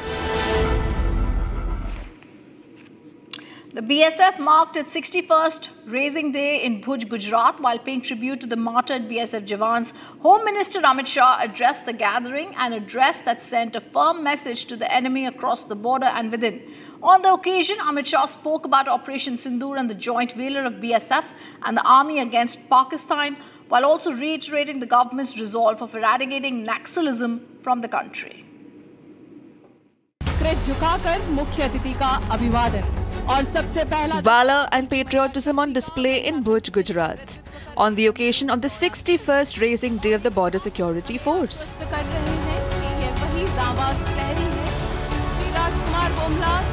Jawans marched, with women shoulder to shoulder and Home Minister Amit Shah paying tribute to Jawans who laid down their lives on the line of duty. देश की जनता पूरे विश्व को ये मानने के लिए मजबूर किया है कि जब तक देश की सीमा पर बीएसएफ है, देश का दुश्मन 1 इंच भी आगे नहीं बढ़ सकता। और ये फर्स्ट रिस्पॉन्डर का रिस्पॉन्सिबिलिटी, जिस वीरता, दक्षता और प्राणों की भी परवाह करे बगैर अपने प्राणों की आहुति देकर बल के जवानों ने अब तक इसका निर्वहन किया है, वो मेरे लिए, इस देश के गृह मंत्री के लिए बहुत बहुत गौरव की बात है, अभिमान की बात है। Praising the BSF on the occasion, the Home Minister also mentioned Operation Sindoor, saying that a befitting response was given to Pakistan with BSF and the Army's unified operations. Pahalgam में हमारे यात्रिकों पर कायराना हमला पाक प्रेरित आतंकवादी समूहों ने किया। हमारे यात्रिकों को निर्ममता से धर्म पूछकर मारा। देश के प्रधानमंत्री जी ने तय किया कि इसका मुंह तोड़ जवाब दिया जाएगा, और जब ऑपरेशन सिंदूर कर हमने जवाब दिया, हमने तो सीमित ही जवाब दिया था, परंतु पाकिस्तान ने आतंकवादियों पर हमारे हमले को अपने पर का हमला मान दिया। और जब पाकिस्तान की सेना हरकत में आई, बीएसएफ के जवानों ने उनको जवाब देने में कोई कसर नहीं छोड़ी, कोई कसर। As special intensive revision of electoral polls continues in 12 states and union territories, Amit Shah declared the government's firm intention of removing each and every infiltrator. चुनाव आयोग द्वारा जो एसआईआर की प्रक्रिया चल रही है, मतदाता सूची का शुद्धिकरण जो चल रहा है, इसका खिलाफत कर रहे हैं। मैं आज इस हीरक जयंती समारोह में बहुत स्पष्ट करना चाहता हूं कि हम इस देश में से एक एक घुसपैठिए को चुन चुन कर बाहर निकालेंगे, ये हमारा प्रण है। While top Maoist leader hit Mao was recently encountered in Andhra Pradesh, that is ahead of Amit Shah's given deadline, the Home Minister again reiterated the government is resolute on completely eradicating Maoism from the country. वो दिन दूर नहीं जब ये देश नक्सल समस्या से हमेशा के लिए मुक्ति प्राप्त कर लेगा। हमारा संकल्प है कि 31 मार्च 2026 इस देश को नक्सल समस्या से हमेशा के लिए मुक्त कर हमारे आदिवासी भाइयों बहनों के विकास का रास्ता हम साफ कर देंगे, प्रशस्त करेंगे। Amid continued border hostility with Pakistan, the Home Minister's address on the occasion carries unprecedented diplomatic weight. His fierce message of a befitting response to Pakistan certainly carries a message across the border, underlining his resolve of modernizing the BSF for any sort of threat from the neighbor in future. अगला 1 साल BSF के आधुनिकीकरण को समर्पित होगा। अगला 1 साल BSF के जवान और बीएसएफ के जवानों को, परिजनों के कल्याण को समर्पित होगा। और मैं पूरे देश की ओर से आप सभी को इस उत्कृष्ट 60 साल के प्रदर्शन के लिए मनपूर्वक प्रणाम कर आपकी सेवाओं को एक्नॉलेज करना चाहता हूं। मित्रों, आप डटे हैं, इसलिए देश की जनता निश्चिंत होकर अपने घरों में सो रही है। आप डटे हैं, इसलिए हमारे वैज्ञानिक नई नई शोध कर रहे हैं।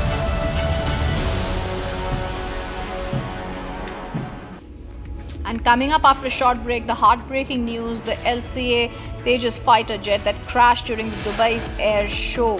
We get you the details as the IAF confirms the pilot sustained fatal injuries in the accident.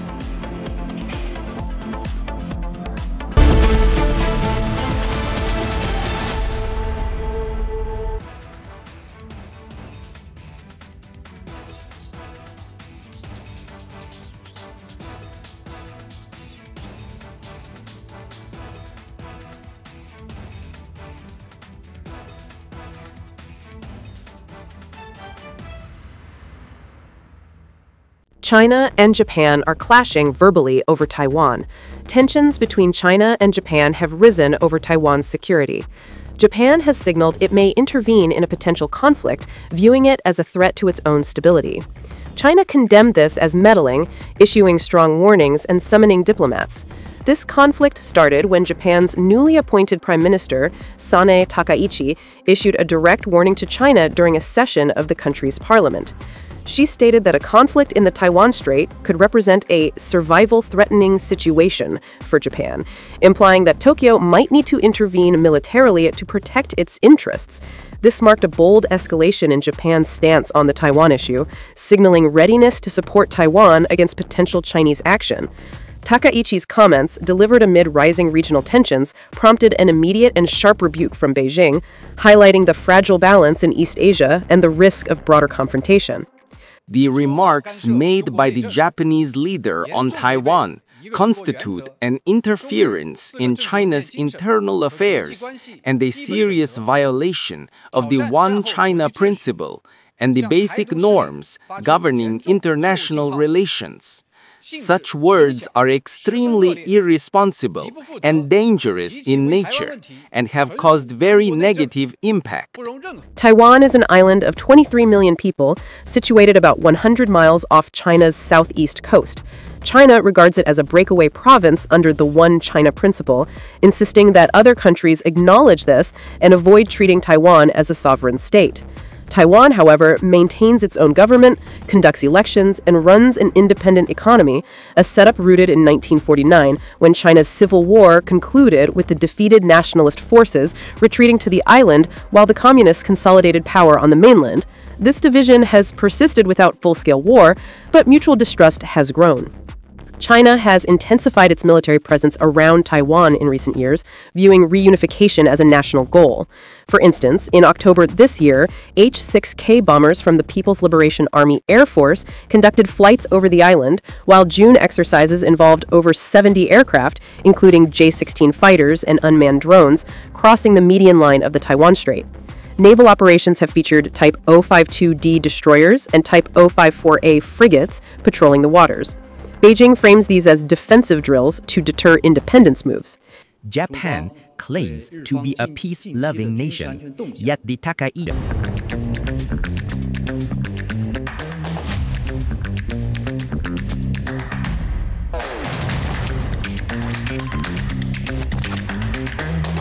The infrastructure industry, the real estate industry, and everything associated with it eventually is a huge contribution, not just to the country's GDP, but to our overall potential to be a global player.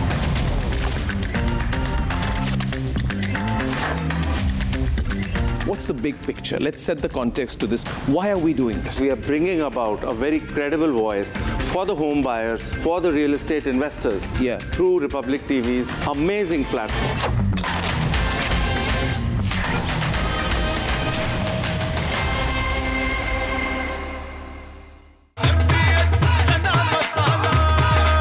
अब छोलिया हो या लोबिया, सफेद चने या काले चने, सब कुछ मजेदार बने। Some places feel like they've been waiting for you, where every piece speaks of legacy, from diamonds that celebrate ambition to festive gold that honors tradition. LD Sons.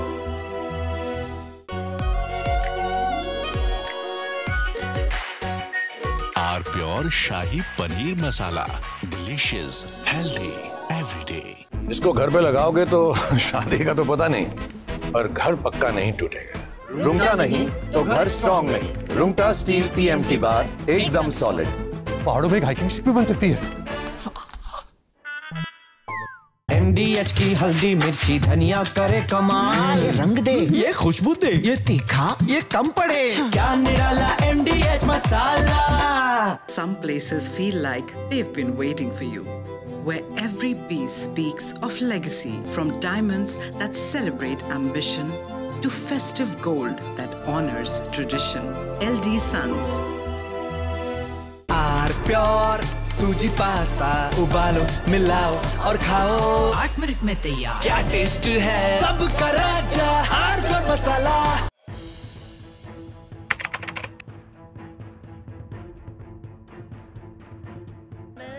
So in the past, we would see most of the terrorists who would get arrested, they would be like the people who would be working at a very low level. But today we have seen the white collar suspect.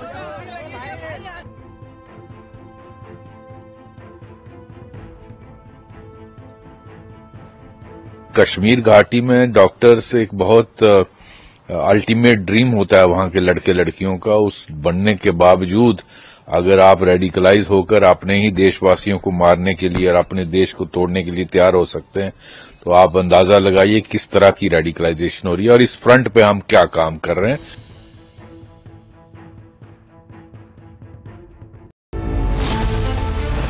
The evidence trail of Islamist radicalization. Inside India's confirmed radicalization networks. The undeniable map of Islamist radicalization, debating tonight at 8 p.m.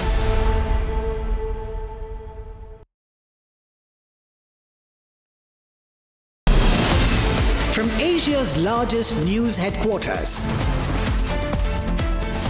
setting the agenda for Bharat.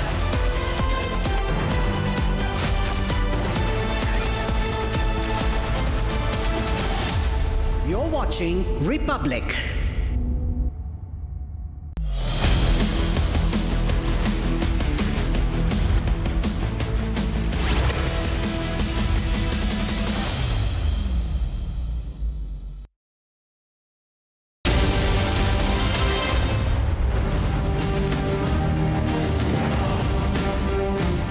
Hello and welcome. You're watching the Friday edition of This Is Exclusive. Tonight on This Is Exclusive, we'll put the spotlight on the tragic incident that took place in Dubai.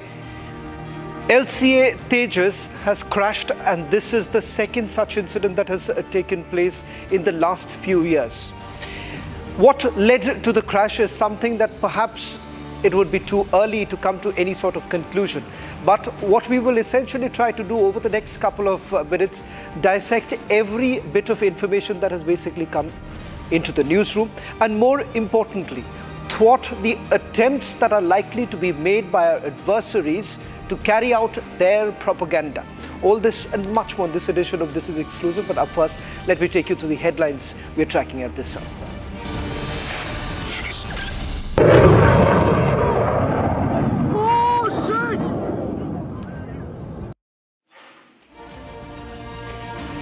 LCA Tejas fighter jet crashes during Dubai air show while executing a G- split S maneuver. Indian Air Force issues statement on the Tejas fighter jet crash, confirms pilot sustained fatal injuries. Indian Air Force orders inquiry into Dubai Tejas air crash, panel to ascertain cause of the accident. New revelations come to fore from terrorist Muzammil's phone data. 200 videos are recovered showing recce of religious site across Delhi and Uttar Pradesh.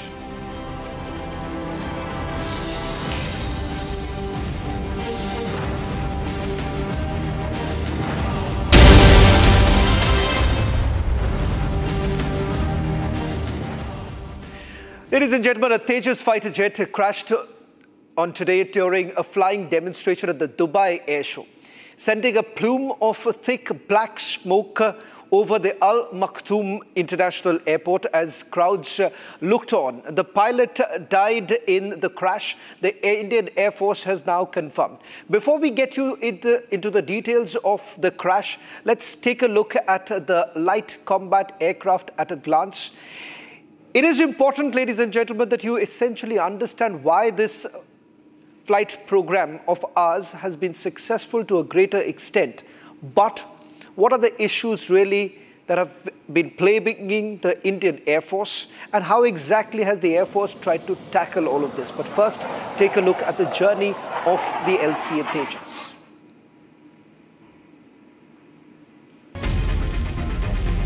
A single-engine, multi-role light combat aircraft, Tejas is engineered for both air defense superiority and precision ground attack missions. Developed by Hindustan Aeronautics Limited in collaboration with the Aeronautical Development Agency, it represents India's most advanced indigenous fighter efforts. The Tejas program stands at the heart of India's Make in India defense push, designed to sharply cut reliance on foreign combat platforms. Former Defence Minister, late Manohar Parrikar, was behind induction of this light combat aircraft Tejas into the Indian Air Force. 2017 के मार्च तक मुझे लगता है 6 से लेके 8 aircraft शामिल हो जाएंगे। अगले बरस हमारी कोशिश है कि 2 लाइंस बनाई जाए और बरस में 16 एयरक्राफ्ट की मैन्युफैक्चरिंग की जाए। इसका कई एडवांटेजेस है। एक एडवांटेज जो है कि इट इज़ जो लोगों ने इसे फ्लाई किया है उनके कहने के मुताबिक उसकी जो हैंडलिंग है, मतलब response to the stick is one of the best in the world. Inducted in 2016, Tejas carries a maximum payload of 4,000 kilograms and is flown by a single pilot on a single engine configuration. Its maximum takeoff weight stands at 13,300 kilograms. It's very unfortunate, but then we know how to weather all this and come out successful. But notwithstanding this, even though such a fatal has taken place, and I'm sure the squadron, Indian Air Force, and the family of the ill-fated pilot, they must be. We really know they must be going through a real miserable time. But notwithstanding all that, Tejas is still a wonderful aircraft. Is a greatest addition to the Indian Air Force. Something has gone wrong, and the aircraft is mushing into the ground at a very fast pace. Close to the ground, the altitude is slightly higher. It could be the pilot is attempting relight in case of an engine failure. If there's a control malfunction, he would be trying to recover. Why he couldn't eject, we don't know. It could have been, other angles also, that the height was low, or it could be an error of judgment. One cannot say till the court of inquiry has actually ascertained what the real cause is. This light combat aircraft is a 4.5 generation multi-role fighter designed to deliver offensive air support and provide close combat assistance during ground operations. Its induction marked a significant milestone for indigenous defense manufacturing, a testament to Manohar Parrikar's unwavering push for self-reliance under the Make in India program.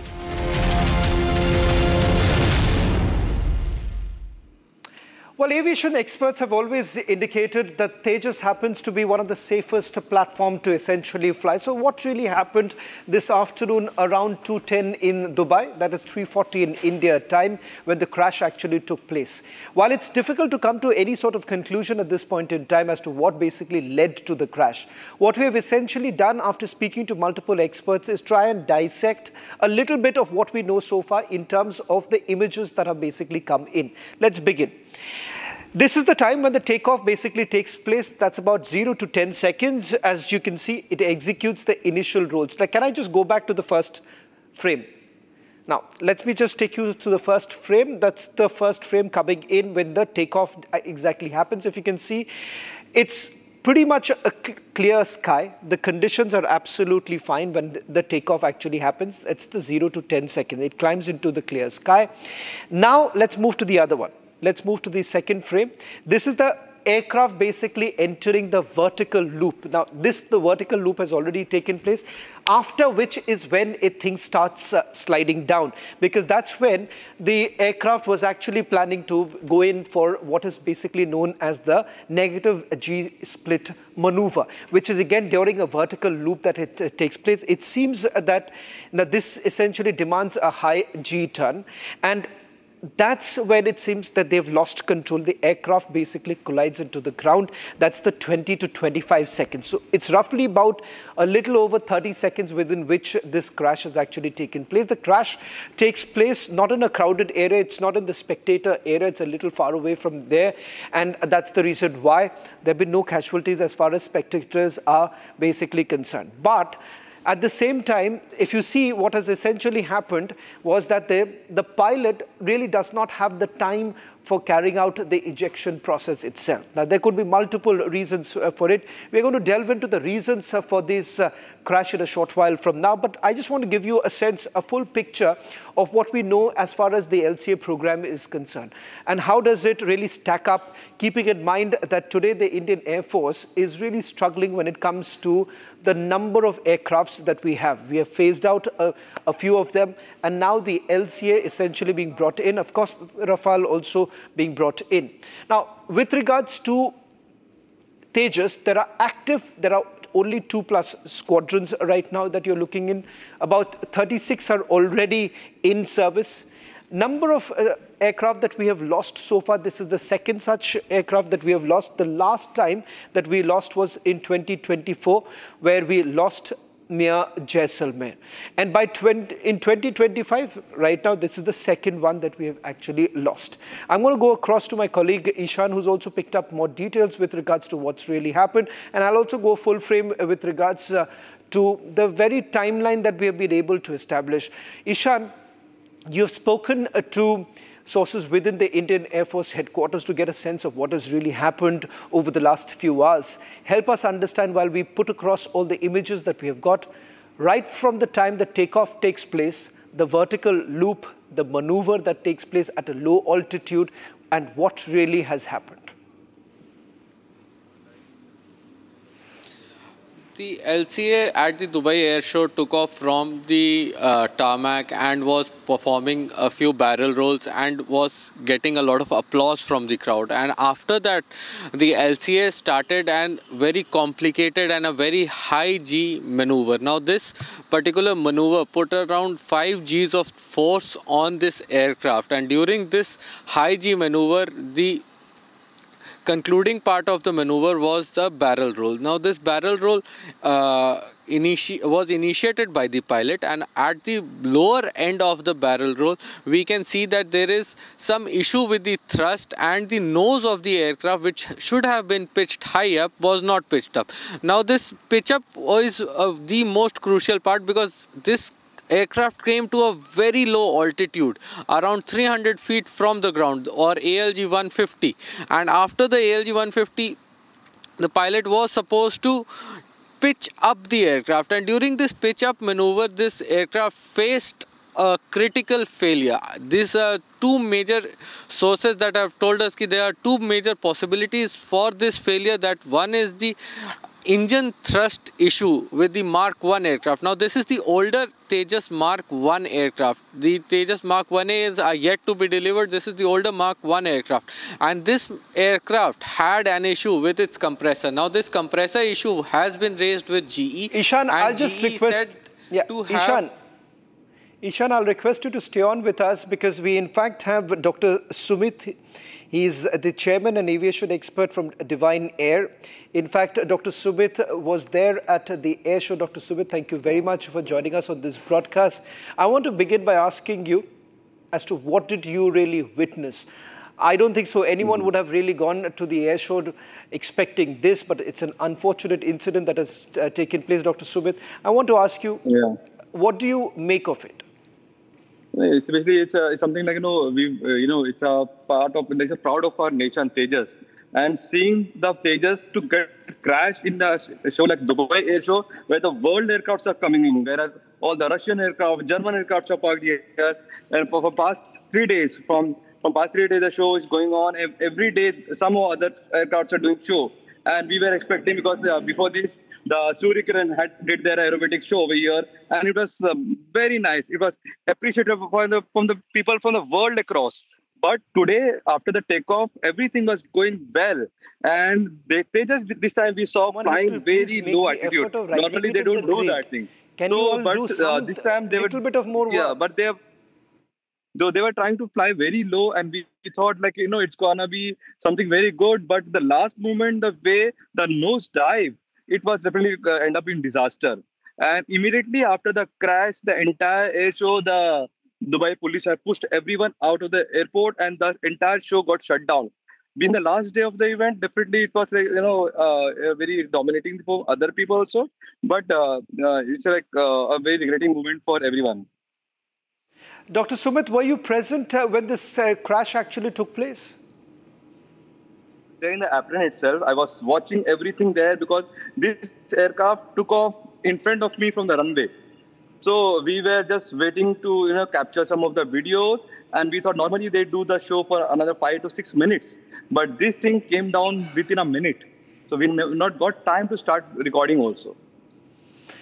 Dr. Sumit, just give us a sense of what has happened over the last few days, because there has been an attempt, Dr. Sumit, in terms of a propaganda machinery that was being completely activated with, some images doing the rounds that there was a fuel leak that took place, which is, of course, debunked by the Indian Air Force, saying that there was nothing as such as far as the fuel leak is concerned. So there has been a concerted effort to try and run down this entire flying program of India.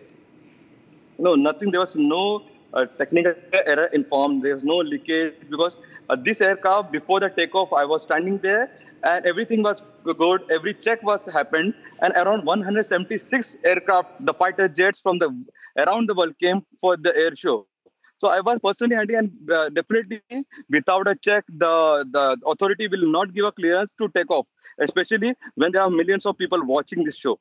So definitely there's no, before the takeoff, there was no technical error. But now, after the crash, definitely the authority, which they said that within 3 days, within 72 hours, they're going to get some preliminary reports. So we are also waiting for the same now. Dr. Sumit, I'll request you to stay on with us, as Wing Commander Gitanjali is also joining us on this broadcast. Wing Commander Gitanjali, I want to ask you with regards to the journey of LCA Tejas itself. Many are now raising this question, and some concerns that have also been raised by the Indian Air Force chief himself in the past. And that brings back this entire debate about the machine, the flying machine itself, and the efficacy of it. Yeah, the LCA and the Tejas program it's been the flagship program for the country and the nation's, self-reliance and indigenous capabilities. Of course, there have been two setbacks, and today the images are really, it's really sad to see the visuals that are being displayed, and it's disheartening to see this machine, come all the way down, performing a signature maneuver which LCA does perform and has been performing since since its inception and commissioning in the Air Force at various platforms, at various air shows. So this has been going on, and this is one of the most enthralling performances and the maneuvers that the audiences in an air show awaits from an LCA. So yeah, this has been there and it has happened. It's unfortunate that today we can see the aircraft just crashing down and, blowing up in flames. What it has gone down, even dissecting the LCA program, questioning the qualities right now, I think it's too preliminary to, go on to that track of dissecting those. Every new machine, we must understand, everything that is being newly made, innovated or developed indigenously, has not just indigenously, even if it's made abroad, it always undergoes the process of, corrections and the coastline corrections that it goes through the process. But however, it has been delivering the results. It's been part of the missions. It has been delivering the bit. And as rightly said, there's a saying by the pilots that the way the machine responds to the stick and the way the machine's performance is, it's remarkable. in this series of aircrafts. So yes, there were some teething issues, I won't deny, with the program. But however, it has come out, I think, quite well. So today, the incident, of course, has happened. But, there's always a Swiss cheese model. There are always reasons, then leading causes that all, combines and leads up to an accident or an incident happening there. Very unfortunate to, lose one of our pilots here as well as the machine. So it's an unfortunate incident. And I think it's too early to comment upon the quality of the program or what would have gone wrong. Vinkibata, Gitanjali, that's absolutely right, that no one really wants to really talk about right now about the efficacy of the program itself. But it's important to perhaps highlight the fact, because to preempt the kind of propaganda one is expecting, or the onslaught of this kind of propaganda that's expected to come in. But before that, let me also once again go back to Amit Kakkar. He's the managing editor of EmiratesReporter.com, who was there at the Dubai Air Show. Amit, in fact, you were present at the Dubai Air Show just moments before the crash. You had reached there. Give us a sense of what really happened. What did you really pick up? Shawan, actually, if you remember, we were just having a chat yesterday, and you had asked for some visuals on the grand finale on the final day of the air show today. And I had actually just gone there to, grab some footages and some visuals and to speak to some of the Indians present there or some airmen present there. And I was actually not inside the venue. I had just parked my car at a designated spot. And then through the shuttle, when we reached there, that time the entry was stopped, and that was precisely around, say, 3 p.m. And some of the people were coming out, and they told us that this has happened, which I reported to. And by that time, we already had that input. And after that, we were stopped at the entry point, and we were not allowed to get inside.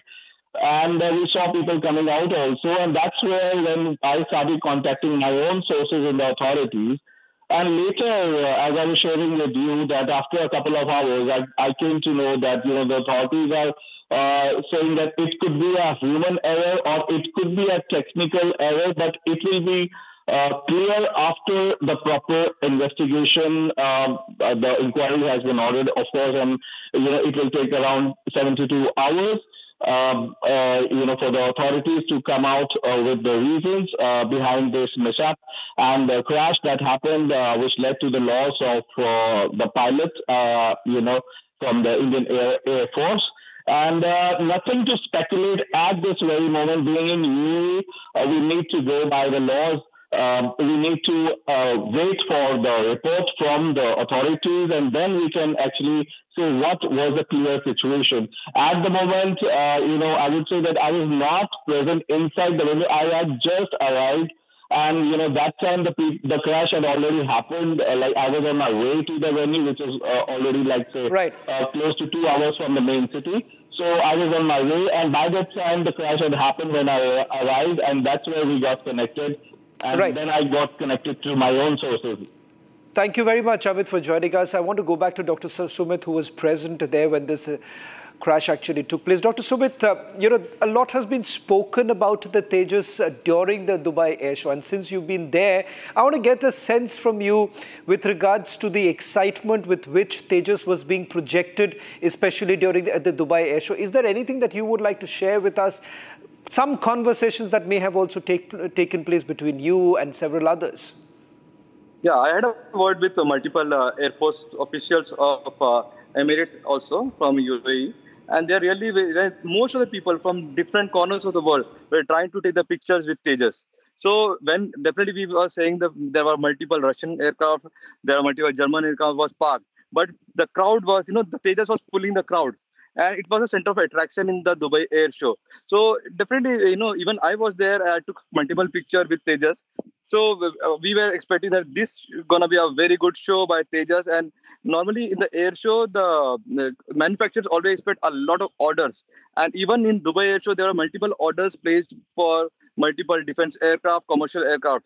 So we were expecting, being an Indian, that India will get multiple orders, the HAL will get multiple orders of this aircraft. But after the crash, we can't expect anything more from this, because definitely now there's a question mark on everyone's mind that is the aircraft safe or not. So definitely the inquiry should be there, because at the last moment the low altitude flying and coming down it was not expected by anyone, because from past 4 days we are watching a lot of air show over here. A lot of aircrafts are doing low altitude flying. Everything went good, but in the last moment, and only hardly I think there was 4 more show was left after the Tejas show. Everything got cancelled immediately after this. Dr. Sumit, I'll request you to stay on with us. I just want to take one final question with Wing Commander Gitanjali in terms of what do you make of it, Wing Commander Gitanjali, if you simply go by the images that we have got, in terms of the difficulty that a fighter pilot undergoes, particularly when we are talking of negative split maneuver that was basically being carried out. How difficult, how challenging is it? Yeah, indeed, it's a very challenging maneuver. But yes, of course, all our pilots, these are the finest pilots, performing at the air shows. And it has been numerously carried out, well thought about, and very well trained officers who perform and the pilots who are there. So as far as the skill level is concerned, it is extremely, I'll say it's exceptional at that for the officers who are performing these maneuvers. However, yes, as far as what could have gone wrong here or what would have transpired here is, the machine seems to be the maneuver seems to be being carried out in the manner that it was supposed to be.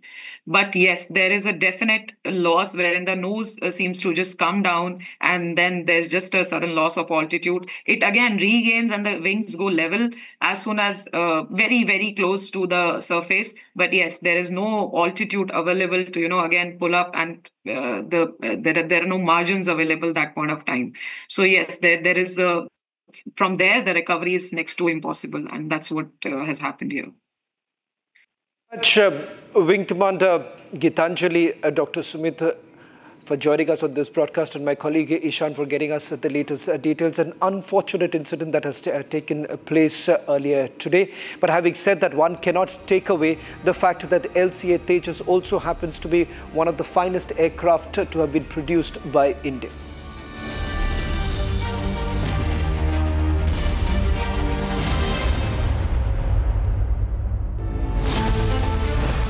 Evidence trail of Islamist radicalization. Inside India's confirmed radicalization networks. The undeniable map of Islamist radicalization, debating tonight at 8 p.m. Co-powered by Century Ply Club Prime. Raho befikar. दादी के हाथों का जादू और खुशबू से महकता घर, माँ की मुस्कुराहट और खाने की सुगंध। MDH गरम मसाला, क्योंकि हर रिश्ता है स्वाद से जुड़ा। पैसा लगाना है तो सेंचुरी प्लाई क्लब प्राइम पे लगाओ। डूबेगा नहीं, जलेगा भी नहीं, कोई खा नहीं जाएगा, धोखा नहीं देगा, ऊपर नीचे भी नहीं होगा, सेफ रहेगा, सिक्योर्ड, मिनिमम 30 साल का रिटर्न देगा। अब इससे बेटर इन्वेस्टमेंट है तो बताओ। सेंचुरी प्लाई क्लब प्राइम, रहो बेफिक्र। ये है सीक्रेट रेसिपी MDH का जीरा sip jal jeera masala.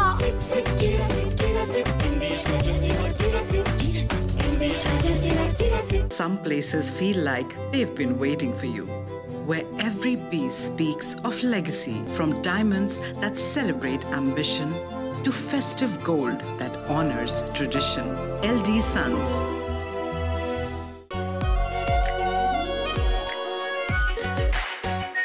Our pure Shahi Paneer Masala.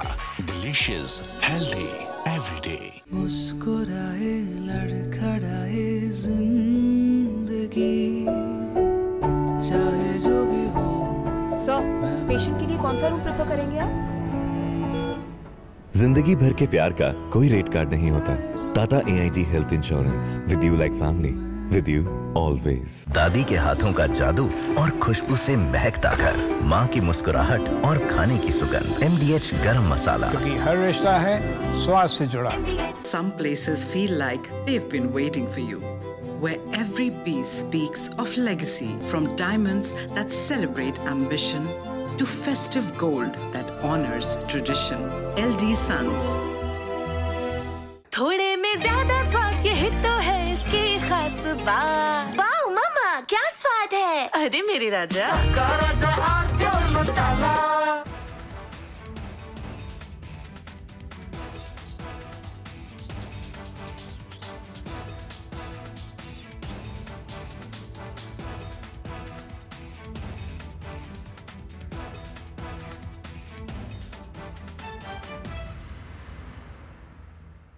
China and Japan are clashing verbally over Taiwan. Tensions between China and Japan have risen over Taiwan's security. Japan has signaled it may intervene in a potential conflict, viewing it as a threat to its own stability. China condemned this as meddling, issuing strong warnings and summoning diplomats. This conflict started when Japan's newly appointed Prime Minister, Sanae Takaichi, issued a direct warning to China during a session of the country's parliament. She stated that a conflict in the Taiwan Strait. From Asia's largest news headquarters, setting the agenda for Bharat.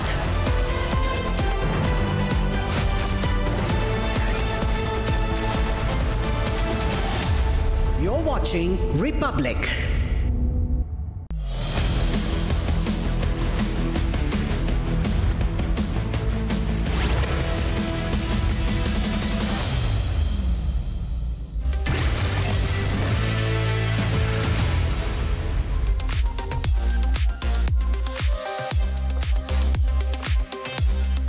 From the smartphones and smart television, trending stories are always breaking the internet. And tonight we begin with the travesty that has befallen in the Dubai Air Show as IAF, the Indian Air Force Tejas jet, crashed in a mid-flight maneuver. We get you all the angles and we speak to an expert to understand what really could have happened behind as the investigation is still underway. This is the second recorded crash of the Tejas, the HAL-made, India-made Tejas, a key jet in India's efforts to modernize its air force fleet and, of course, also Atmanirbharta in defense. Other end of the globe is witnessing a rife with a tiff of its own, this time over the international bickering concerning US's steadfast refusal to attend the G20 summit hosted by South Africa. We'll bring you the attention to a national perspective as well.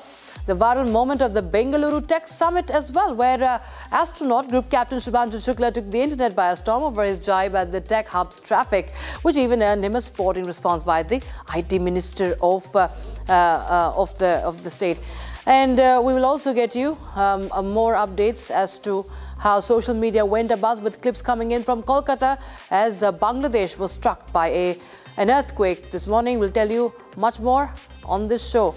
Trending with me, Rakshita.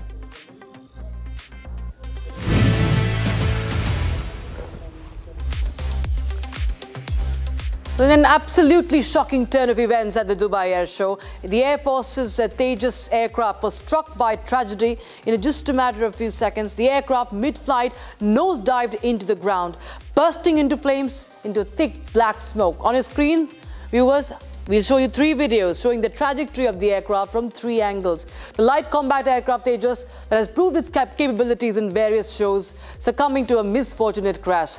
The visuals and speculation also somewhere suggested that it was a low-altitude maneuver.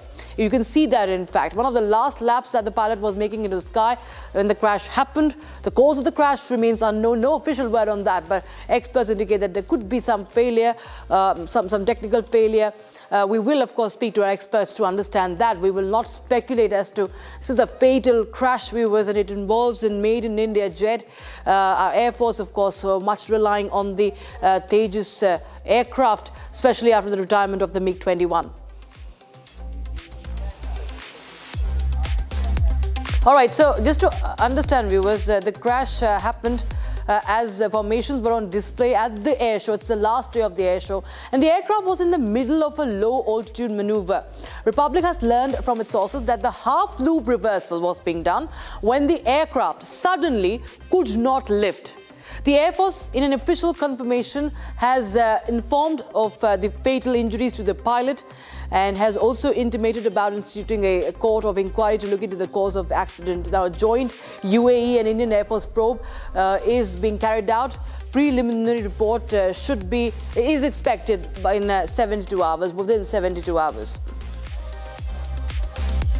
And viewers, this marks the second Tejas crash in 2 years. The pilot got out unharmed during that earlier crash that happened in Jaisalmer of Rajasthan in March last year. And the Tejas fighter had crashed in a compound of a student hostel in Rajasthan's Jaisalmer during the training sortie. That happened during training. This happened during an air show in Dubai when India was demonstrating the Tejas. It's very, very important where it happened, viewers. Now, joining us live is former fighter pilot of the Indian Air Force, Group Captain Ajay Alawat, as we delve deeper into what could have happened and what signs does it show. Now, Group Captain Alawat, thank you so much for joining us on Republic TV once again, sir. I want to understand from you, it's not the first time that during an air show, an aircraft has crashed. And when it comes to such air formations, when it comes to the demonstrations, there is high stress, there is low altitude, and there are high G maneuvers that are required for such air shows, sir. So you feel that there is somewhere the pressure of an air show that really caused this crash, sir, or this is something that can happen routinely also in combat situations? Ma'am, good evening. First of all, let me start by offering heartfelt condolences to the pilot, family, the squadron, the entire IAF fraternity, whether serving or retired, is grief-stricken today. Very sad and tragic accident.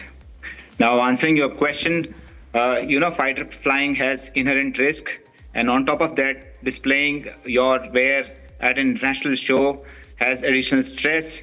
Performing maneuvers at low altitude has, add one more layer of stress. However, the crew that is selected for this mission is generally of a very high caliber. The maneuvers or the sequence of maneuvers that the crew is expected to do is rehearsed hundreds of times. So yes, it demands a higher level of skill, presence of mind, but the Air Force prepares the crew for these missions. So in that sense, I don't think so there's any deficiency in terms of crew training or any lacuna in terms of the stress handling ability of the crew. Right, sir. And, this happened during an air show, and India has been very much focused on, the indigenous, the indigenous aircraft. Tejas has been much talked about, and especially after the retirement of the MiG-21, sir, Tejas becomes all the more important, and several deliveries are still, pending, sir. In such a situation, sir, do you feel that there will be further scrutiny of the Tejas? Because barring the 2024 incident, it has had a good record, sir, in terms of safety. That's true, ma'am. In terms of, if you compare the record, it is had one of the best flight safety record for any single engine fighter going back last 50 years. There was not a single hull loss or a catastrophic accident in the development phase. And after the aircraft got inducted into squadron service, this is only the second accident. Howsoever tragic, we can't run down the jet. The jet has had a very nice, a very good flight safety record. However, the other things that you mentioned, there are 3 losses that happened. Some we can recover, some we can't. The first is the pilot. We are not going to get the pilot back. Very sad. We can always build another jet and recover the jet. But there is also the reputational damage because it's an Air Force jet. Maneuvers being performed at an international airport, international air show in front of international audience. So yes, we as an organization have taken a hit. The investigation will dive deep into all the causes, and hopefully we will have all the answers soon. Right, sir. In fact, that is a great cause of concern. Unfortunately, there are so many park handlers who are actually celebrating this crash. That's, that's abhorrent, and that's what we expect from so many of these Pakistani trolls. Thank you so much, Group Captain, for joining us on Republic TV. We'll keep a close eye on that big story. Meanwhile, viewers, shifting focus to how Trump once again is hitting the headlines, and it's actually the White House versus the South African president. This time it's over the G20 summit that is nearing its beginning. US is firm in its resolve to not attend the international summit of the world's 20 largest leaders. And it's not like Trump, after all, to leave the matter unexplained. He had issued a statement justifying his absence, that he said no US officials would attend the summit as white South Africans were being killed and slaughtered, in line with his discredited assertion of a genocide in the country. This allegation, which South Africa denies.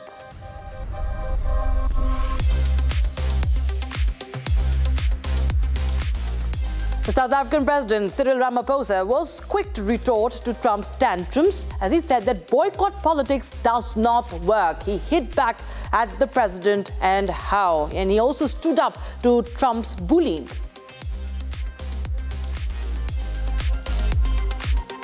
Country's geographical look or income level or army determines who has a voice and who is spoken down to. And it basically means that there should be no bullying of one nation by another nation. We are all equal. In choosing the theme, when we chose the theme that we must advance a vision of meaningful, credible global cooperation, we did not only mean a small club of leaders. We meant the people of the world must be able to be part of that vision.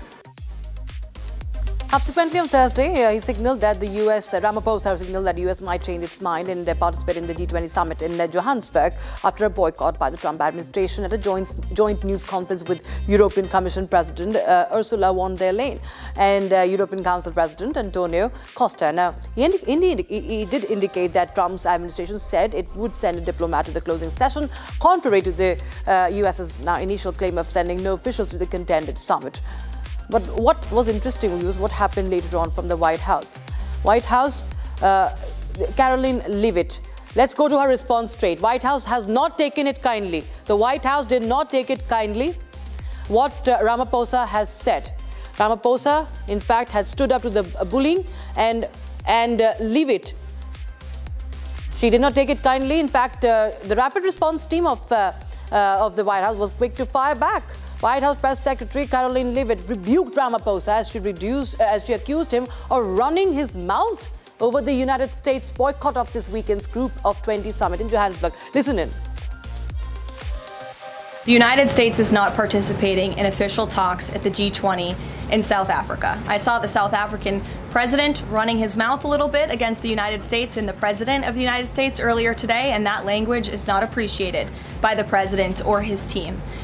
The ambassador or the representative of the embassy in South Africa is simply there to recognize that the United States will be the host of the G20. They are receiving that send-off at the end of the event. They are not there to participate in official talks, despite what the South African president is falsely claiming.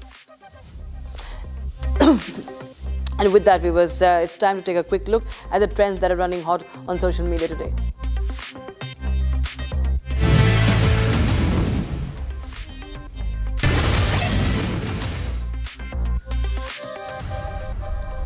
One of the pioneers of Indian women's cricket team, Smriti Mandhana, has gotten engaged. Her fiancé, Palash Muchal, who is also a popular singer and brother of Palak Muchal, proposed to her at the D.Y. Patil Stadium in style, the same venue where India won the Women's World Cup final against South Africa earlier this month.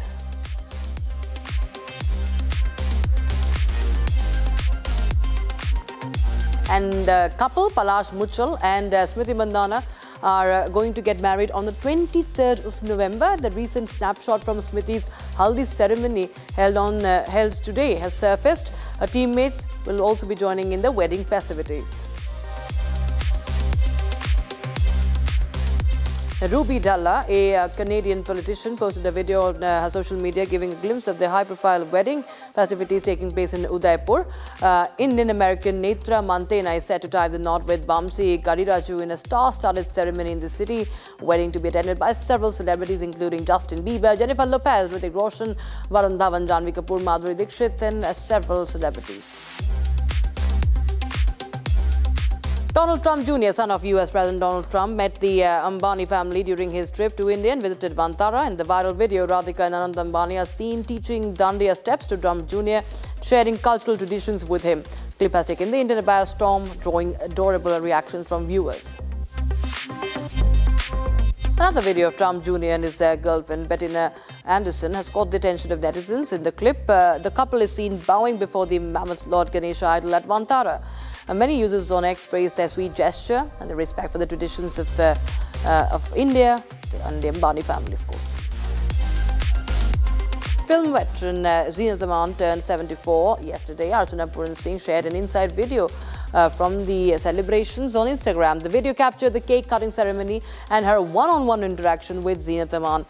In her caption, Archana wrote that she danced with the birthday girl to one of her iconic hits, Dam Maro Dam, could not capture the moment on her phone. Fatima Fernandez of Mexico won Miss Universe 2025 in Bangkok. The 25-year-old emerged victorious despite intense controversy surrounding the event, including public bullying from one of the hosts. Her resilience and grace throughout the pageant earned widespread admiration and ultimately led her to the crown. Jamaica's Miss Universe contestant Gabrielle Henry fell off the stage during the preliminary evening gown round in Bangkok. She was later carried out on a stretcher from the stage. The moment stunned the audience and quickly went viral. Chennai's IPL team's official tribute to Dhoni, featuring a time-lapse of his journey since the team's 2008 inception, drew over 10,000 likes but prompted Ajit's fans to counter with "Since 01." Referencing to the iconic role of the actor. Dhoni's fans argued that he popularized the Tamil term Thala nationwide through cricket, while Ajit predates it in cinema without exclusivity claims. India's Test captain Shubman Gill might miss the second Test against South Africa after failing to recover from a neck injury sustained during the first match at Eden Gardens in Kolkata. 26-year-old right-hander experienced severe neck spasms while attempting a sweep shot on day 2 of the opening test, forcing him to retire hurt after scoring just 4 runs.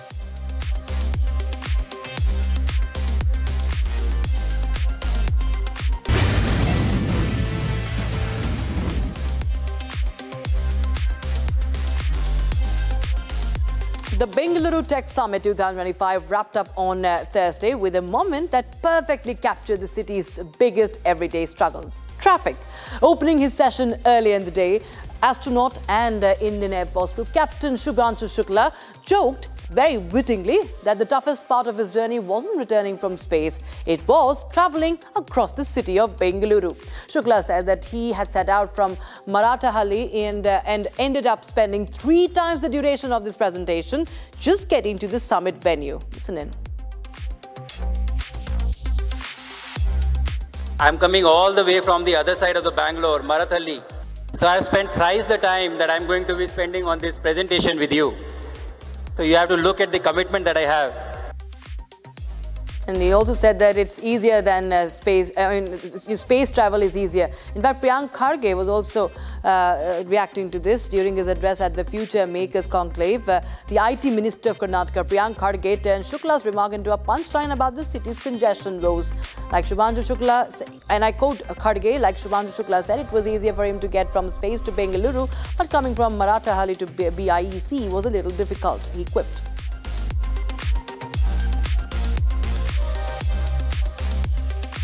Like Mr. Shubham Shukla said, it was easier for him to get from space to Bangalore, but from Marathahalli to here was a little difficult. So we'll ensure that that doesn't happen again. Tech Hub Bengaluru has been viral for quite some time now about the pressing issues, the issue of traffic. Netizens have been, making memes around the bad road conditions and worsening traffic management, and that was the pattern once again after Shubhanshu Shukla's witty, humorous take on the city's woes went viral. You can see those memes and that map that is being shared, and how much of stress the traffic in Bengaluru causes to the people of the city.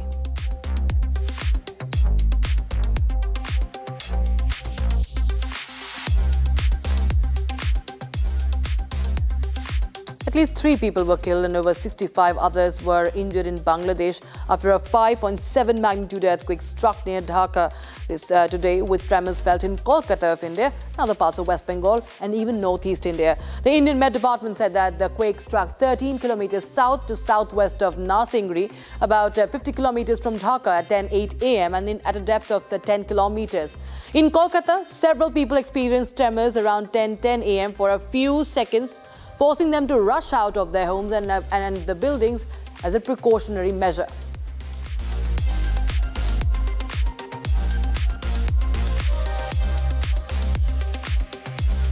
And several of the social media users shared videos showing the moment when tremors were felt in Kolkata.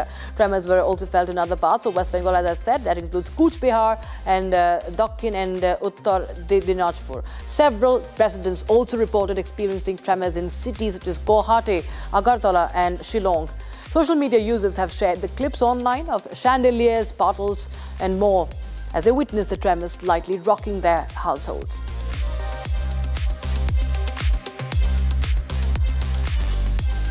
And that's all we could pack in this edition of Trending. Viewers, we'll be right back with the Super Primetime Debate with Arnab Goswami at 8 p.m. Don't go anywhere.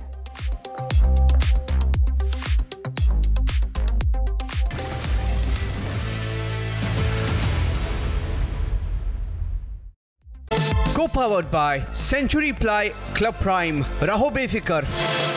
Amity has been ranked India's #1 not-for-profit private university for 11th year, with top 10 ranked institutions in management, engineering, biotech, law, masscom, telecom, hospitality, fashion and more.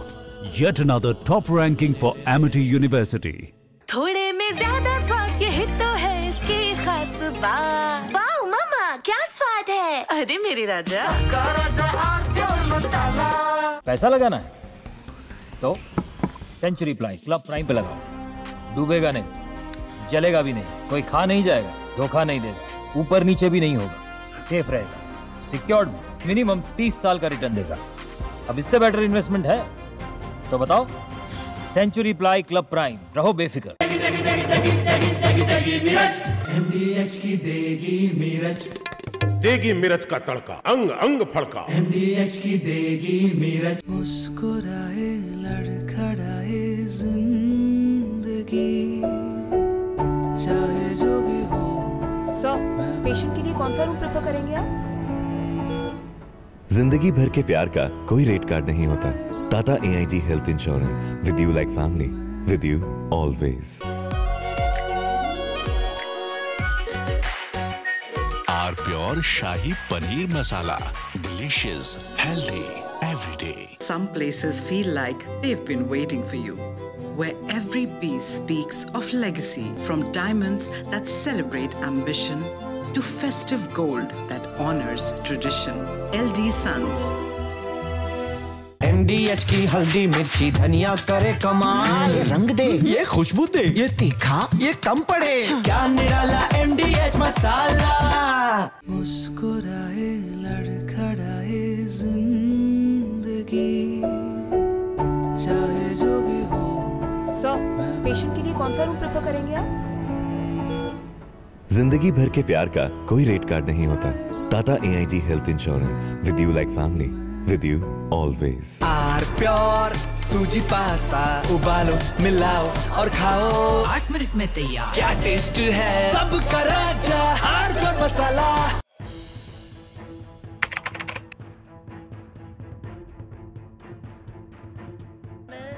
So in the past, we would see most of the terrorists who would get arrested, they would be like the people who would be working at a very low level. But today we have seen the white collar suspect.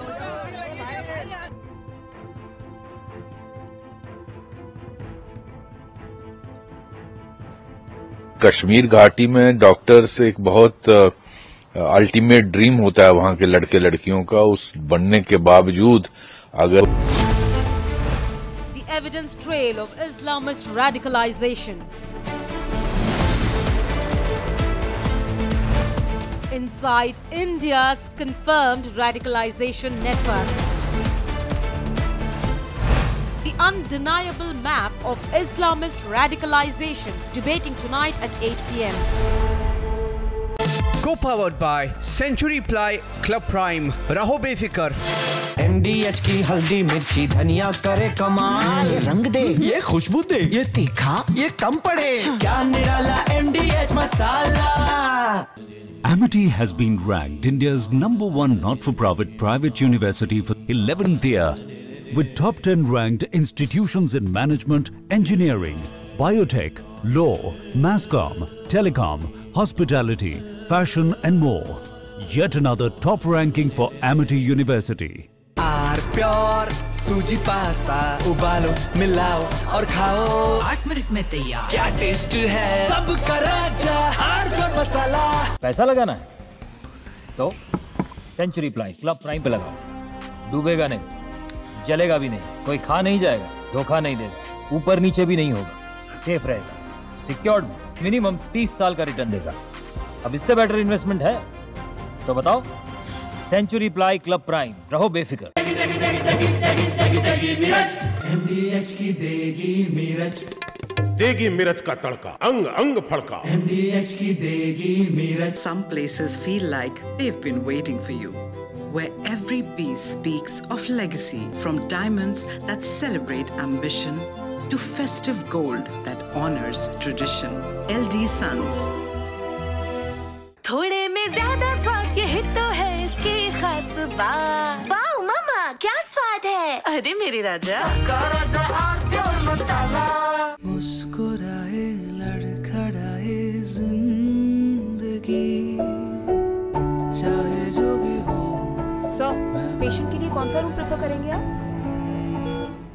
जिंदगी भर के प्यार का कोई rate card नहीं होता। Tata AIG health insurance, with you like family, with you always. आधे bowl दही में 4 चम्मच MDH चटनी पुदीना मसाला डाला, स्टर करो, पुदीना चटनी तैयार। MDH चटनी पुदीना मसाला। MDH।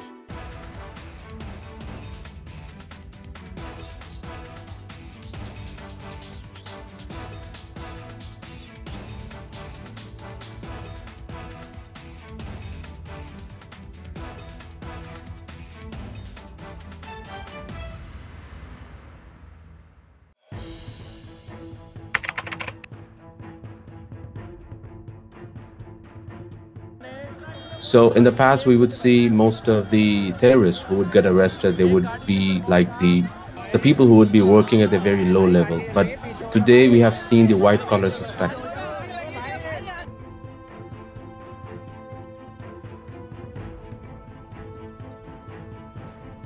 कश्मीर घाटी में डॉक्टर्स एक बहुत अल्टीमेट ड्रीम होता है वहां के लड़के लड़कियों का। उस बनने के बावजूद अगर आप रेडिकलाइज होकर अपने ही देशवासियों को मारने के लिए और अपने देश को तोड़ने के लिए तैयार हो सकते हैं, तो आप अंदाजा लगाइए किस तरह की रेडिकलाइजेशन हो रही है और इस फ्रंट पे हम क्या काम कर रहे हैं।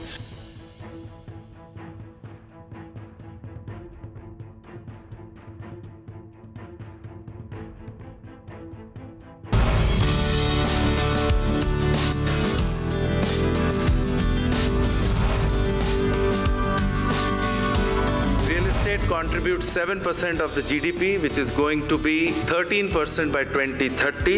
It is also the second highest employer with almost 5 crore people working in the real estate sector. Are real estate prices already inflated for a common man to afford? Right developer, right size, right location अगर आप लेकर आ रहे हैं, मुझे लगता है बहुत सारे लोग अभी भी ऐसे हैं जो घर खरीदना चाहते हैं लेकिन उनको राइट अपॉर्चुनिटी नहीं दिखाई दे रही।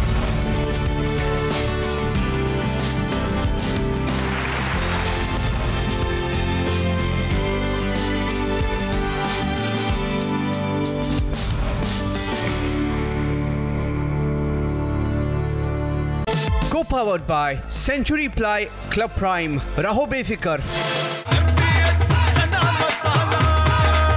अब छोलिया हो या लोबिया, सफेद चने या काले चने, सब कुछ मजेदार बने। पैसा लगाना है तो सेंचुरी प्लाई क्लब प्राइम पे लगाओ। डूबेगा नहीं, जलेगा भी नहीं, कोई खा नहीं जाएगा, धोखा नहीं देगा, ऊपर नीचे भी नहीं होगा, सेफ रहेगा, सिक्योर्ड में मिनिमम 30 साल का रिटर्न देगा। अब इससे बेटर इन्वेस्टमेंट है तो बताओ। सेंचुरी प्लाई क्लब प्राइम, रहो बेफिक्र। थोड़े में ज्यादा स्वाद ये हित तो है इसकी खास बात। वाओ मामा क्या स्वाद है। अरे मेरे राजा। Some places feel like they've been waiting for you, where every piece speaks of legacy, from diamonds that celebrate ambition to festive gold that honors tradition. LD Sons. ये है सीक्रेट रेसिपी MDH का जीरा sip jal jeera masala. Sip sip jeera SIP jeera sip MDH का जल जीरा जीरा SIP jeera sip MDH का जल जीरा जीरा सिप। मुस्कुराए लड़खड़ाए जिंदगी चाहे जो भी हो। सर, पेशेंट के लिए कौन सा रूम प्रेफर करेंगे आप? जिंदगी भर के प्यार का कोई रेट कार्ड नहीं होता। Tata AIG health insurance, with you like family, with you always. Are pure shahi paneer masala, delicious, healthy every day. Some places feel like they've been waiting for you, where every piece speaks of legacy, from diamonds that celebrate ambition to festive gold that honors tradition. LD Sons. आधे bowl दही में 4 चम्मच MDH चटनी पुदीना मसाला डाला, stir करो, पुदीना चटनी तैयार। MDH चटनी पुदीना मसाला। MDH। मुस्कुराए लड़खड़ाए जिंदगी चाहे जो भी हो। सर, पेशेंट के लिए कौन सा रूम प्रेफर करेंगे आप? जिंदगी भर के प्यार का कोई रेट कार्ड नहीं होता। Tata AIG health insurance, with you like family, with you always. LCA Tejas crashes in Dubai.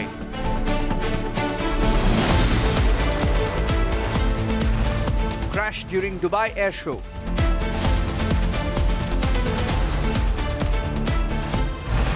What went wrong in Dubai? Debating tonight at 9 p.m.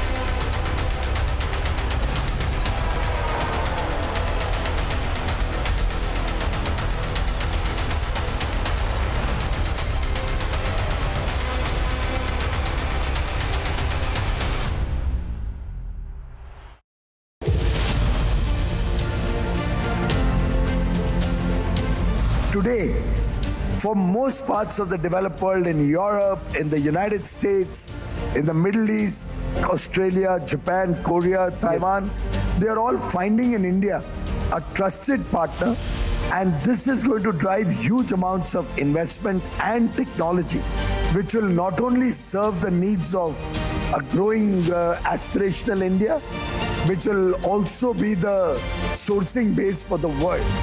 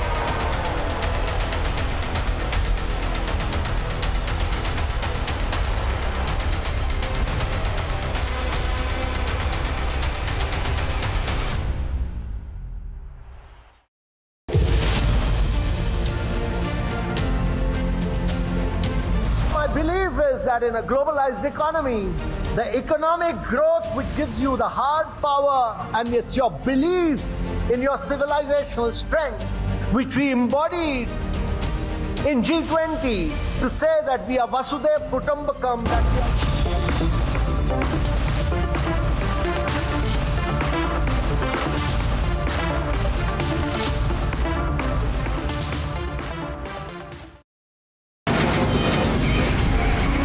From the Republic Media Network headquarters, it's time for Arnab Goswami on the debate.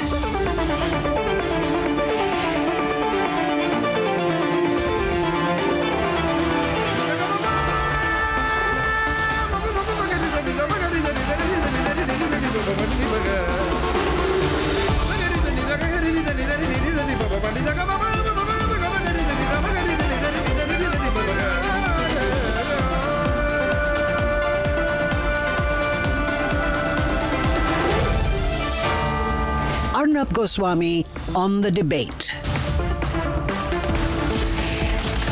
On the show tonight, another set of videos come out which talk about India's radicalization networks and why it's right time tonight to unitedly fight back against the looming threat.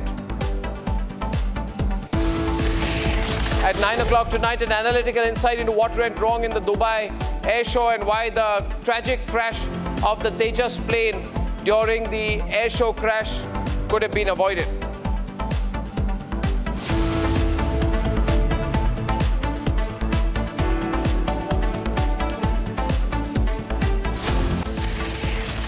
Now, as we all know, the Supreme Court is hearing the bail pleas filed by Umar Khalid, Sharjeel Imam, Gulfisha Fatima, Miran Haider, Shadab Ahmed, and Mohammad Salim Khan in the larger conspiracy case in relation to the 2020 Northeast Delhi riots. Ladies and gentlemen, none of these people should be given any leeway.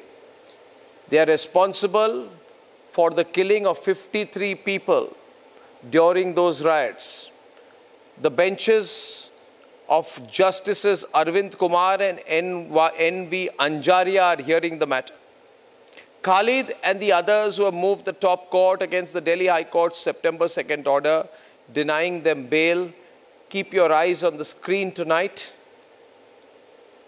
because what I am about to show you is the reality of what happened. Terrorists should not be spared, and these people are terrorists, but I want to ask you tonight, ladies and gentlemen, can anyone give them bail when this is what their provocation is and this is what their hate speech led to? Watch today how the lanes of Chandbagh transform into a war zone. The tapes on your screen, ladies and gentlemen. Men marching with armed lathis and massive PVC pipes with pointed ends to kill people, mobs moving to kill and destroy and burn. This terrible violent swarm surging towards the police, stones flying, blasts echoing, shields buckling, officers and policemen scrambling for their lives, and these people killing someone with one hand and holding a tiranga or a flag on the other. This is calculated and chilling violence. This is the raw, unmasked terrorism of February 2020, captured second by second and frame by frame.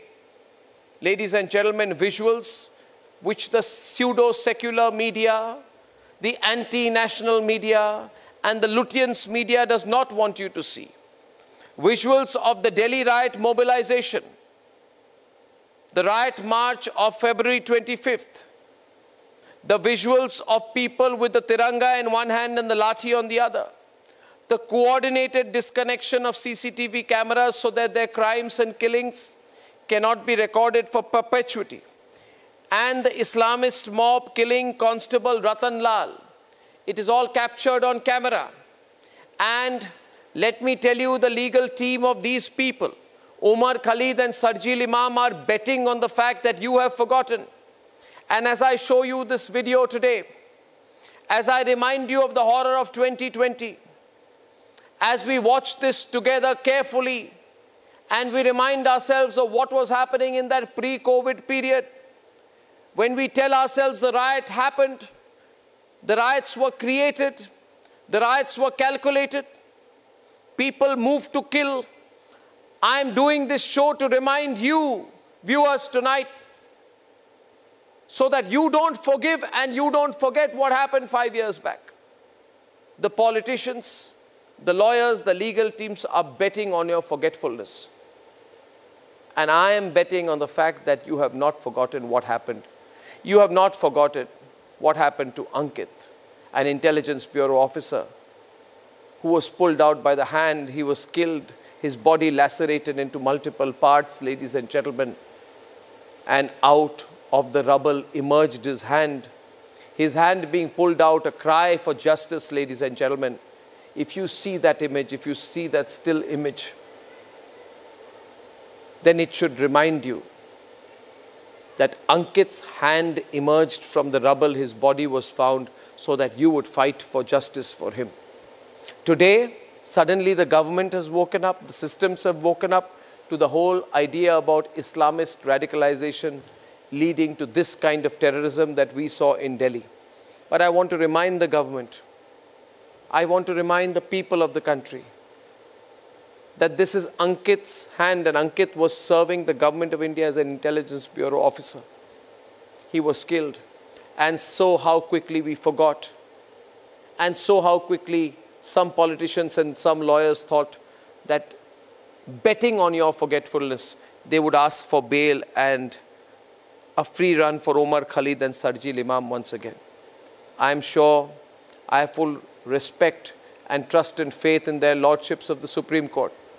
I am 100% sure that they will not allow people who want Muslim-centered violence done because Muslims have been provoked enough to carry out violence against others. I am sure their lordships will not allow these dangerous people out on the streets of our country as free men and women ever again. Let's debate. में कोशिश की एक highway block किया जो अल्हम्दुलिल्लाह 1.5 महीने से block थे कि मुसलमान आवाम सड़कों पे आ गए। दूसरा स्टेप क्या होगा? अब उस आवाम का जो गुस्सा है उसको इस्तेमाल किया जाए। कैसे इस्तेमाल करेंगे? एक सबसे आसान चीज है पुरअमन तरीके से सड़कों को बंद करो। पहले भी शायद दर्ज कर चुका हूं 5 लाख लोग। The result of radicalization. Exactly 30 days after that speech of Sharjeel Imam, the Delhi riots of 2020 broke out. Watch how the Islamist mobs gathered in Delhi. In part 1, the mobilization. In this part of the video, on the 24th of February 2020, watch how organized mobs walked out from tiny by-lanes in Chandbagh, Delhi. This community CCTV capturing thousands on the march, lathis in their hands. Some were carrying rods. Many had guns. Watch part 2 now. This is gully number 12 in Chandbagh. With Tiranga in one hand and lathis in the other, it appears some of the men seen in this CCTV were beating up someone or something. Watch the Tiranga here, and then suddenly in the corner of the screen, a man walking up the ladder. He spots the CCTV and dislocates it. This dislocation itself of cameras were coordinated. Watch this video sequence. Both videos are dislocated around the same time between 12:15 to 12:19 p.m. on Gully 12 of Chandbagh. They were disconnected exactly at 12:41 as organized mobs ran riot. The proof is in this part 3 of the clip shown in the Supreme Court today. Part 4 is the most explosive part. In this part, mobs from different directions and in touch on WhatsApp. Watch how they ran towards a group of policemen and then attacked Constable Ratan Lal and his colleagues. Here's the full video.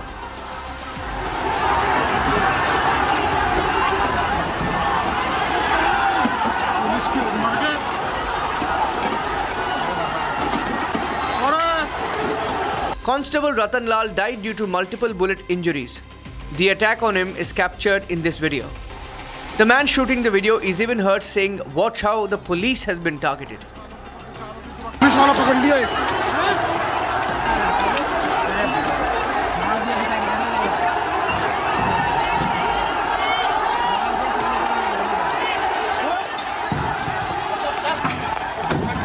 Whether it's Sharjeel Imam, who along with Delhi riot conspirators instigated and radicalized mobs, or Abdullah Basit, who said they don't believe in democracy.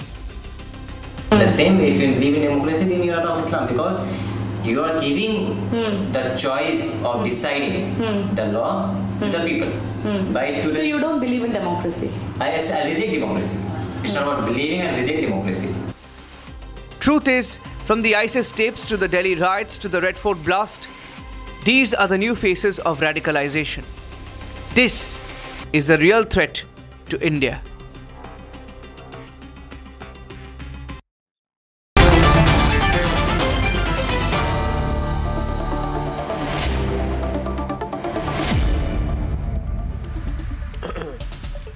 And Republic's campaign against radicalization is very successful. I'm glad to share that tonight. And this video is even more interesting because it shows, one still is very interesting. Shalini Ali of the Muslim Rashtriya Manch, welcome. Ajay Alok, national spokesperson of the BJP, welcome. Karan Verma, welcome. We have Zeba Zuaria. She's an analyst, geopolitical analyst from Guwahati. Sheikh Amir of the Congress, Asif Hussain Sohail from Hyderabad, Tariq Khan of the Samajwadi Party, and Syed Asad Abbas completing this panel. Now, there is no ambiguity anymore after the videos that we have put out, because we are seeing some people killing somebody and holding a tiranga in another hand, which means that these people are murderers, they are killers, but they are holding the tiranga so that if anybody, police officer, asks them, what are you doing? They'll say, we are doing a peaceful protest. But they are killing people. But Asif Hussain Sohail, they are murderers, they are killers, they are jihadis. They are potential terrorists. Syed Asad Abbas, they are killing people, and then one of them is holding the tiranga, saying, can you just hold the tiranga? I'll just kill someone and I'll hold the tiranga again so that I can fool the media that I'm just a protester. If anybody asks me, Ajay, I'll say, oh, I am not responsible because I believe in my country, here is my flag. The flag is used as a camouflage, therefore. Shalini Ali, एक मुखौटा है, तिरंगे को एक हाथ में और दंगे दूसरे हाथ से, एक हाथ में दंगा, एक हाथ में तिरंगा. Can I see the visuals? And I want the response of Harish. मैं चाहता हूँ Harish, Asif Hussain Sohail, Tariq Khan respond to what they are seeing tonight. Absolutely, Arnab. We shall certainly respond. Arnab, opening the debate with you, I think we Indians need to take from the lines of Ajit Doval, one of the finest NSAs in this country has ever witnessed. Ajit Doval Sahab, in the year 2014 at the Australia-India Institute, did mention that ISIS has recruited more Hindus than Muslims. When it came to the percentage, he said 90% of non-Muslims and 10% could be Muslim. Also, as a matter of fact, in the year 2012, he also mentioned that 50,000 ulemas got together at the Ram Leela Maidan and give a fatwa against global terrorism. Let us also understand that Ajit Doval is one individual where even a Modi ji listens to. Thank you, Asad. Thank you, Asad. I just want 1 minute. We'll have to be brief. We'll have to be brief. We'll have to be brief. I'm getting a response from Shalini Ali, please. Shalini Ali, we are keeping it brief. 16 crore Muslims that we have in our country. Unfortunately, we are talking about figures which are not coming in reality check. Number one, I totally agree with you. Having a tiranga in your hand and then doing danga, this is something which we have to address. I have been saying this since the past so many years and so many days, recently, that if we have an issue that needs to be addressed by the people of our community, let us address it. Let us stop pointing fingers that there are Hindus, there are Sikhs, there are other people also, and this issue is there. If they are not Muslims, we can't address them, or fala.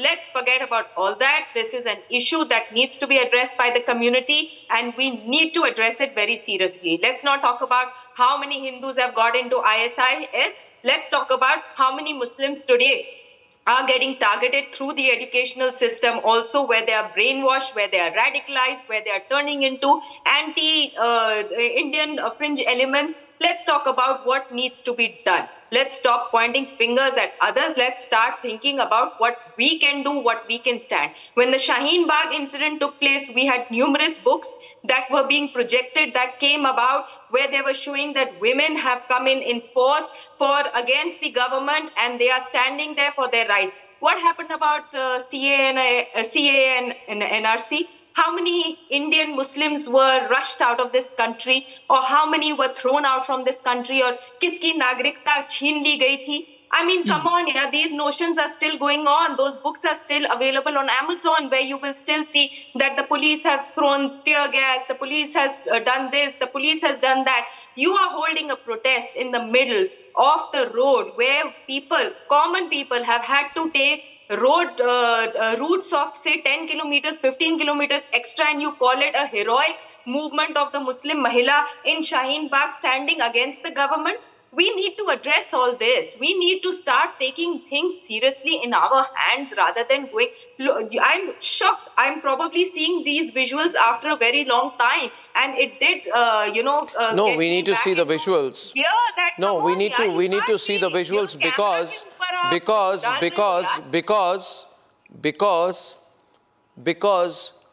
every time there is a terrorist incident, suddenly everybody wakes up and says, oh, but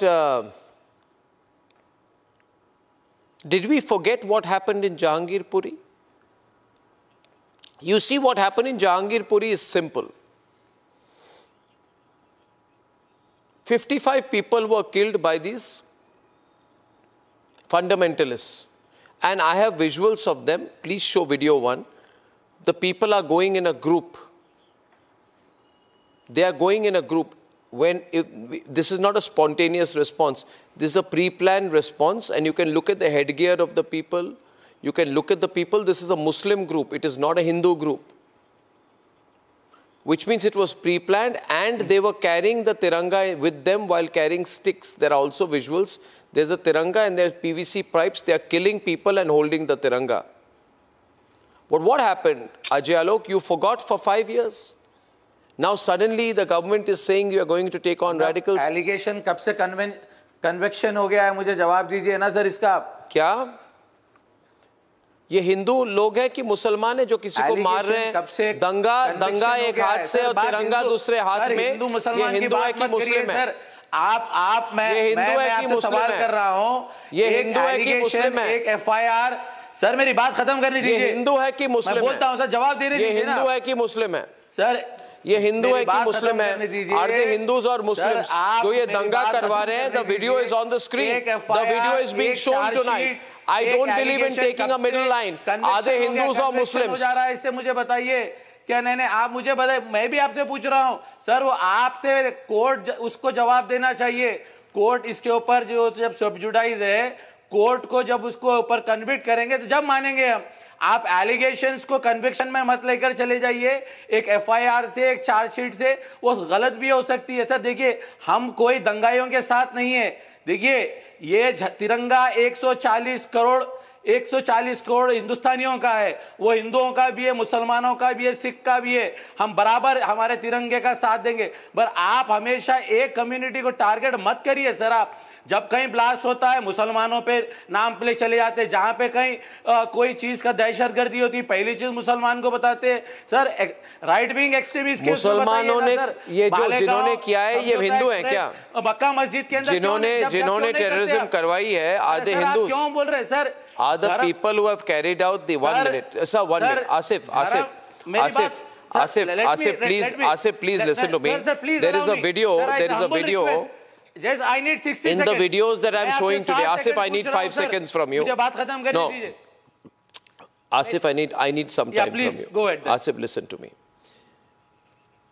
Yeah. Dear viewers of Republic, in the video, you can hear in the background that a man says a police officer has been caught.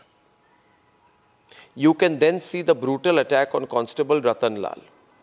Then the same person is saying on video, they have killed the poor guy, they have killed the poor guy, उसने इस बेचारे को मार दिया, मार दिया, मार दिया, मार दिया, मार दिया. पुलिस ऑफिसर को मार दिया. ये सब कुछ Republic is showing on tape.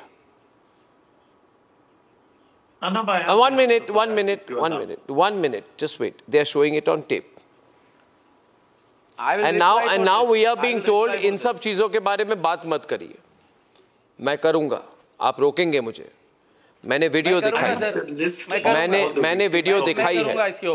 Viewers support Republic, join the nationalist collective. The threat to your country is very real. Ajay Alok is on the debate. Ajay. हम बराबर. Ajay. Sir. Arnav, whatever blame game. एक minute सुन लीजिए भाई साहब. बराबर उनको अगर कोई भाई साहब सुन लीजिए. मारते हैं तो अब सुन लीजिए ना. उनके ऊपर सख्त से सख्त कार्रवाई करनी चाहिए. अच्छा ठीक है, सुन लीजिए. मैं क्या कह रहा हूँ. मेरी बात खत्म करनी है सर. मैं कह रहा हूँ ये ब्लेम गेम. देखिए जब अरे कितनी देर आप बोलेंगे. आप वही बात बोल रहे हैं.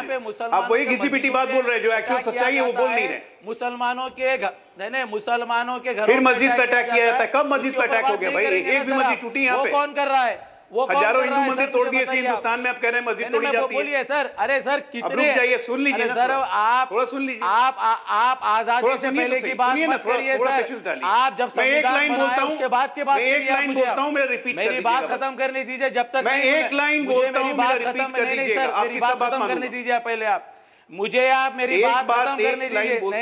नहीं हो सकता है. आप मेरी बात खत्म करने दीजिए. आप ये कितनी देर ये बात करेंगे. हमेशा क्यों मुसलमानों को टारगेट करते हैं. कितनी देर बात करेंगे. पर भी गड़बड़ होती है तो मुसलमानों का नाम क्यों लेते हैं. क्यों हम क्यों हम क्या हिंदू. हम ये इस मुल्क के शहरी नहीं है क्या. हम ये मुल्क के सिटीजन नहीं है क्या. ठीक है, बोल लिया ना आपने. कोर्ट हो गया. ठीक है, मान लिया आपकी बात. जब तक फैसला नहीं करता है. ये शर्जील इमाम की लाइन है. TV debate. 1 minute. Can I have few people on screen? Asif, 1 minute. Just give me 1 minute. ये जो कहा जा रहा है, और जब भी आप किसी चीज़ का जवाब नहीं दे पा रहे तो आप हमेशा एक ही लाइन रिपीट करते हैं और 2 मिनट चुप रहिए. मैं कुछ कह रहा हूँ. आप मुसलमानों को टारगेट क्यों कर रहे हैं. आप मुसलमानों को टारगेट क्यों कर रहे हैं. मुसलमान टारगेट क्यों हैं. मुसलमान विक्टिम क्यों हैं. मुसलमानों को दबाया क्यों जा रहा है. मुसलमानों के साथ नाइंसाफ़ी क्यों हो रही है. बताइए मुझे. ये जो उमर था, ये कायर, ये कावर्ड, इसको 4.5 लाख रुपए महीने की तनख्वाह थी. He was earning 4.5 lakh rupees a month. He was doing fine. He had done his own entire education on government support. He was getting a government salary. He was getting double income. He was wearing designer t-shirt. Some people have done analysis that the t-shirt that he was wearing was costing 8,000 rupees. He's a rich man.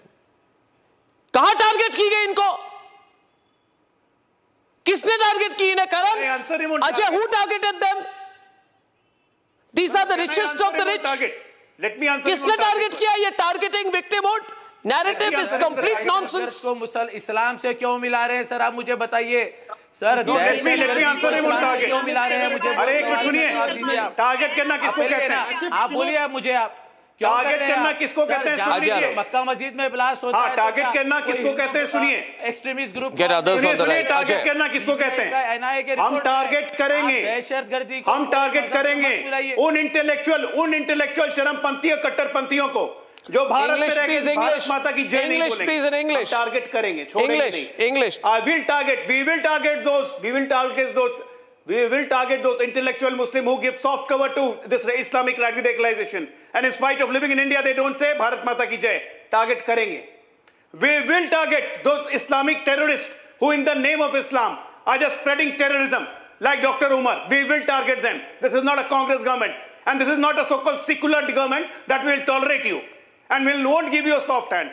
We will target terrorists. We will not leave the terrorists. Unlike in 2010 in the name of brotherhood with Pakistan.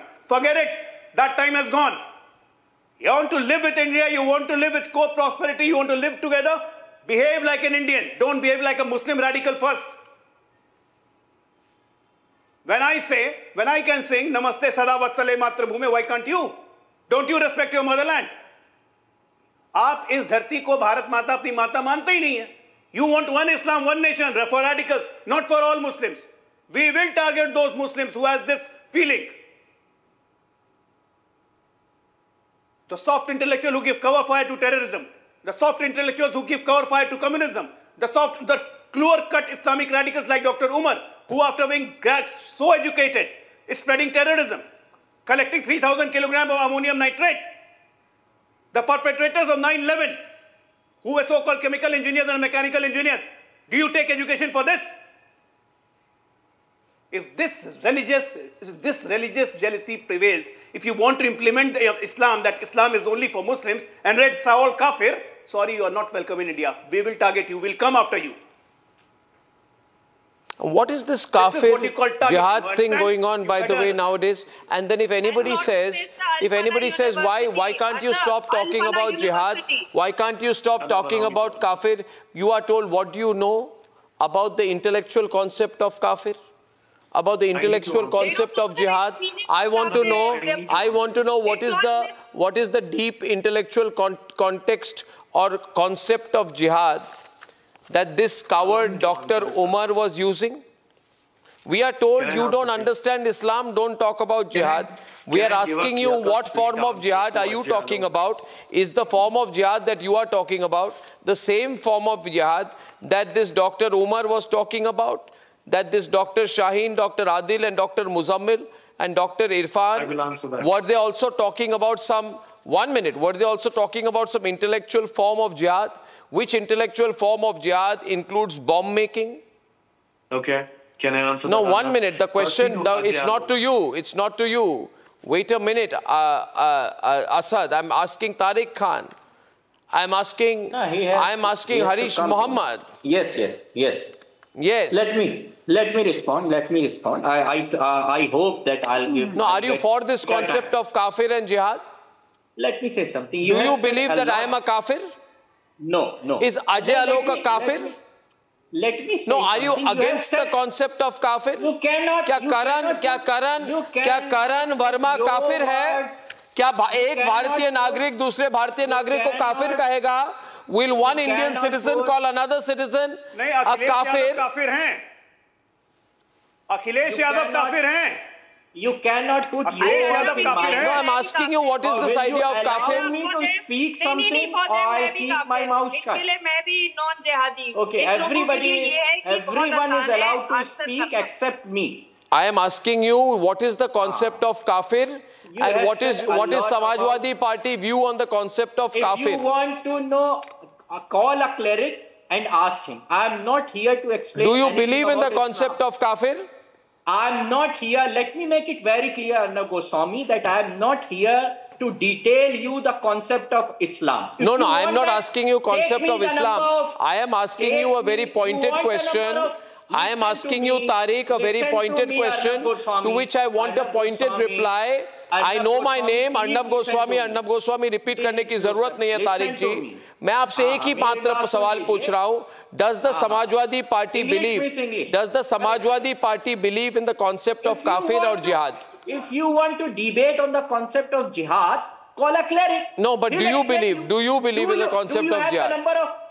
Do you have a number? Do you believe in the concept of jihad? You want to clarify your concept of jihad? Do you believe in the concept of jihad? Write down the number of Arshad Madni. Write it down. Do you believe in the concept of jihad? Call him. Why should I call him? I'm asking you. Do you believe in the concept of kafir? Do you believe in the concept of jihad? Am I a kafir? Is Ajay Alok kafir? If you want to know something about Islam, is Karan Verma kafir? No, Arnab Goswami, if you want to know something about You don't Islam, like my question.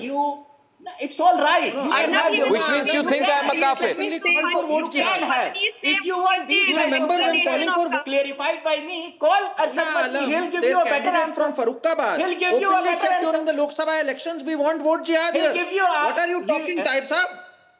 And you know, Simi, you would remember, Arnab, Mulayam Singh Yadav said Simi is a cultural organization. They are just students. Waliullah Khan, the man who did the bomb blast in Varanasi, Akhilesh government went to withdraw his case. The court rapped him on the knuckles and said, Tariq Khan, is Karan a kafir? Will you tomorrow come for Padma Shri? Kya Karan Verma kafir hai? I am giving you a number of Arshad Madni and Mahmood Madni both. Call him. What is your view? Why are you not a Muslim? Shalini is avoiding. See, I'm not here to I speak thought today he would say you're not a kafir. Islamic fundamentals. You want to give I'm not here to speak. You want to debate on these things. You should call a cleric. It would be better. He will explain everything. Why can't you give an explanation or a simple meaning to jihad? Why are you talking about Arshad Madani or Maulanas or a cleric? You are a Muslim, you are a practicing Muslim, you've read the Quran, you don't know the meaning of kafir and jihad. I'm not here to explain all these things. And I'll not say anything about that. You know, there are some people who say, call the cleric, ask him. He'll explain you everything.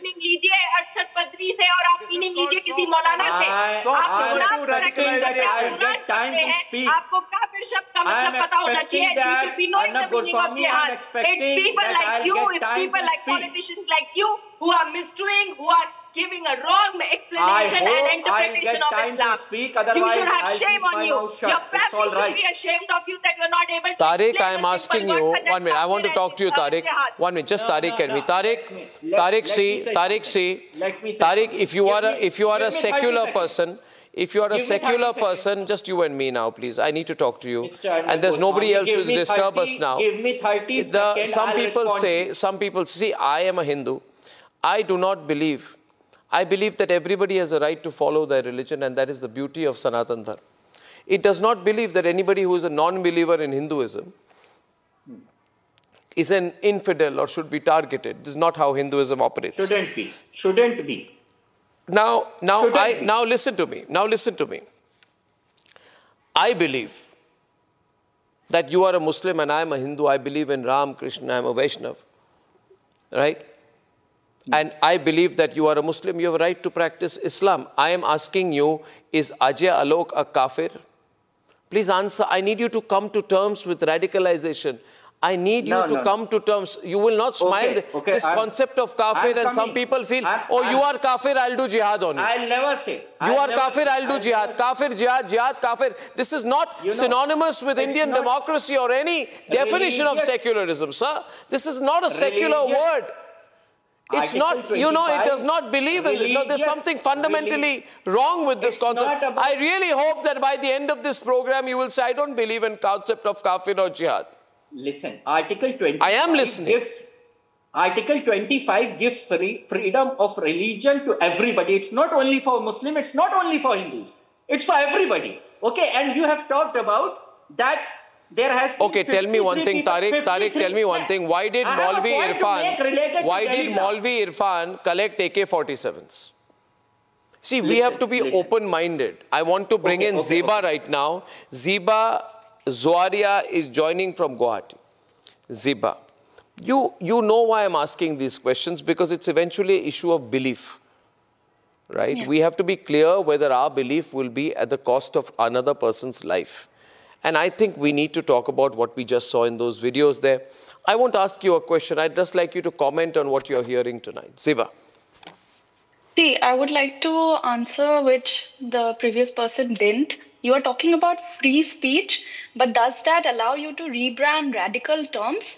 He didn't have any response when you asked about jihad and kafir. These people tell us about jihad means struggle, kafir just means someone who hides the truth. But sure, this is one part of Islamic scholarship that you believe, but these people completely hide the reality that ISIS, Al-Qaeda, Mujahideen, JEM have used the same term as explicit doctrinal justification for violence. So are you saying that it's a part of free speech that we will use in our country? And when you give half-truth with, soft music or filters, you are not de-radicalizing the community. You are disarming them intellectually. And, these are people which are part of the larger pattern.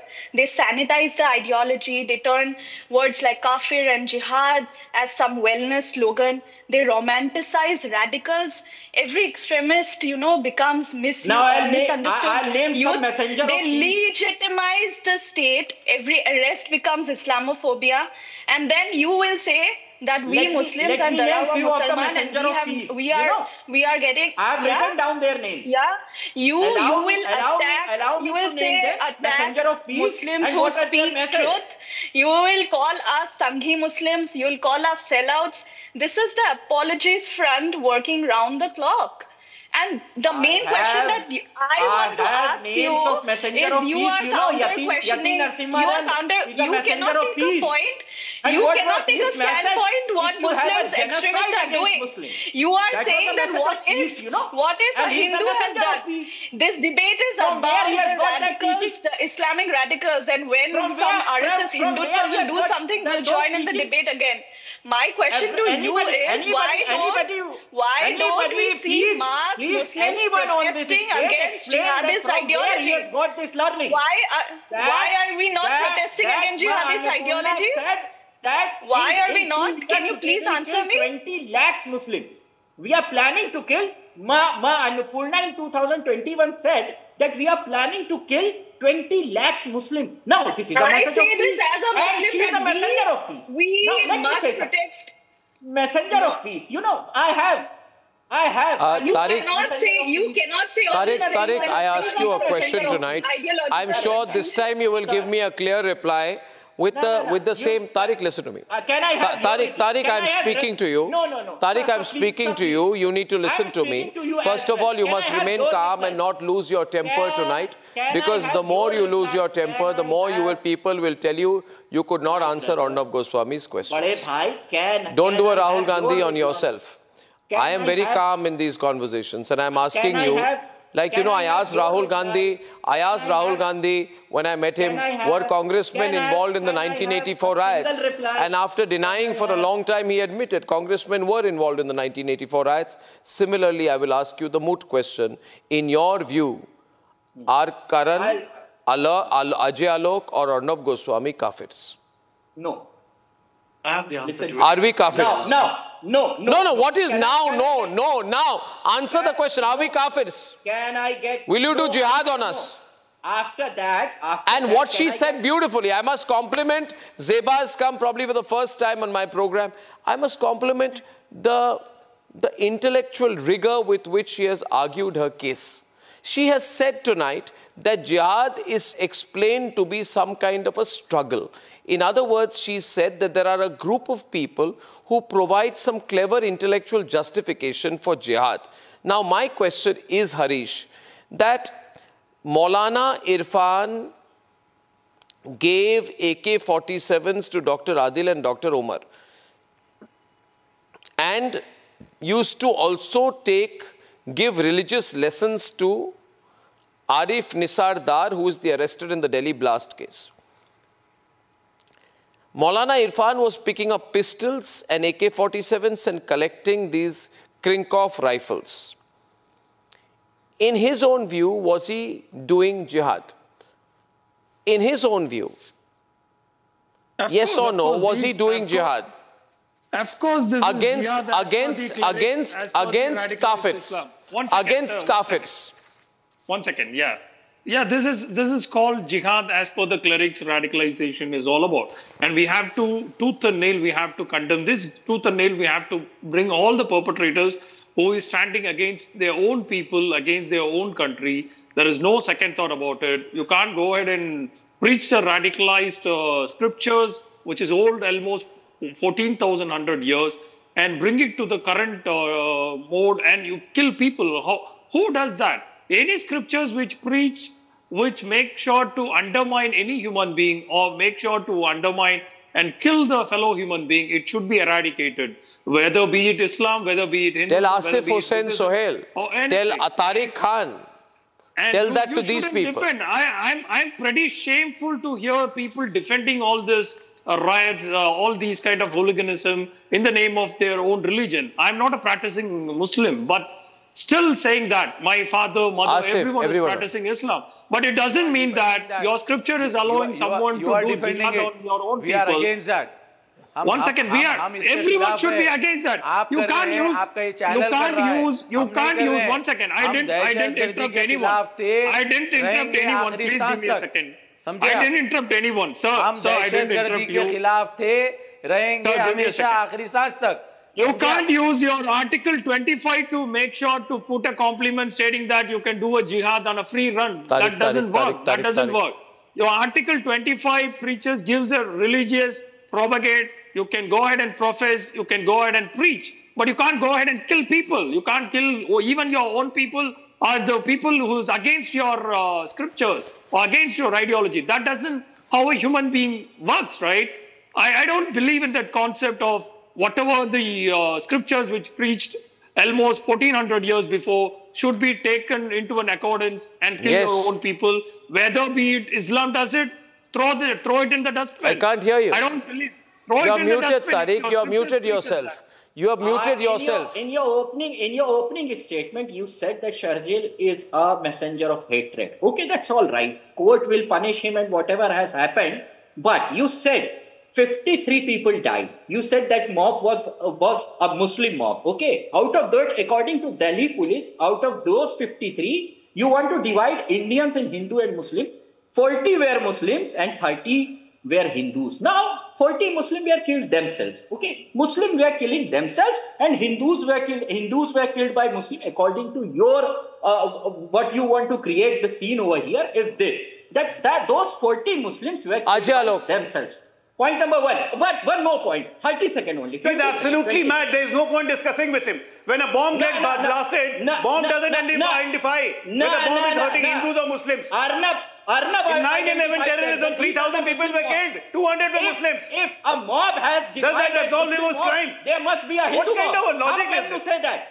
No, Arnab this is what you call soft cover. That this is a Muslim mob. This is what you call soft cover for terrorism. As 40 Muslims These people should be targeted. And yes, we will target you.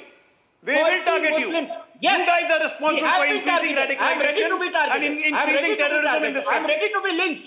You guys have become a curse for the whole world. People like you will lynch us. This soft cover, I know people like you are ready to lynch Tariq Khan. And I'm you are identifying yourself. I'm ready to You are not ready to distinguish what is kafir, what is jihad. And now you are counting the number of bodies whether Hindus or Muslims. I'm not counting. Arnab said that these are the enemy number one of the country. Out of 43, out of 53. I wish to ask you. Tariq. Now he's counting the bodies. No, Tariq. 3,000 people died in 9/11. Karan, ask Tariq the question. Does he believe jihad is a form of struggle? As Zeba said, some people try to portray jihad. Ask him what jihad is. So he won't answer that because his candidate Mona Alam answered it. When they say jihad, it is a struggle for the establishment of supremacy of Islam. That is the complete truth. And when they say kafir, it is concealment of Islam. They say truth and they equate truth with Islam. So anyone who rejects Islam, anyone who doesn't accept it, they are kafirs and they deserve to be slaughtered as per their theology. Arnab, it is clear. Whether it was Ralif Ghalib Salib in Kashmir, where 5 lakh Kashmiri Pandits were driven out, many of them slaughtered, or whether it is Sartan Se Juda. Sartan Se Juda is given cover fire by AIMIM. 3 of their corporators made that chant in 2022. Legal cases fought by AIMIM. Legal cases for ISIS fought by AIMIM. This entire cabal has given them not just intellectual cover fire, but also legal aid from Mulayam Singh Yadav, to Abu Azmi, to Hussain Jalwai, to Udit Raj. They are poor people. They are exploited. None of them are poor. Yasin Malik was rich. Osama bin Laden was rich. You make them a student, they will become Umar Khalid. How they are safe in those countries? They will become this doctor from Fala University. You make them a corporator, they will become Tahir Hussain. This is their mentality, Arnab. Radical Islam, which has killed 2 lakh people in the last 20 years. I say this with complete conviction. 2 lakh people have died because of 56,000 Islamic terror attacks. And it needs to be called out, Arnab. We do not need to now beat around the bush. Radical Islam is the single biggest threat to our country. Whether you like it or not, we need to call the blood out now. Be it Gulf countries or other Islamic nations, crores of Hindus are living there. And they follow the basic Islamic So are you placing a target on them?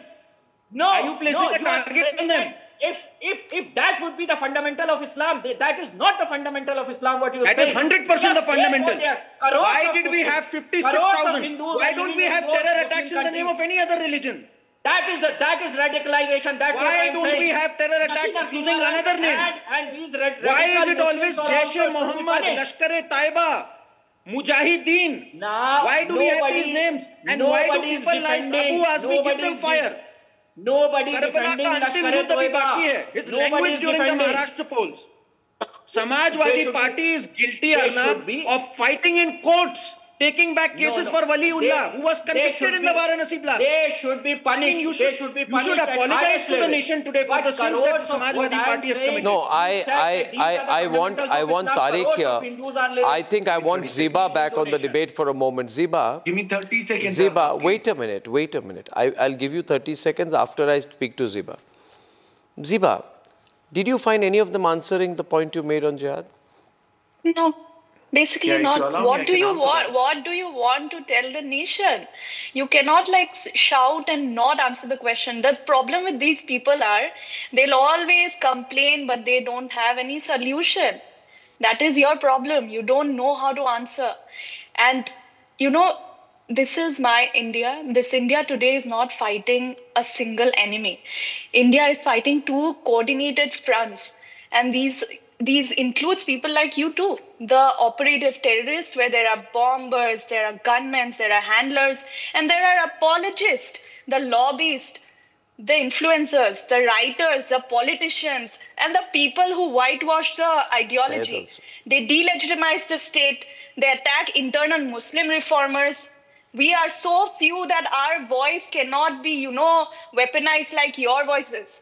As an Indian Muslim, from the Northeast, I refuse to let people like Dr. Umar... You've asked a question with respect to kafir and jihad. I'd like to address both.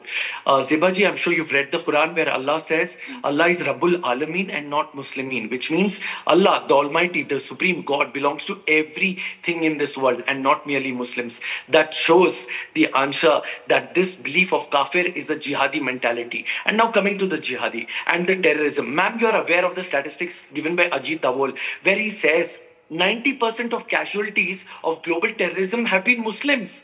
If these terrorists read Quran, they would not kill their own people. Only 10% have been non-Muslims. Also, as a matter of fact, I think to the level to which you are delusional, it is difficult to. This is absolute nonsense. One minute. This is the narrative of victimhood being created by them. Yeah. Constitution. These are all the points that you will argue that Islam is of peace and not of political jihad. You can keep showing it. The day more, Indian Muslims speaks the truth loudly, without fear, without denial, without fake, without victimhood, radicalization will lose both its recruits and the intellectual cover that you are doing.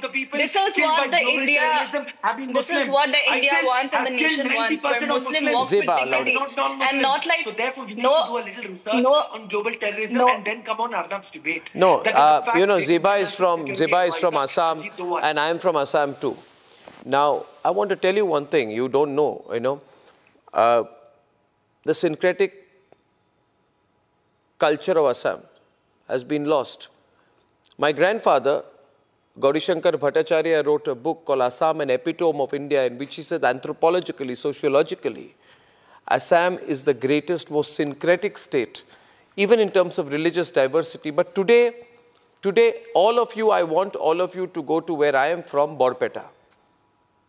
My house is in Borpeta, my great-grandfather's house. It is 75% plus Muslims. Hindus are so scared to even stay there. If I say this, you will say, Arnab, you're a radical. I am not a radical. Radicals are the people who make it impossible for Hindus to live in Borpeta. Yeah.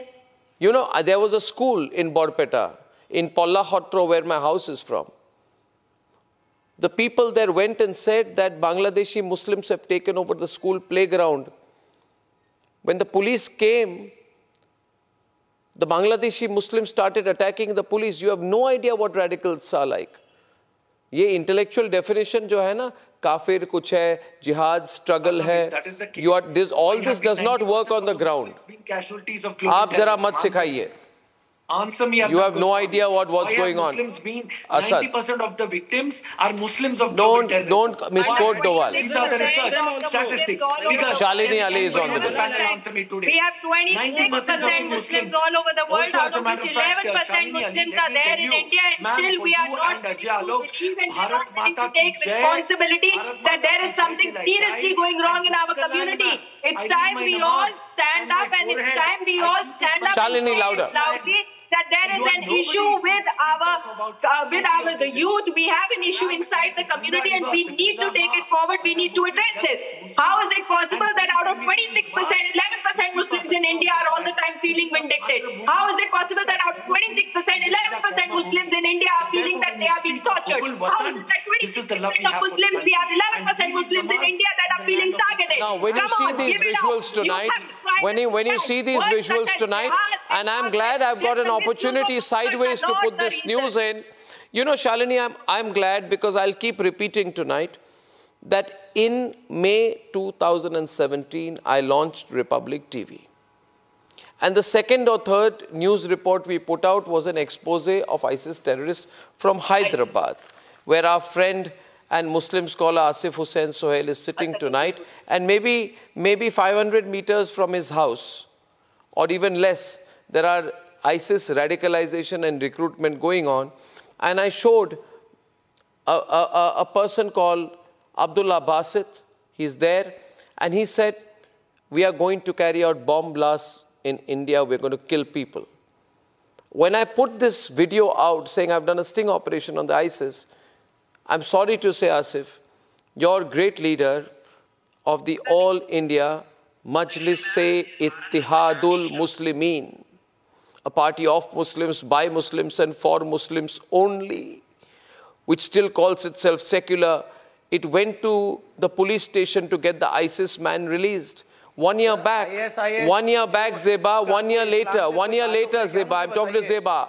1 year later, the same man was caught in Delhi trying to plan serial blasts in Delhi. And the nation wants to know, why was Abdullah Basit given a long rope?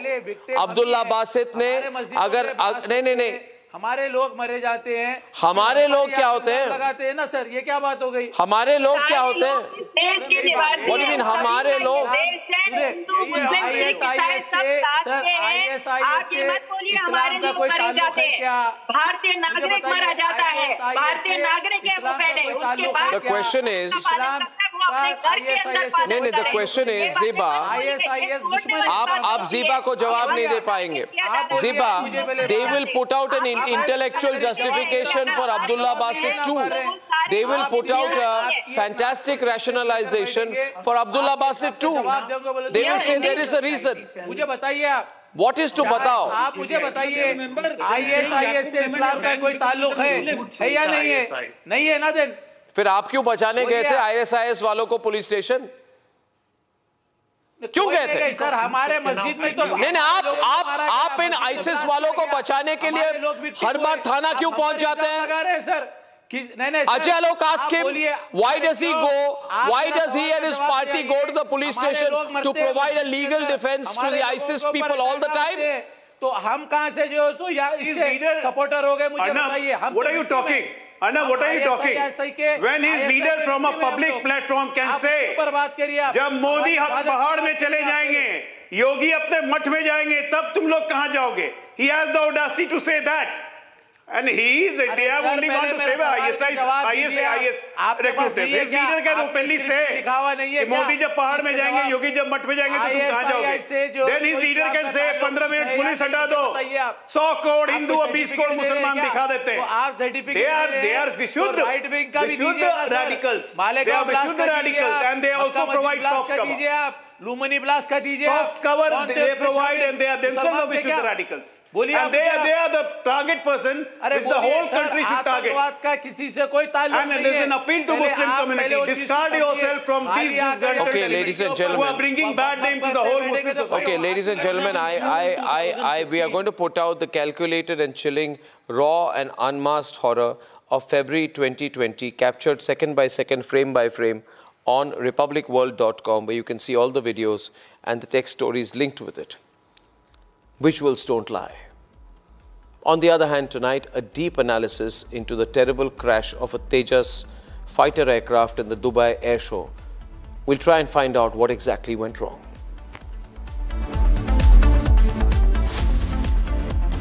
Time for a quick breather. Arnab will be right back with the debate. Powered by Century Ply Club Prime. Raho befikar. Amity has been ranked India's #1 not-for-profit private university for 11th year, with top 10 ranked institutions in management, engineering, biotech, law, masscom, telecom, hospitality, fashion and more. Yet another top ranking for Amity University. चुनाव आयोग द्वारा जो SIR की प्रक्रिया चल रही है, मतदाता सूची का शुद्धिकरण जो चल रहा है, इसका खिलाफत कर रहे हैं। मैं आज इस हीरक जयंती समारोह में बहुत स्पष्ट करना चाहता हूं कि हम इस देश में से एक एक घुसपैठिए को चुन चुन कर बाहर निकालेंगे, ये हमारा प्रण है। Time for a quick breather. Arnab will be right back with the debate. Powered by Century Ply Club Prime. Raho befikar. Some places feel like they've been waiting for you, where every piece speaks of legacy, from diamonds that celebrate ambition to festive gold that honors tradition. LD Sons. Pure sooji pasta उबालो मिलाओ और खाओ 8 minute में तैयार। क्या taste है सबका राजा आर प्योर मसाला।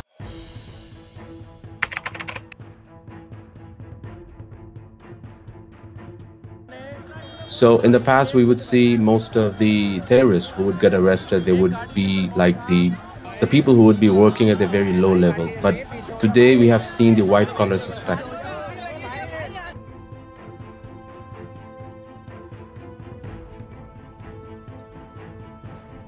कश्मीर घाटी में डॉक्टर्स एक बहुत अल्टीमेट ड्रीम होता है वहां के लड़के लड़कियों का, उस बनने के बावजूद अगर आप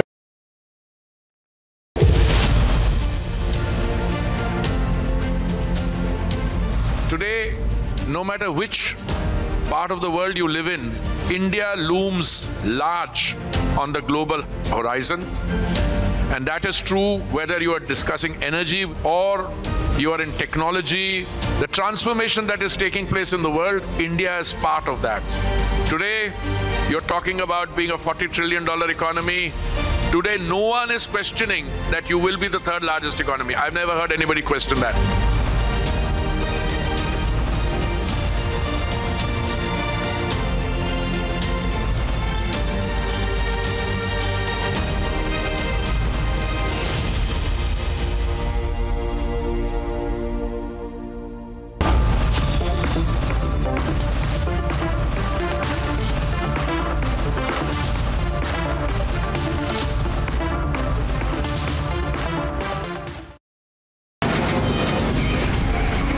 From the Republic Media Network headquarters, it's time for Arnab Goswami on the debate.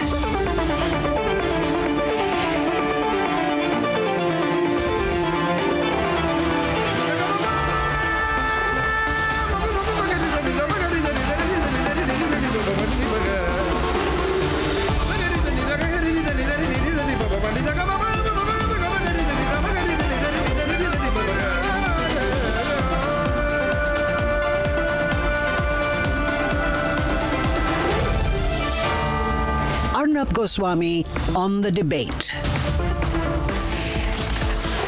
Time now for the nation's sharpest opinion. An Indian Air Force pilot, a wing commander, has been killed after the Tejas light combat aircraft, the LCA Mk1, that he was flying crashed at the Dubai Air Show today. The visuals have shocked the nation. They are being discussed everywhere, especially because this is the second Tejas LCA crash in a span of 20 months in its 23-year history since it took its first test flight in 2001. Do we have a problem here? Stay with the visuals, ladies and gentlemen, and the audio tracks. Watch from the very first second as the Tejas lifts off smooth and confident, slicing through a clean, clear blue sky. The jet takes off smoothly, climbing into a clear blue sky under partly cloudy conditions. It executes initial rolls and passes over the crowd. The aircraft takes a final vertical loop, a demanding high G turn. As it approaches the bottom of the loop near the ground level, it appears to lose power control with the nose pitching downward. The aircraft then collides with the ground in a barren area past the runway, erupting into a major and massive fireball. You are seeing the visuals there.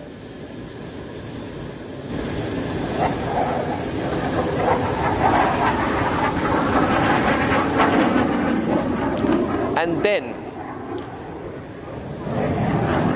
the debris scatters, thick black smoke billows upward, obscuring the sight.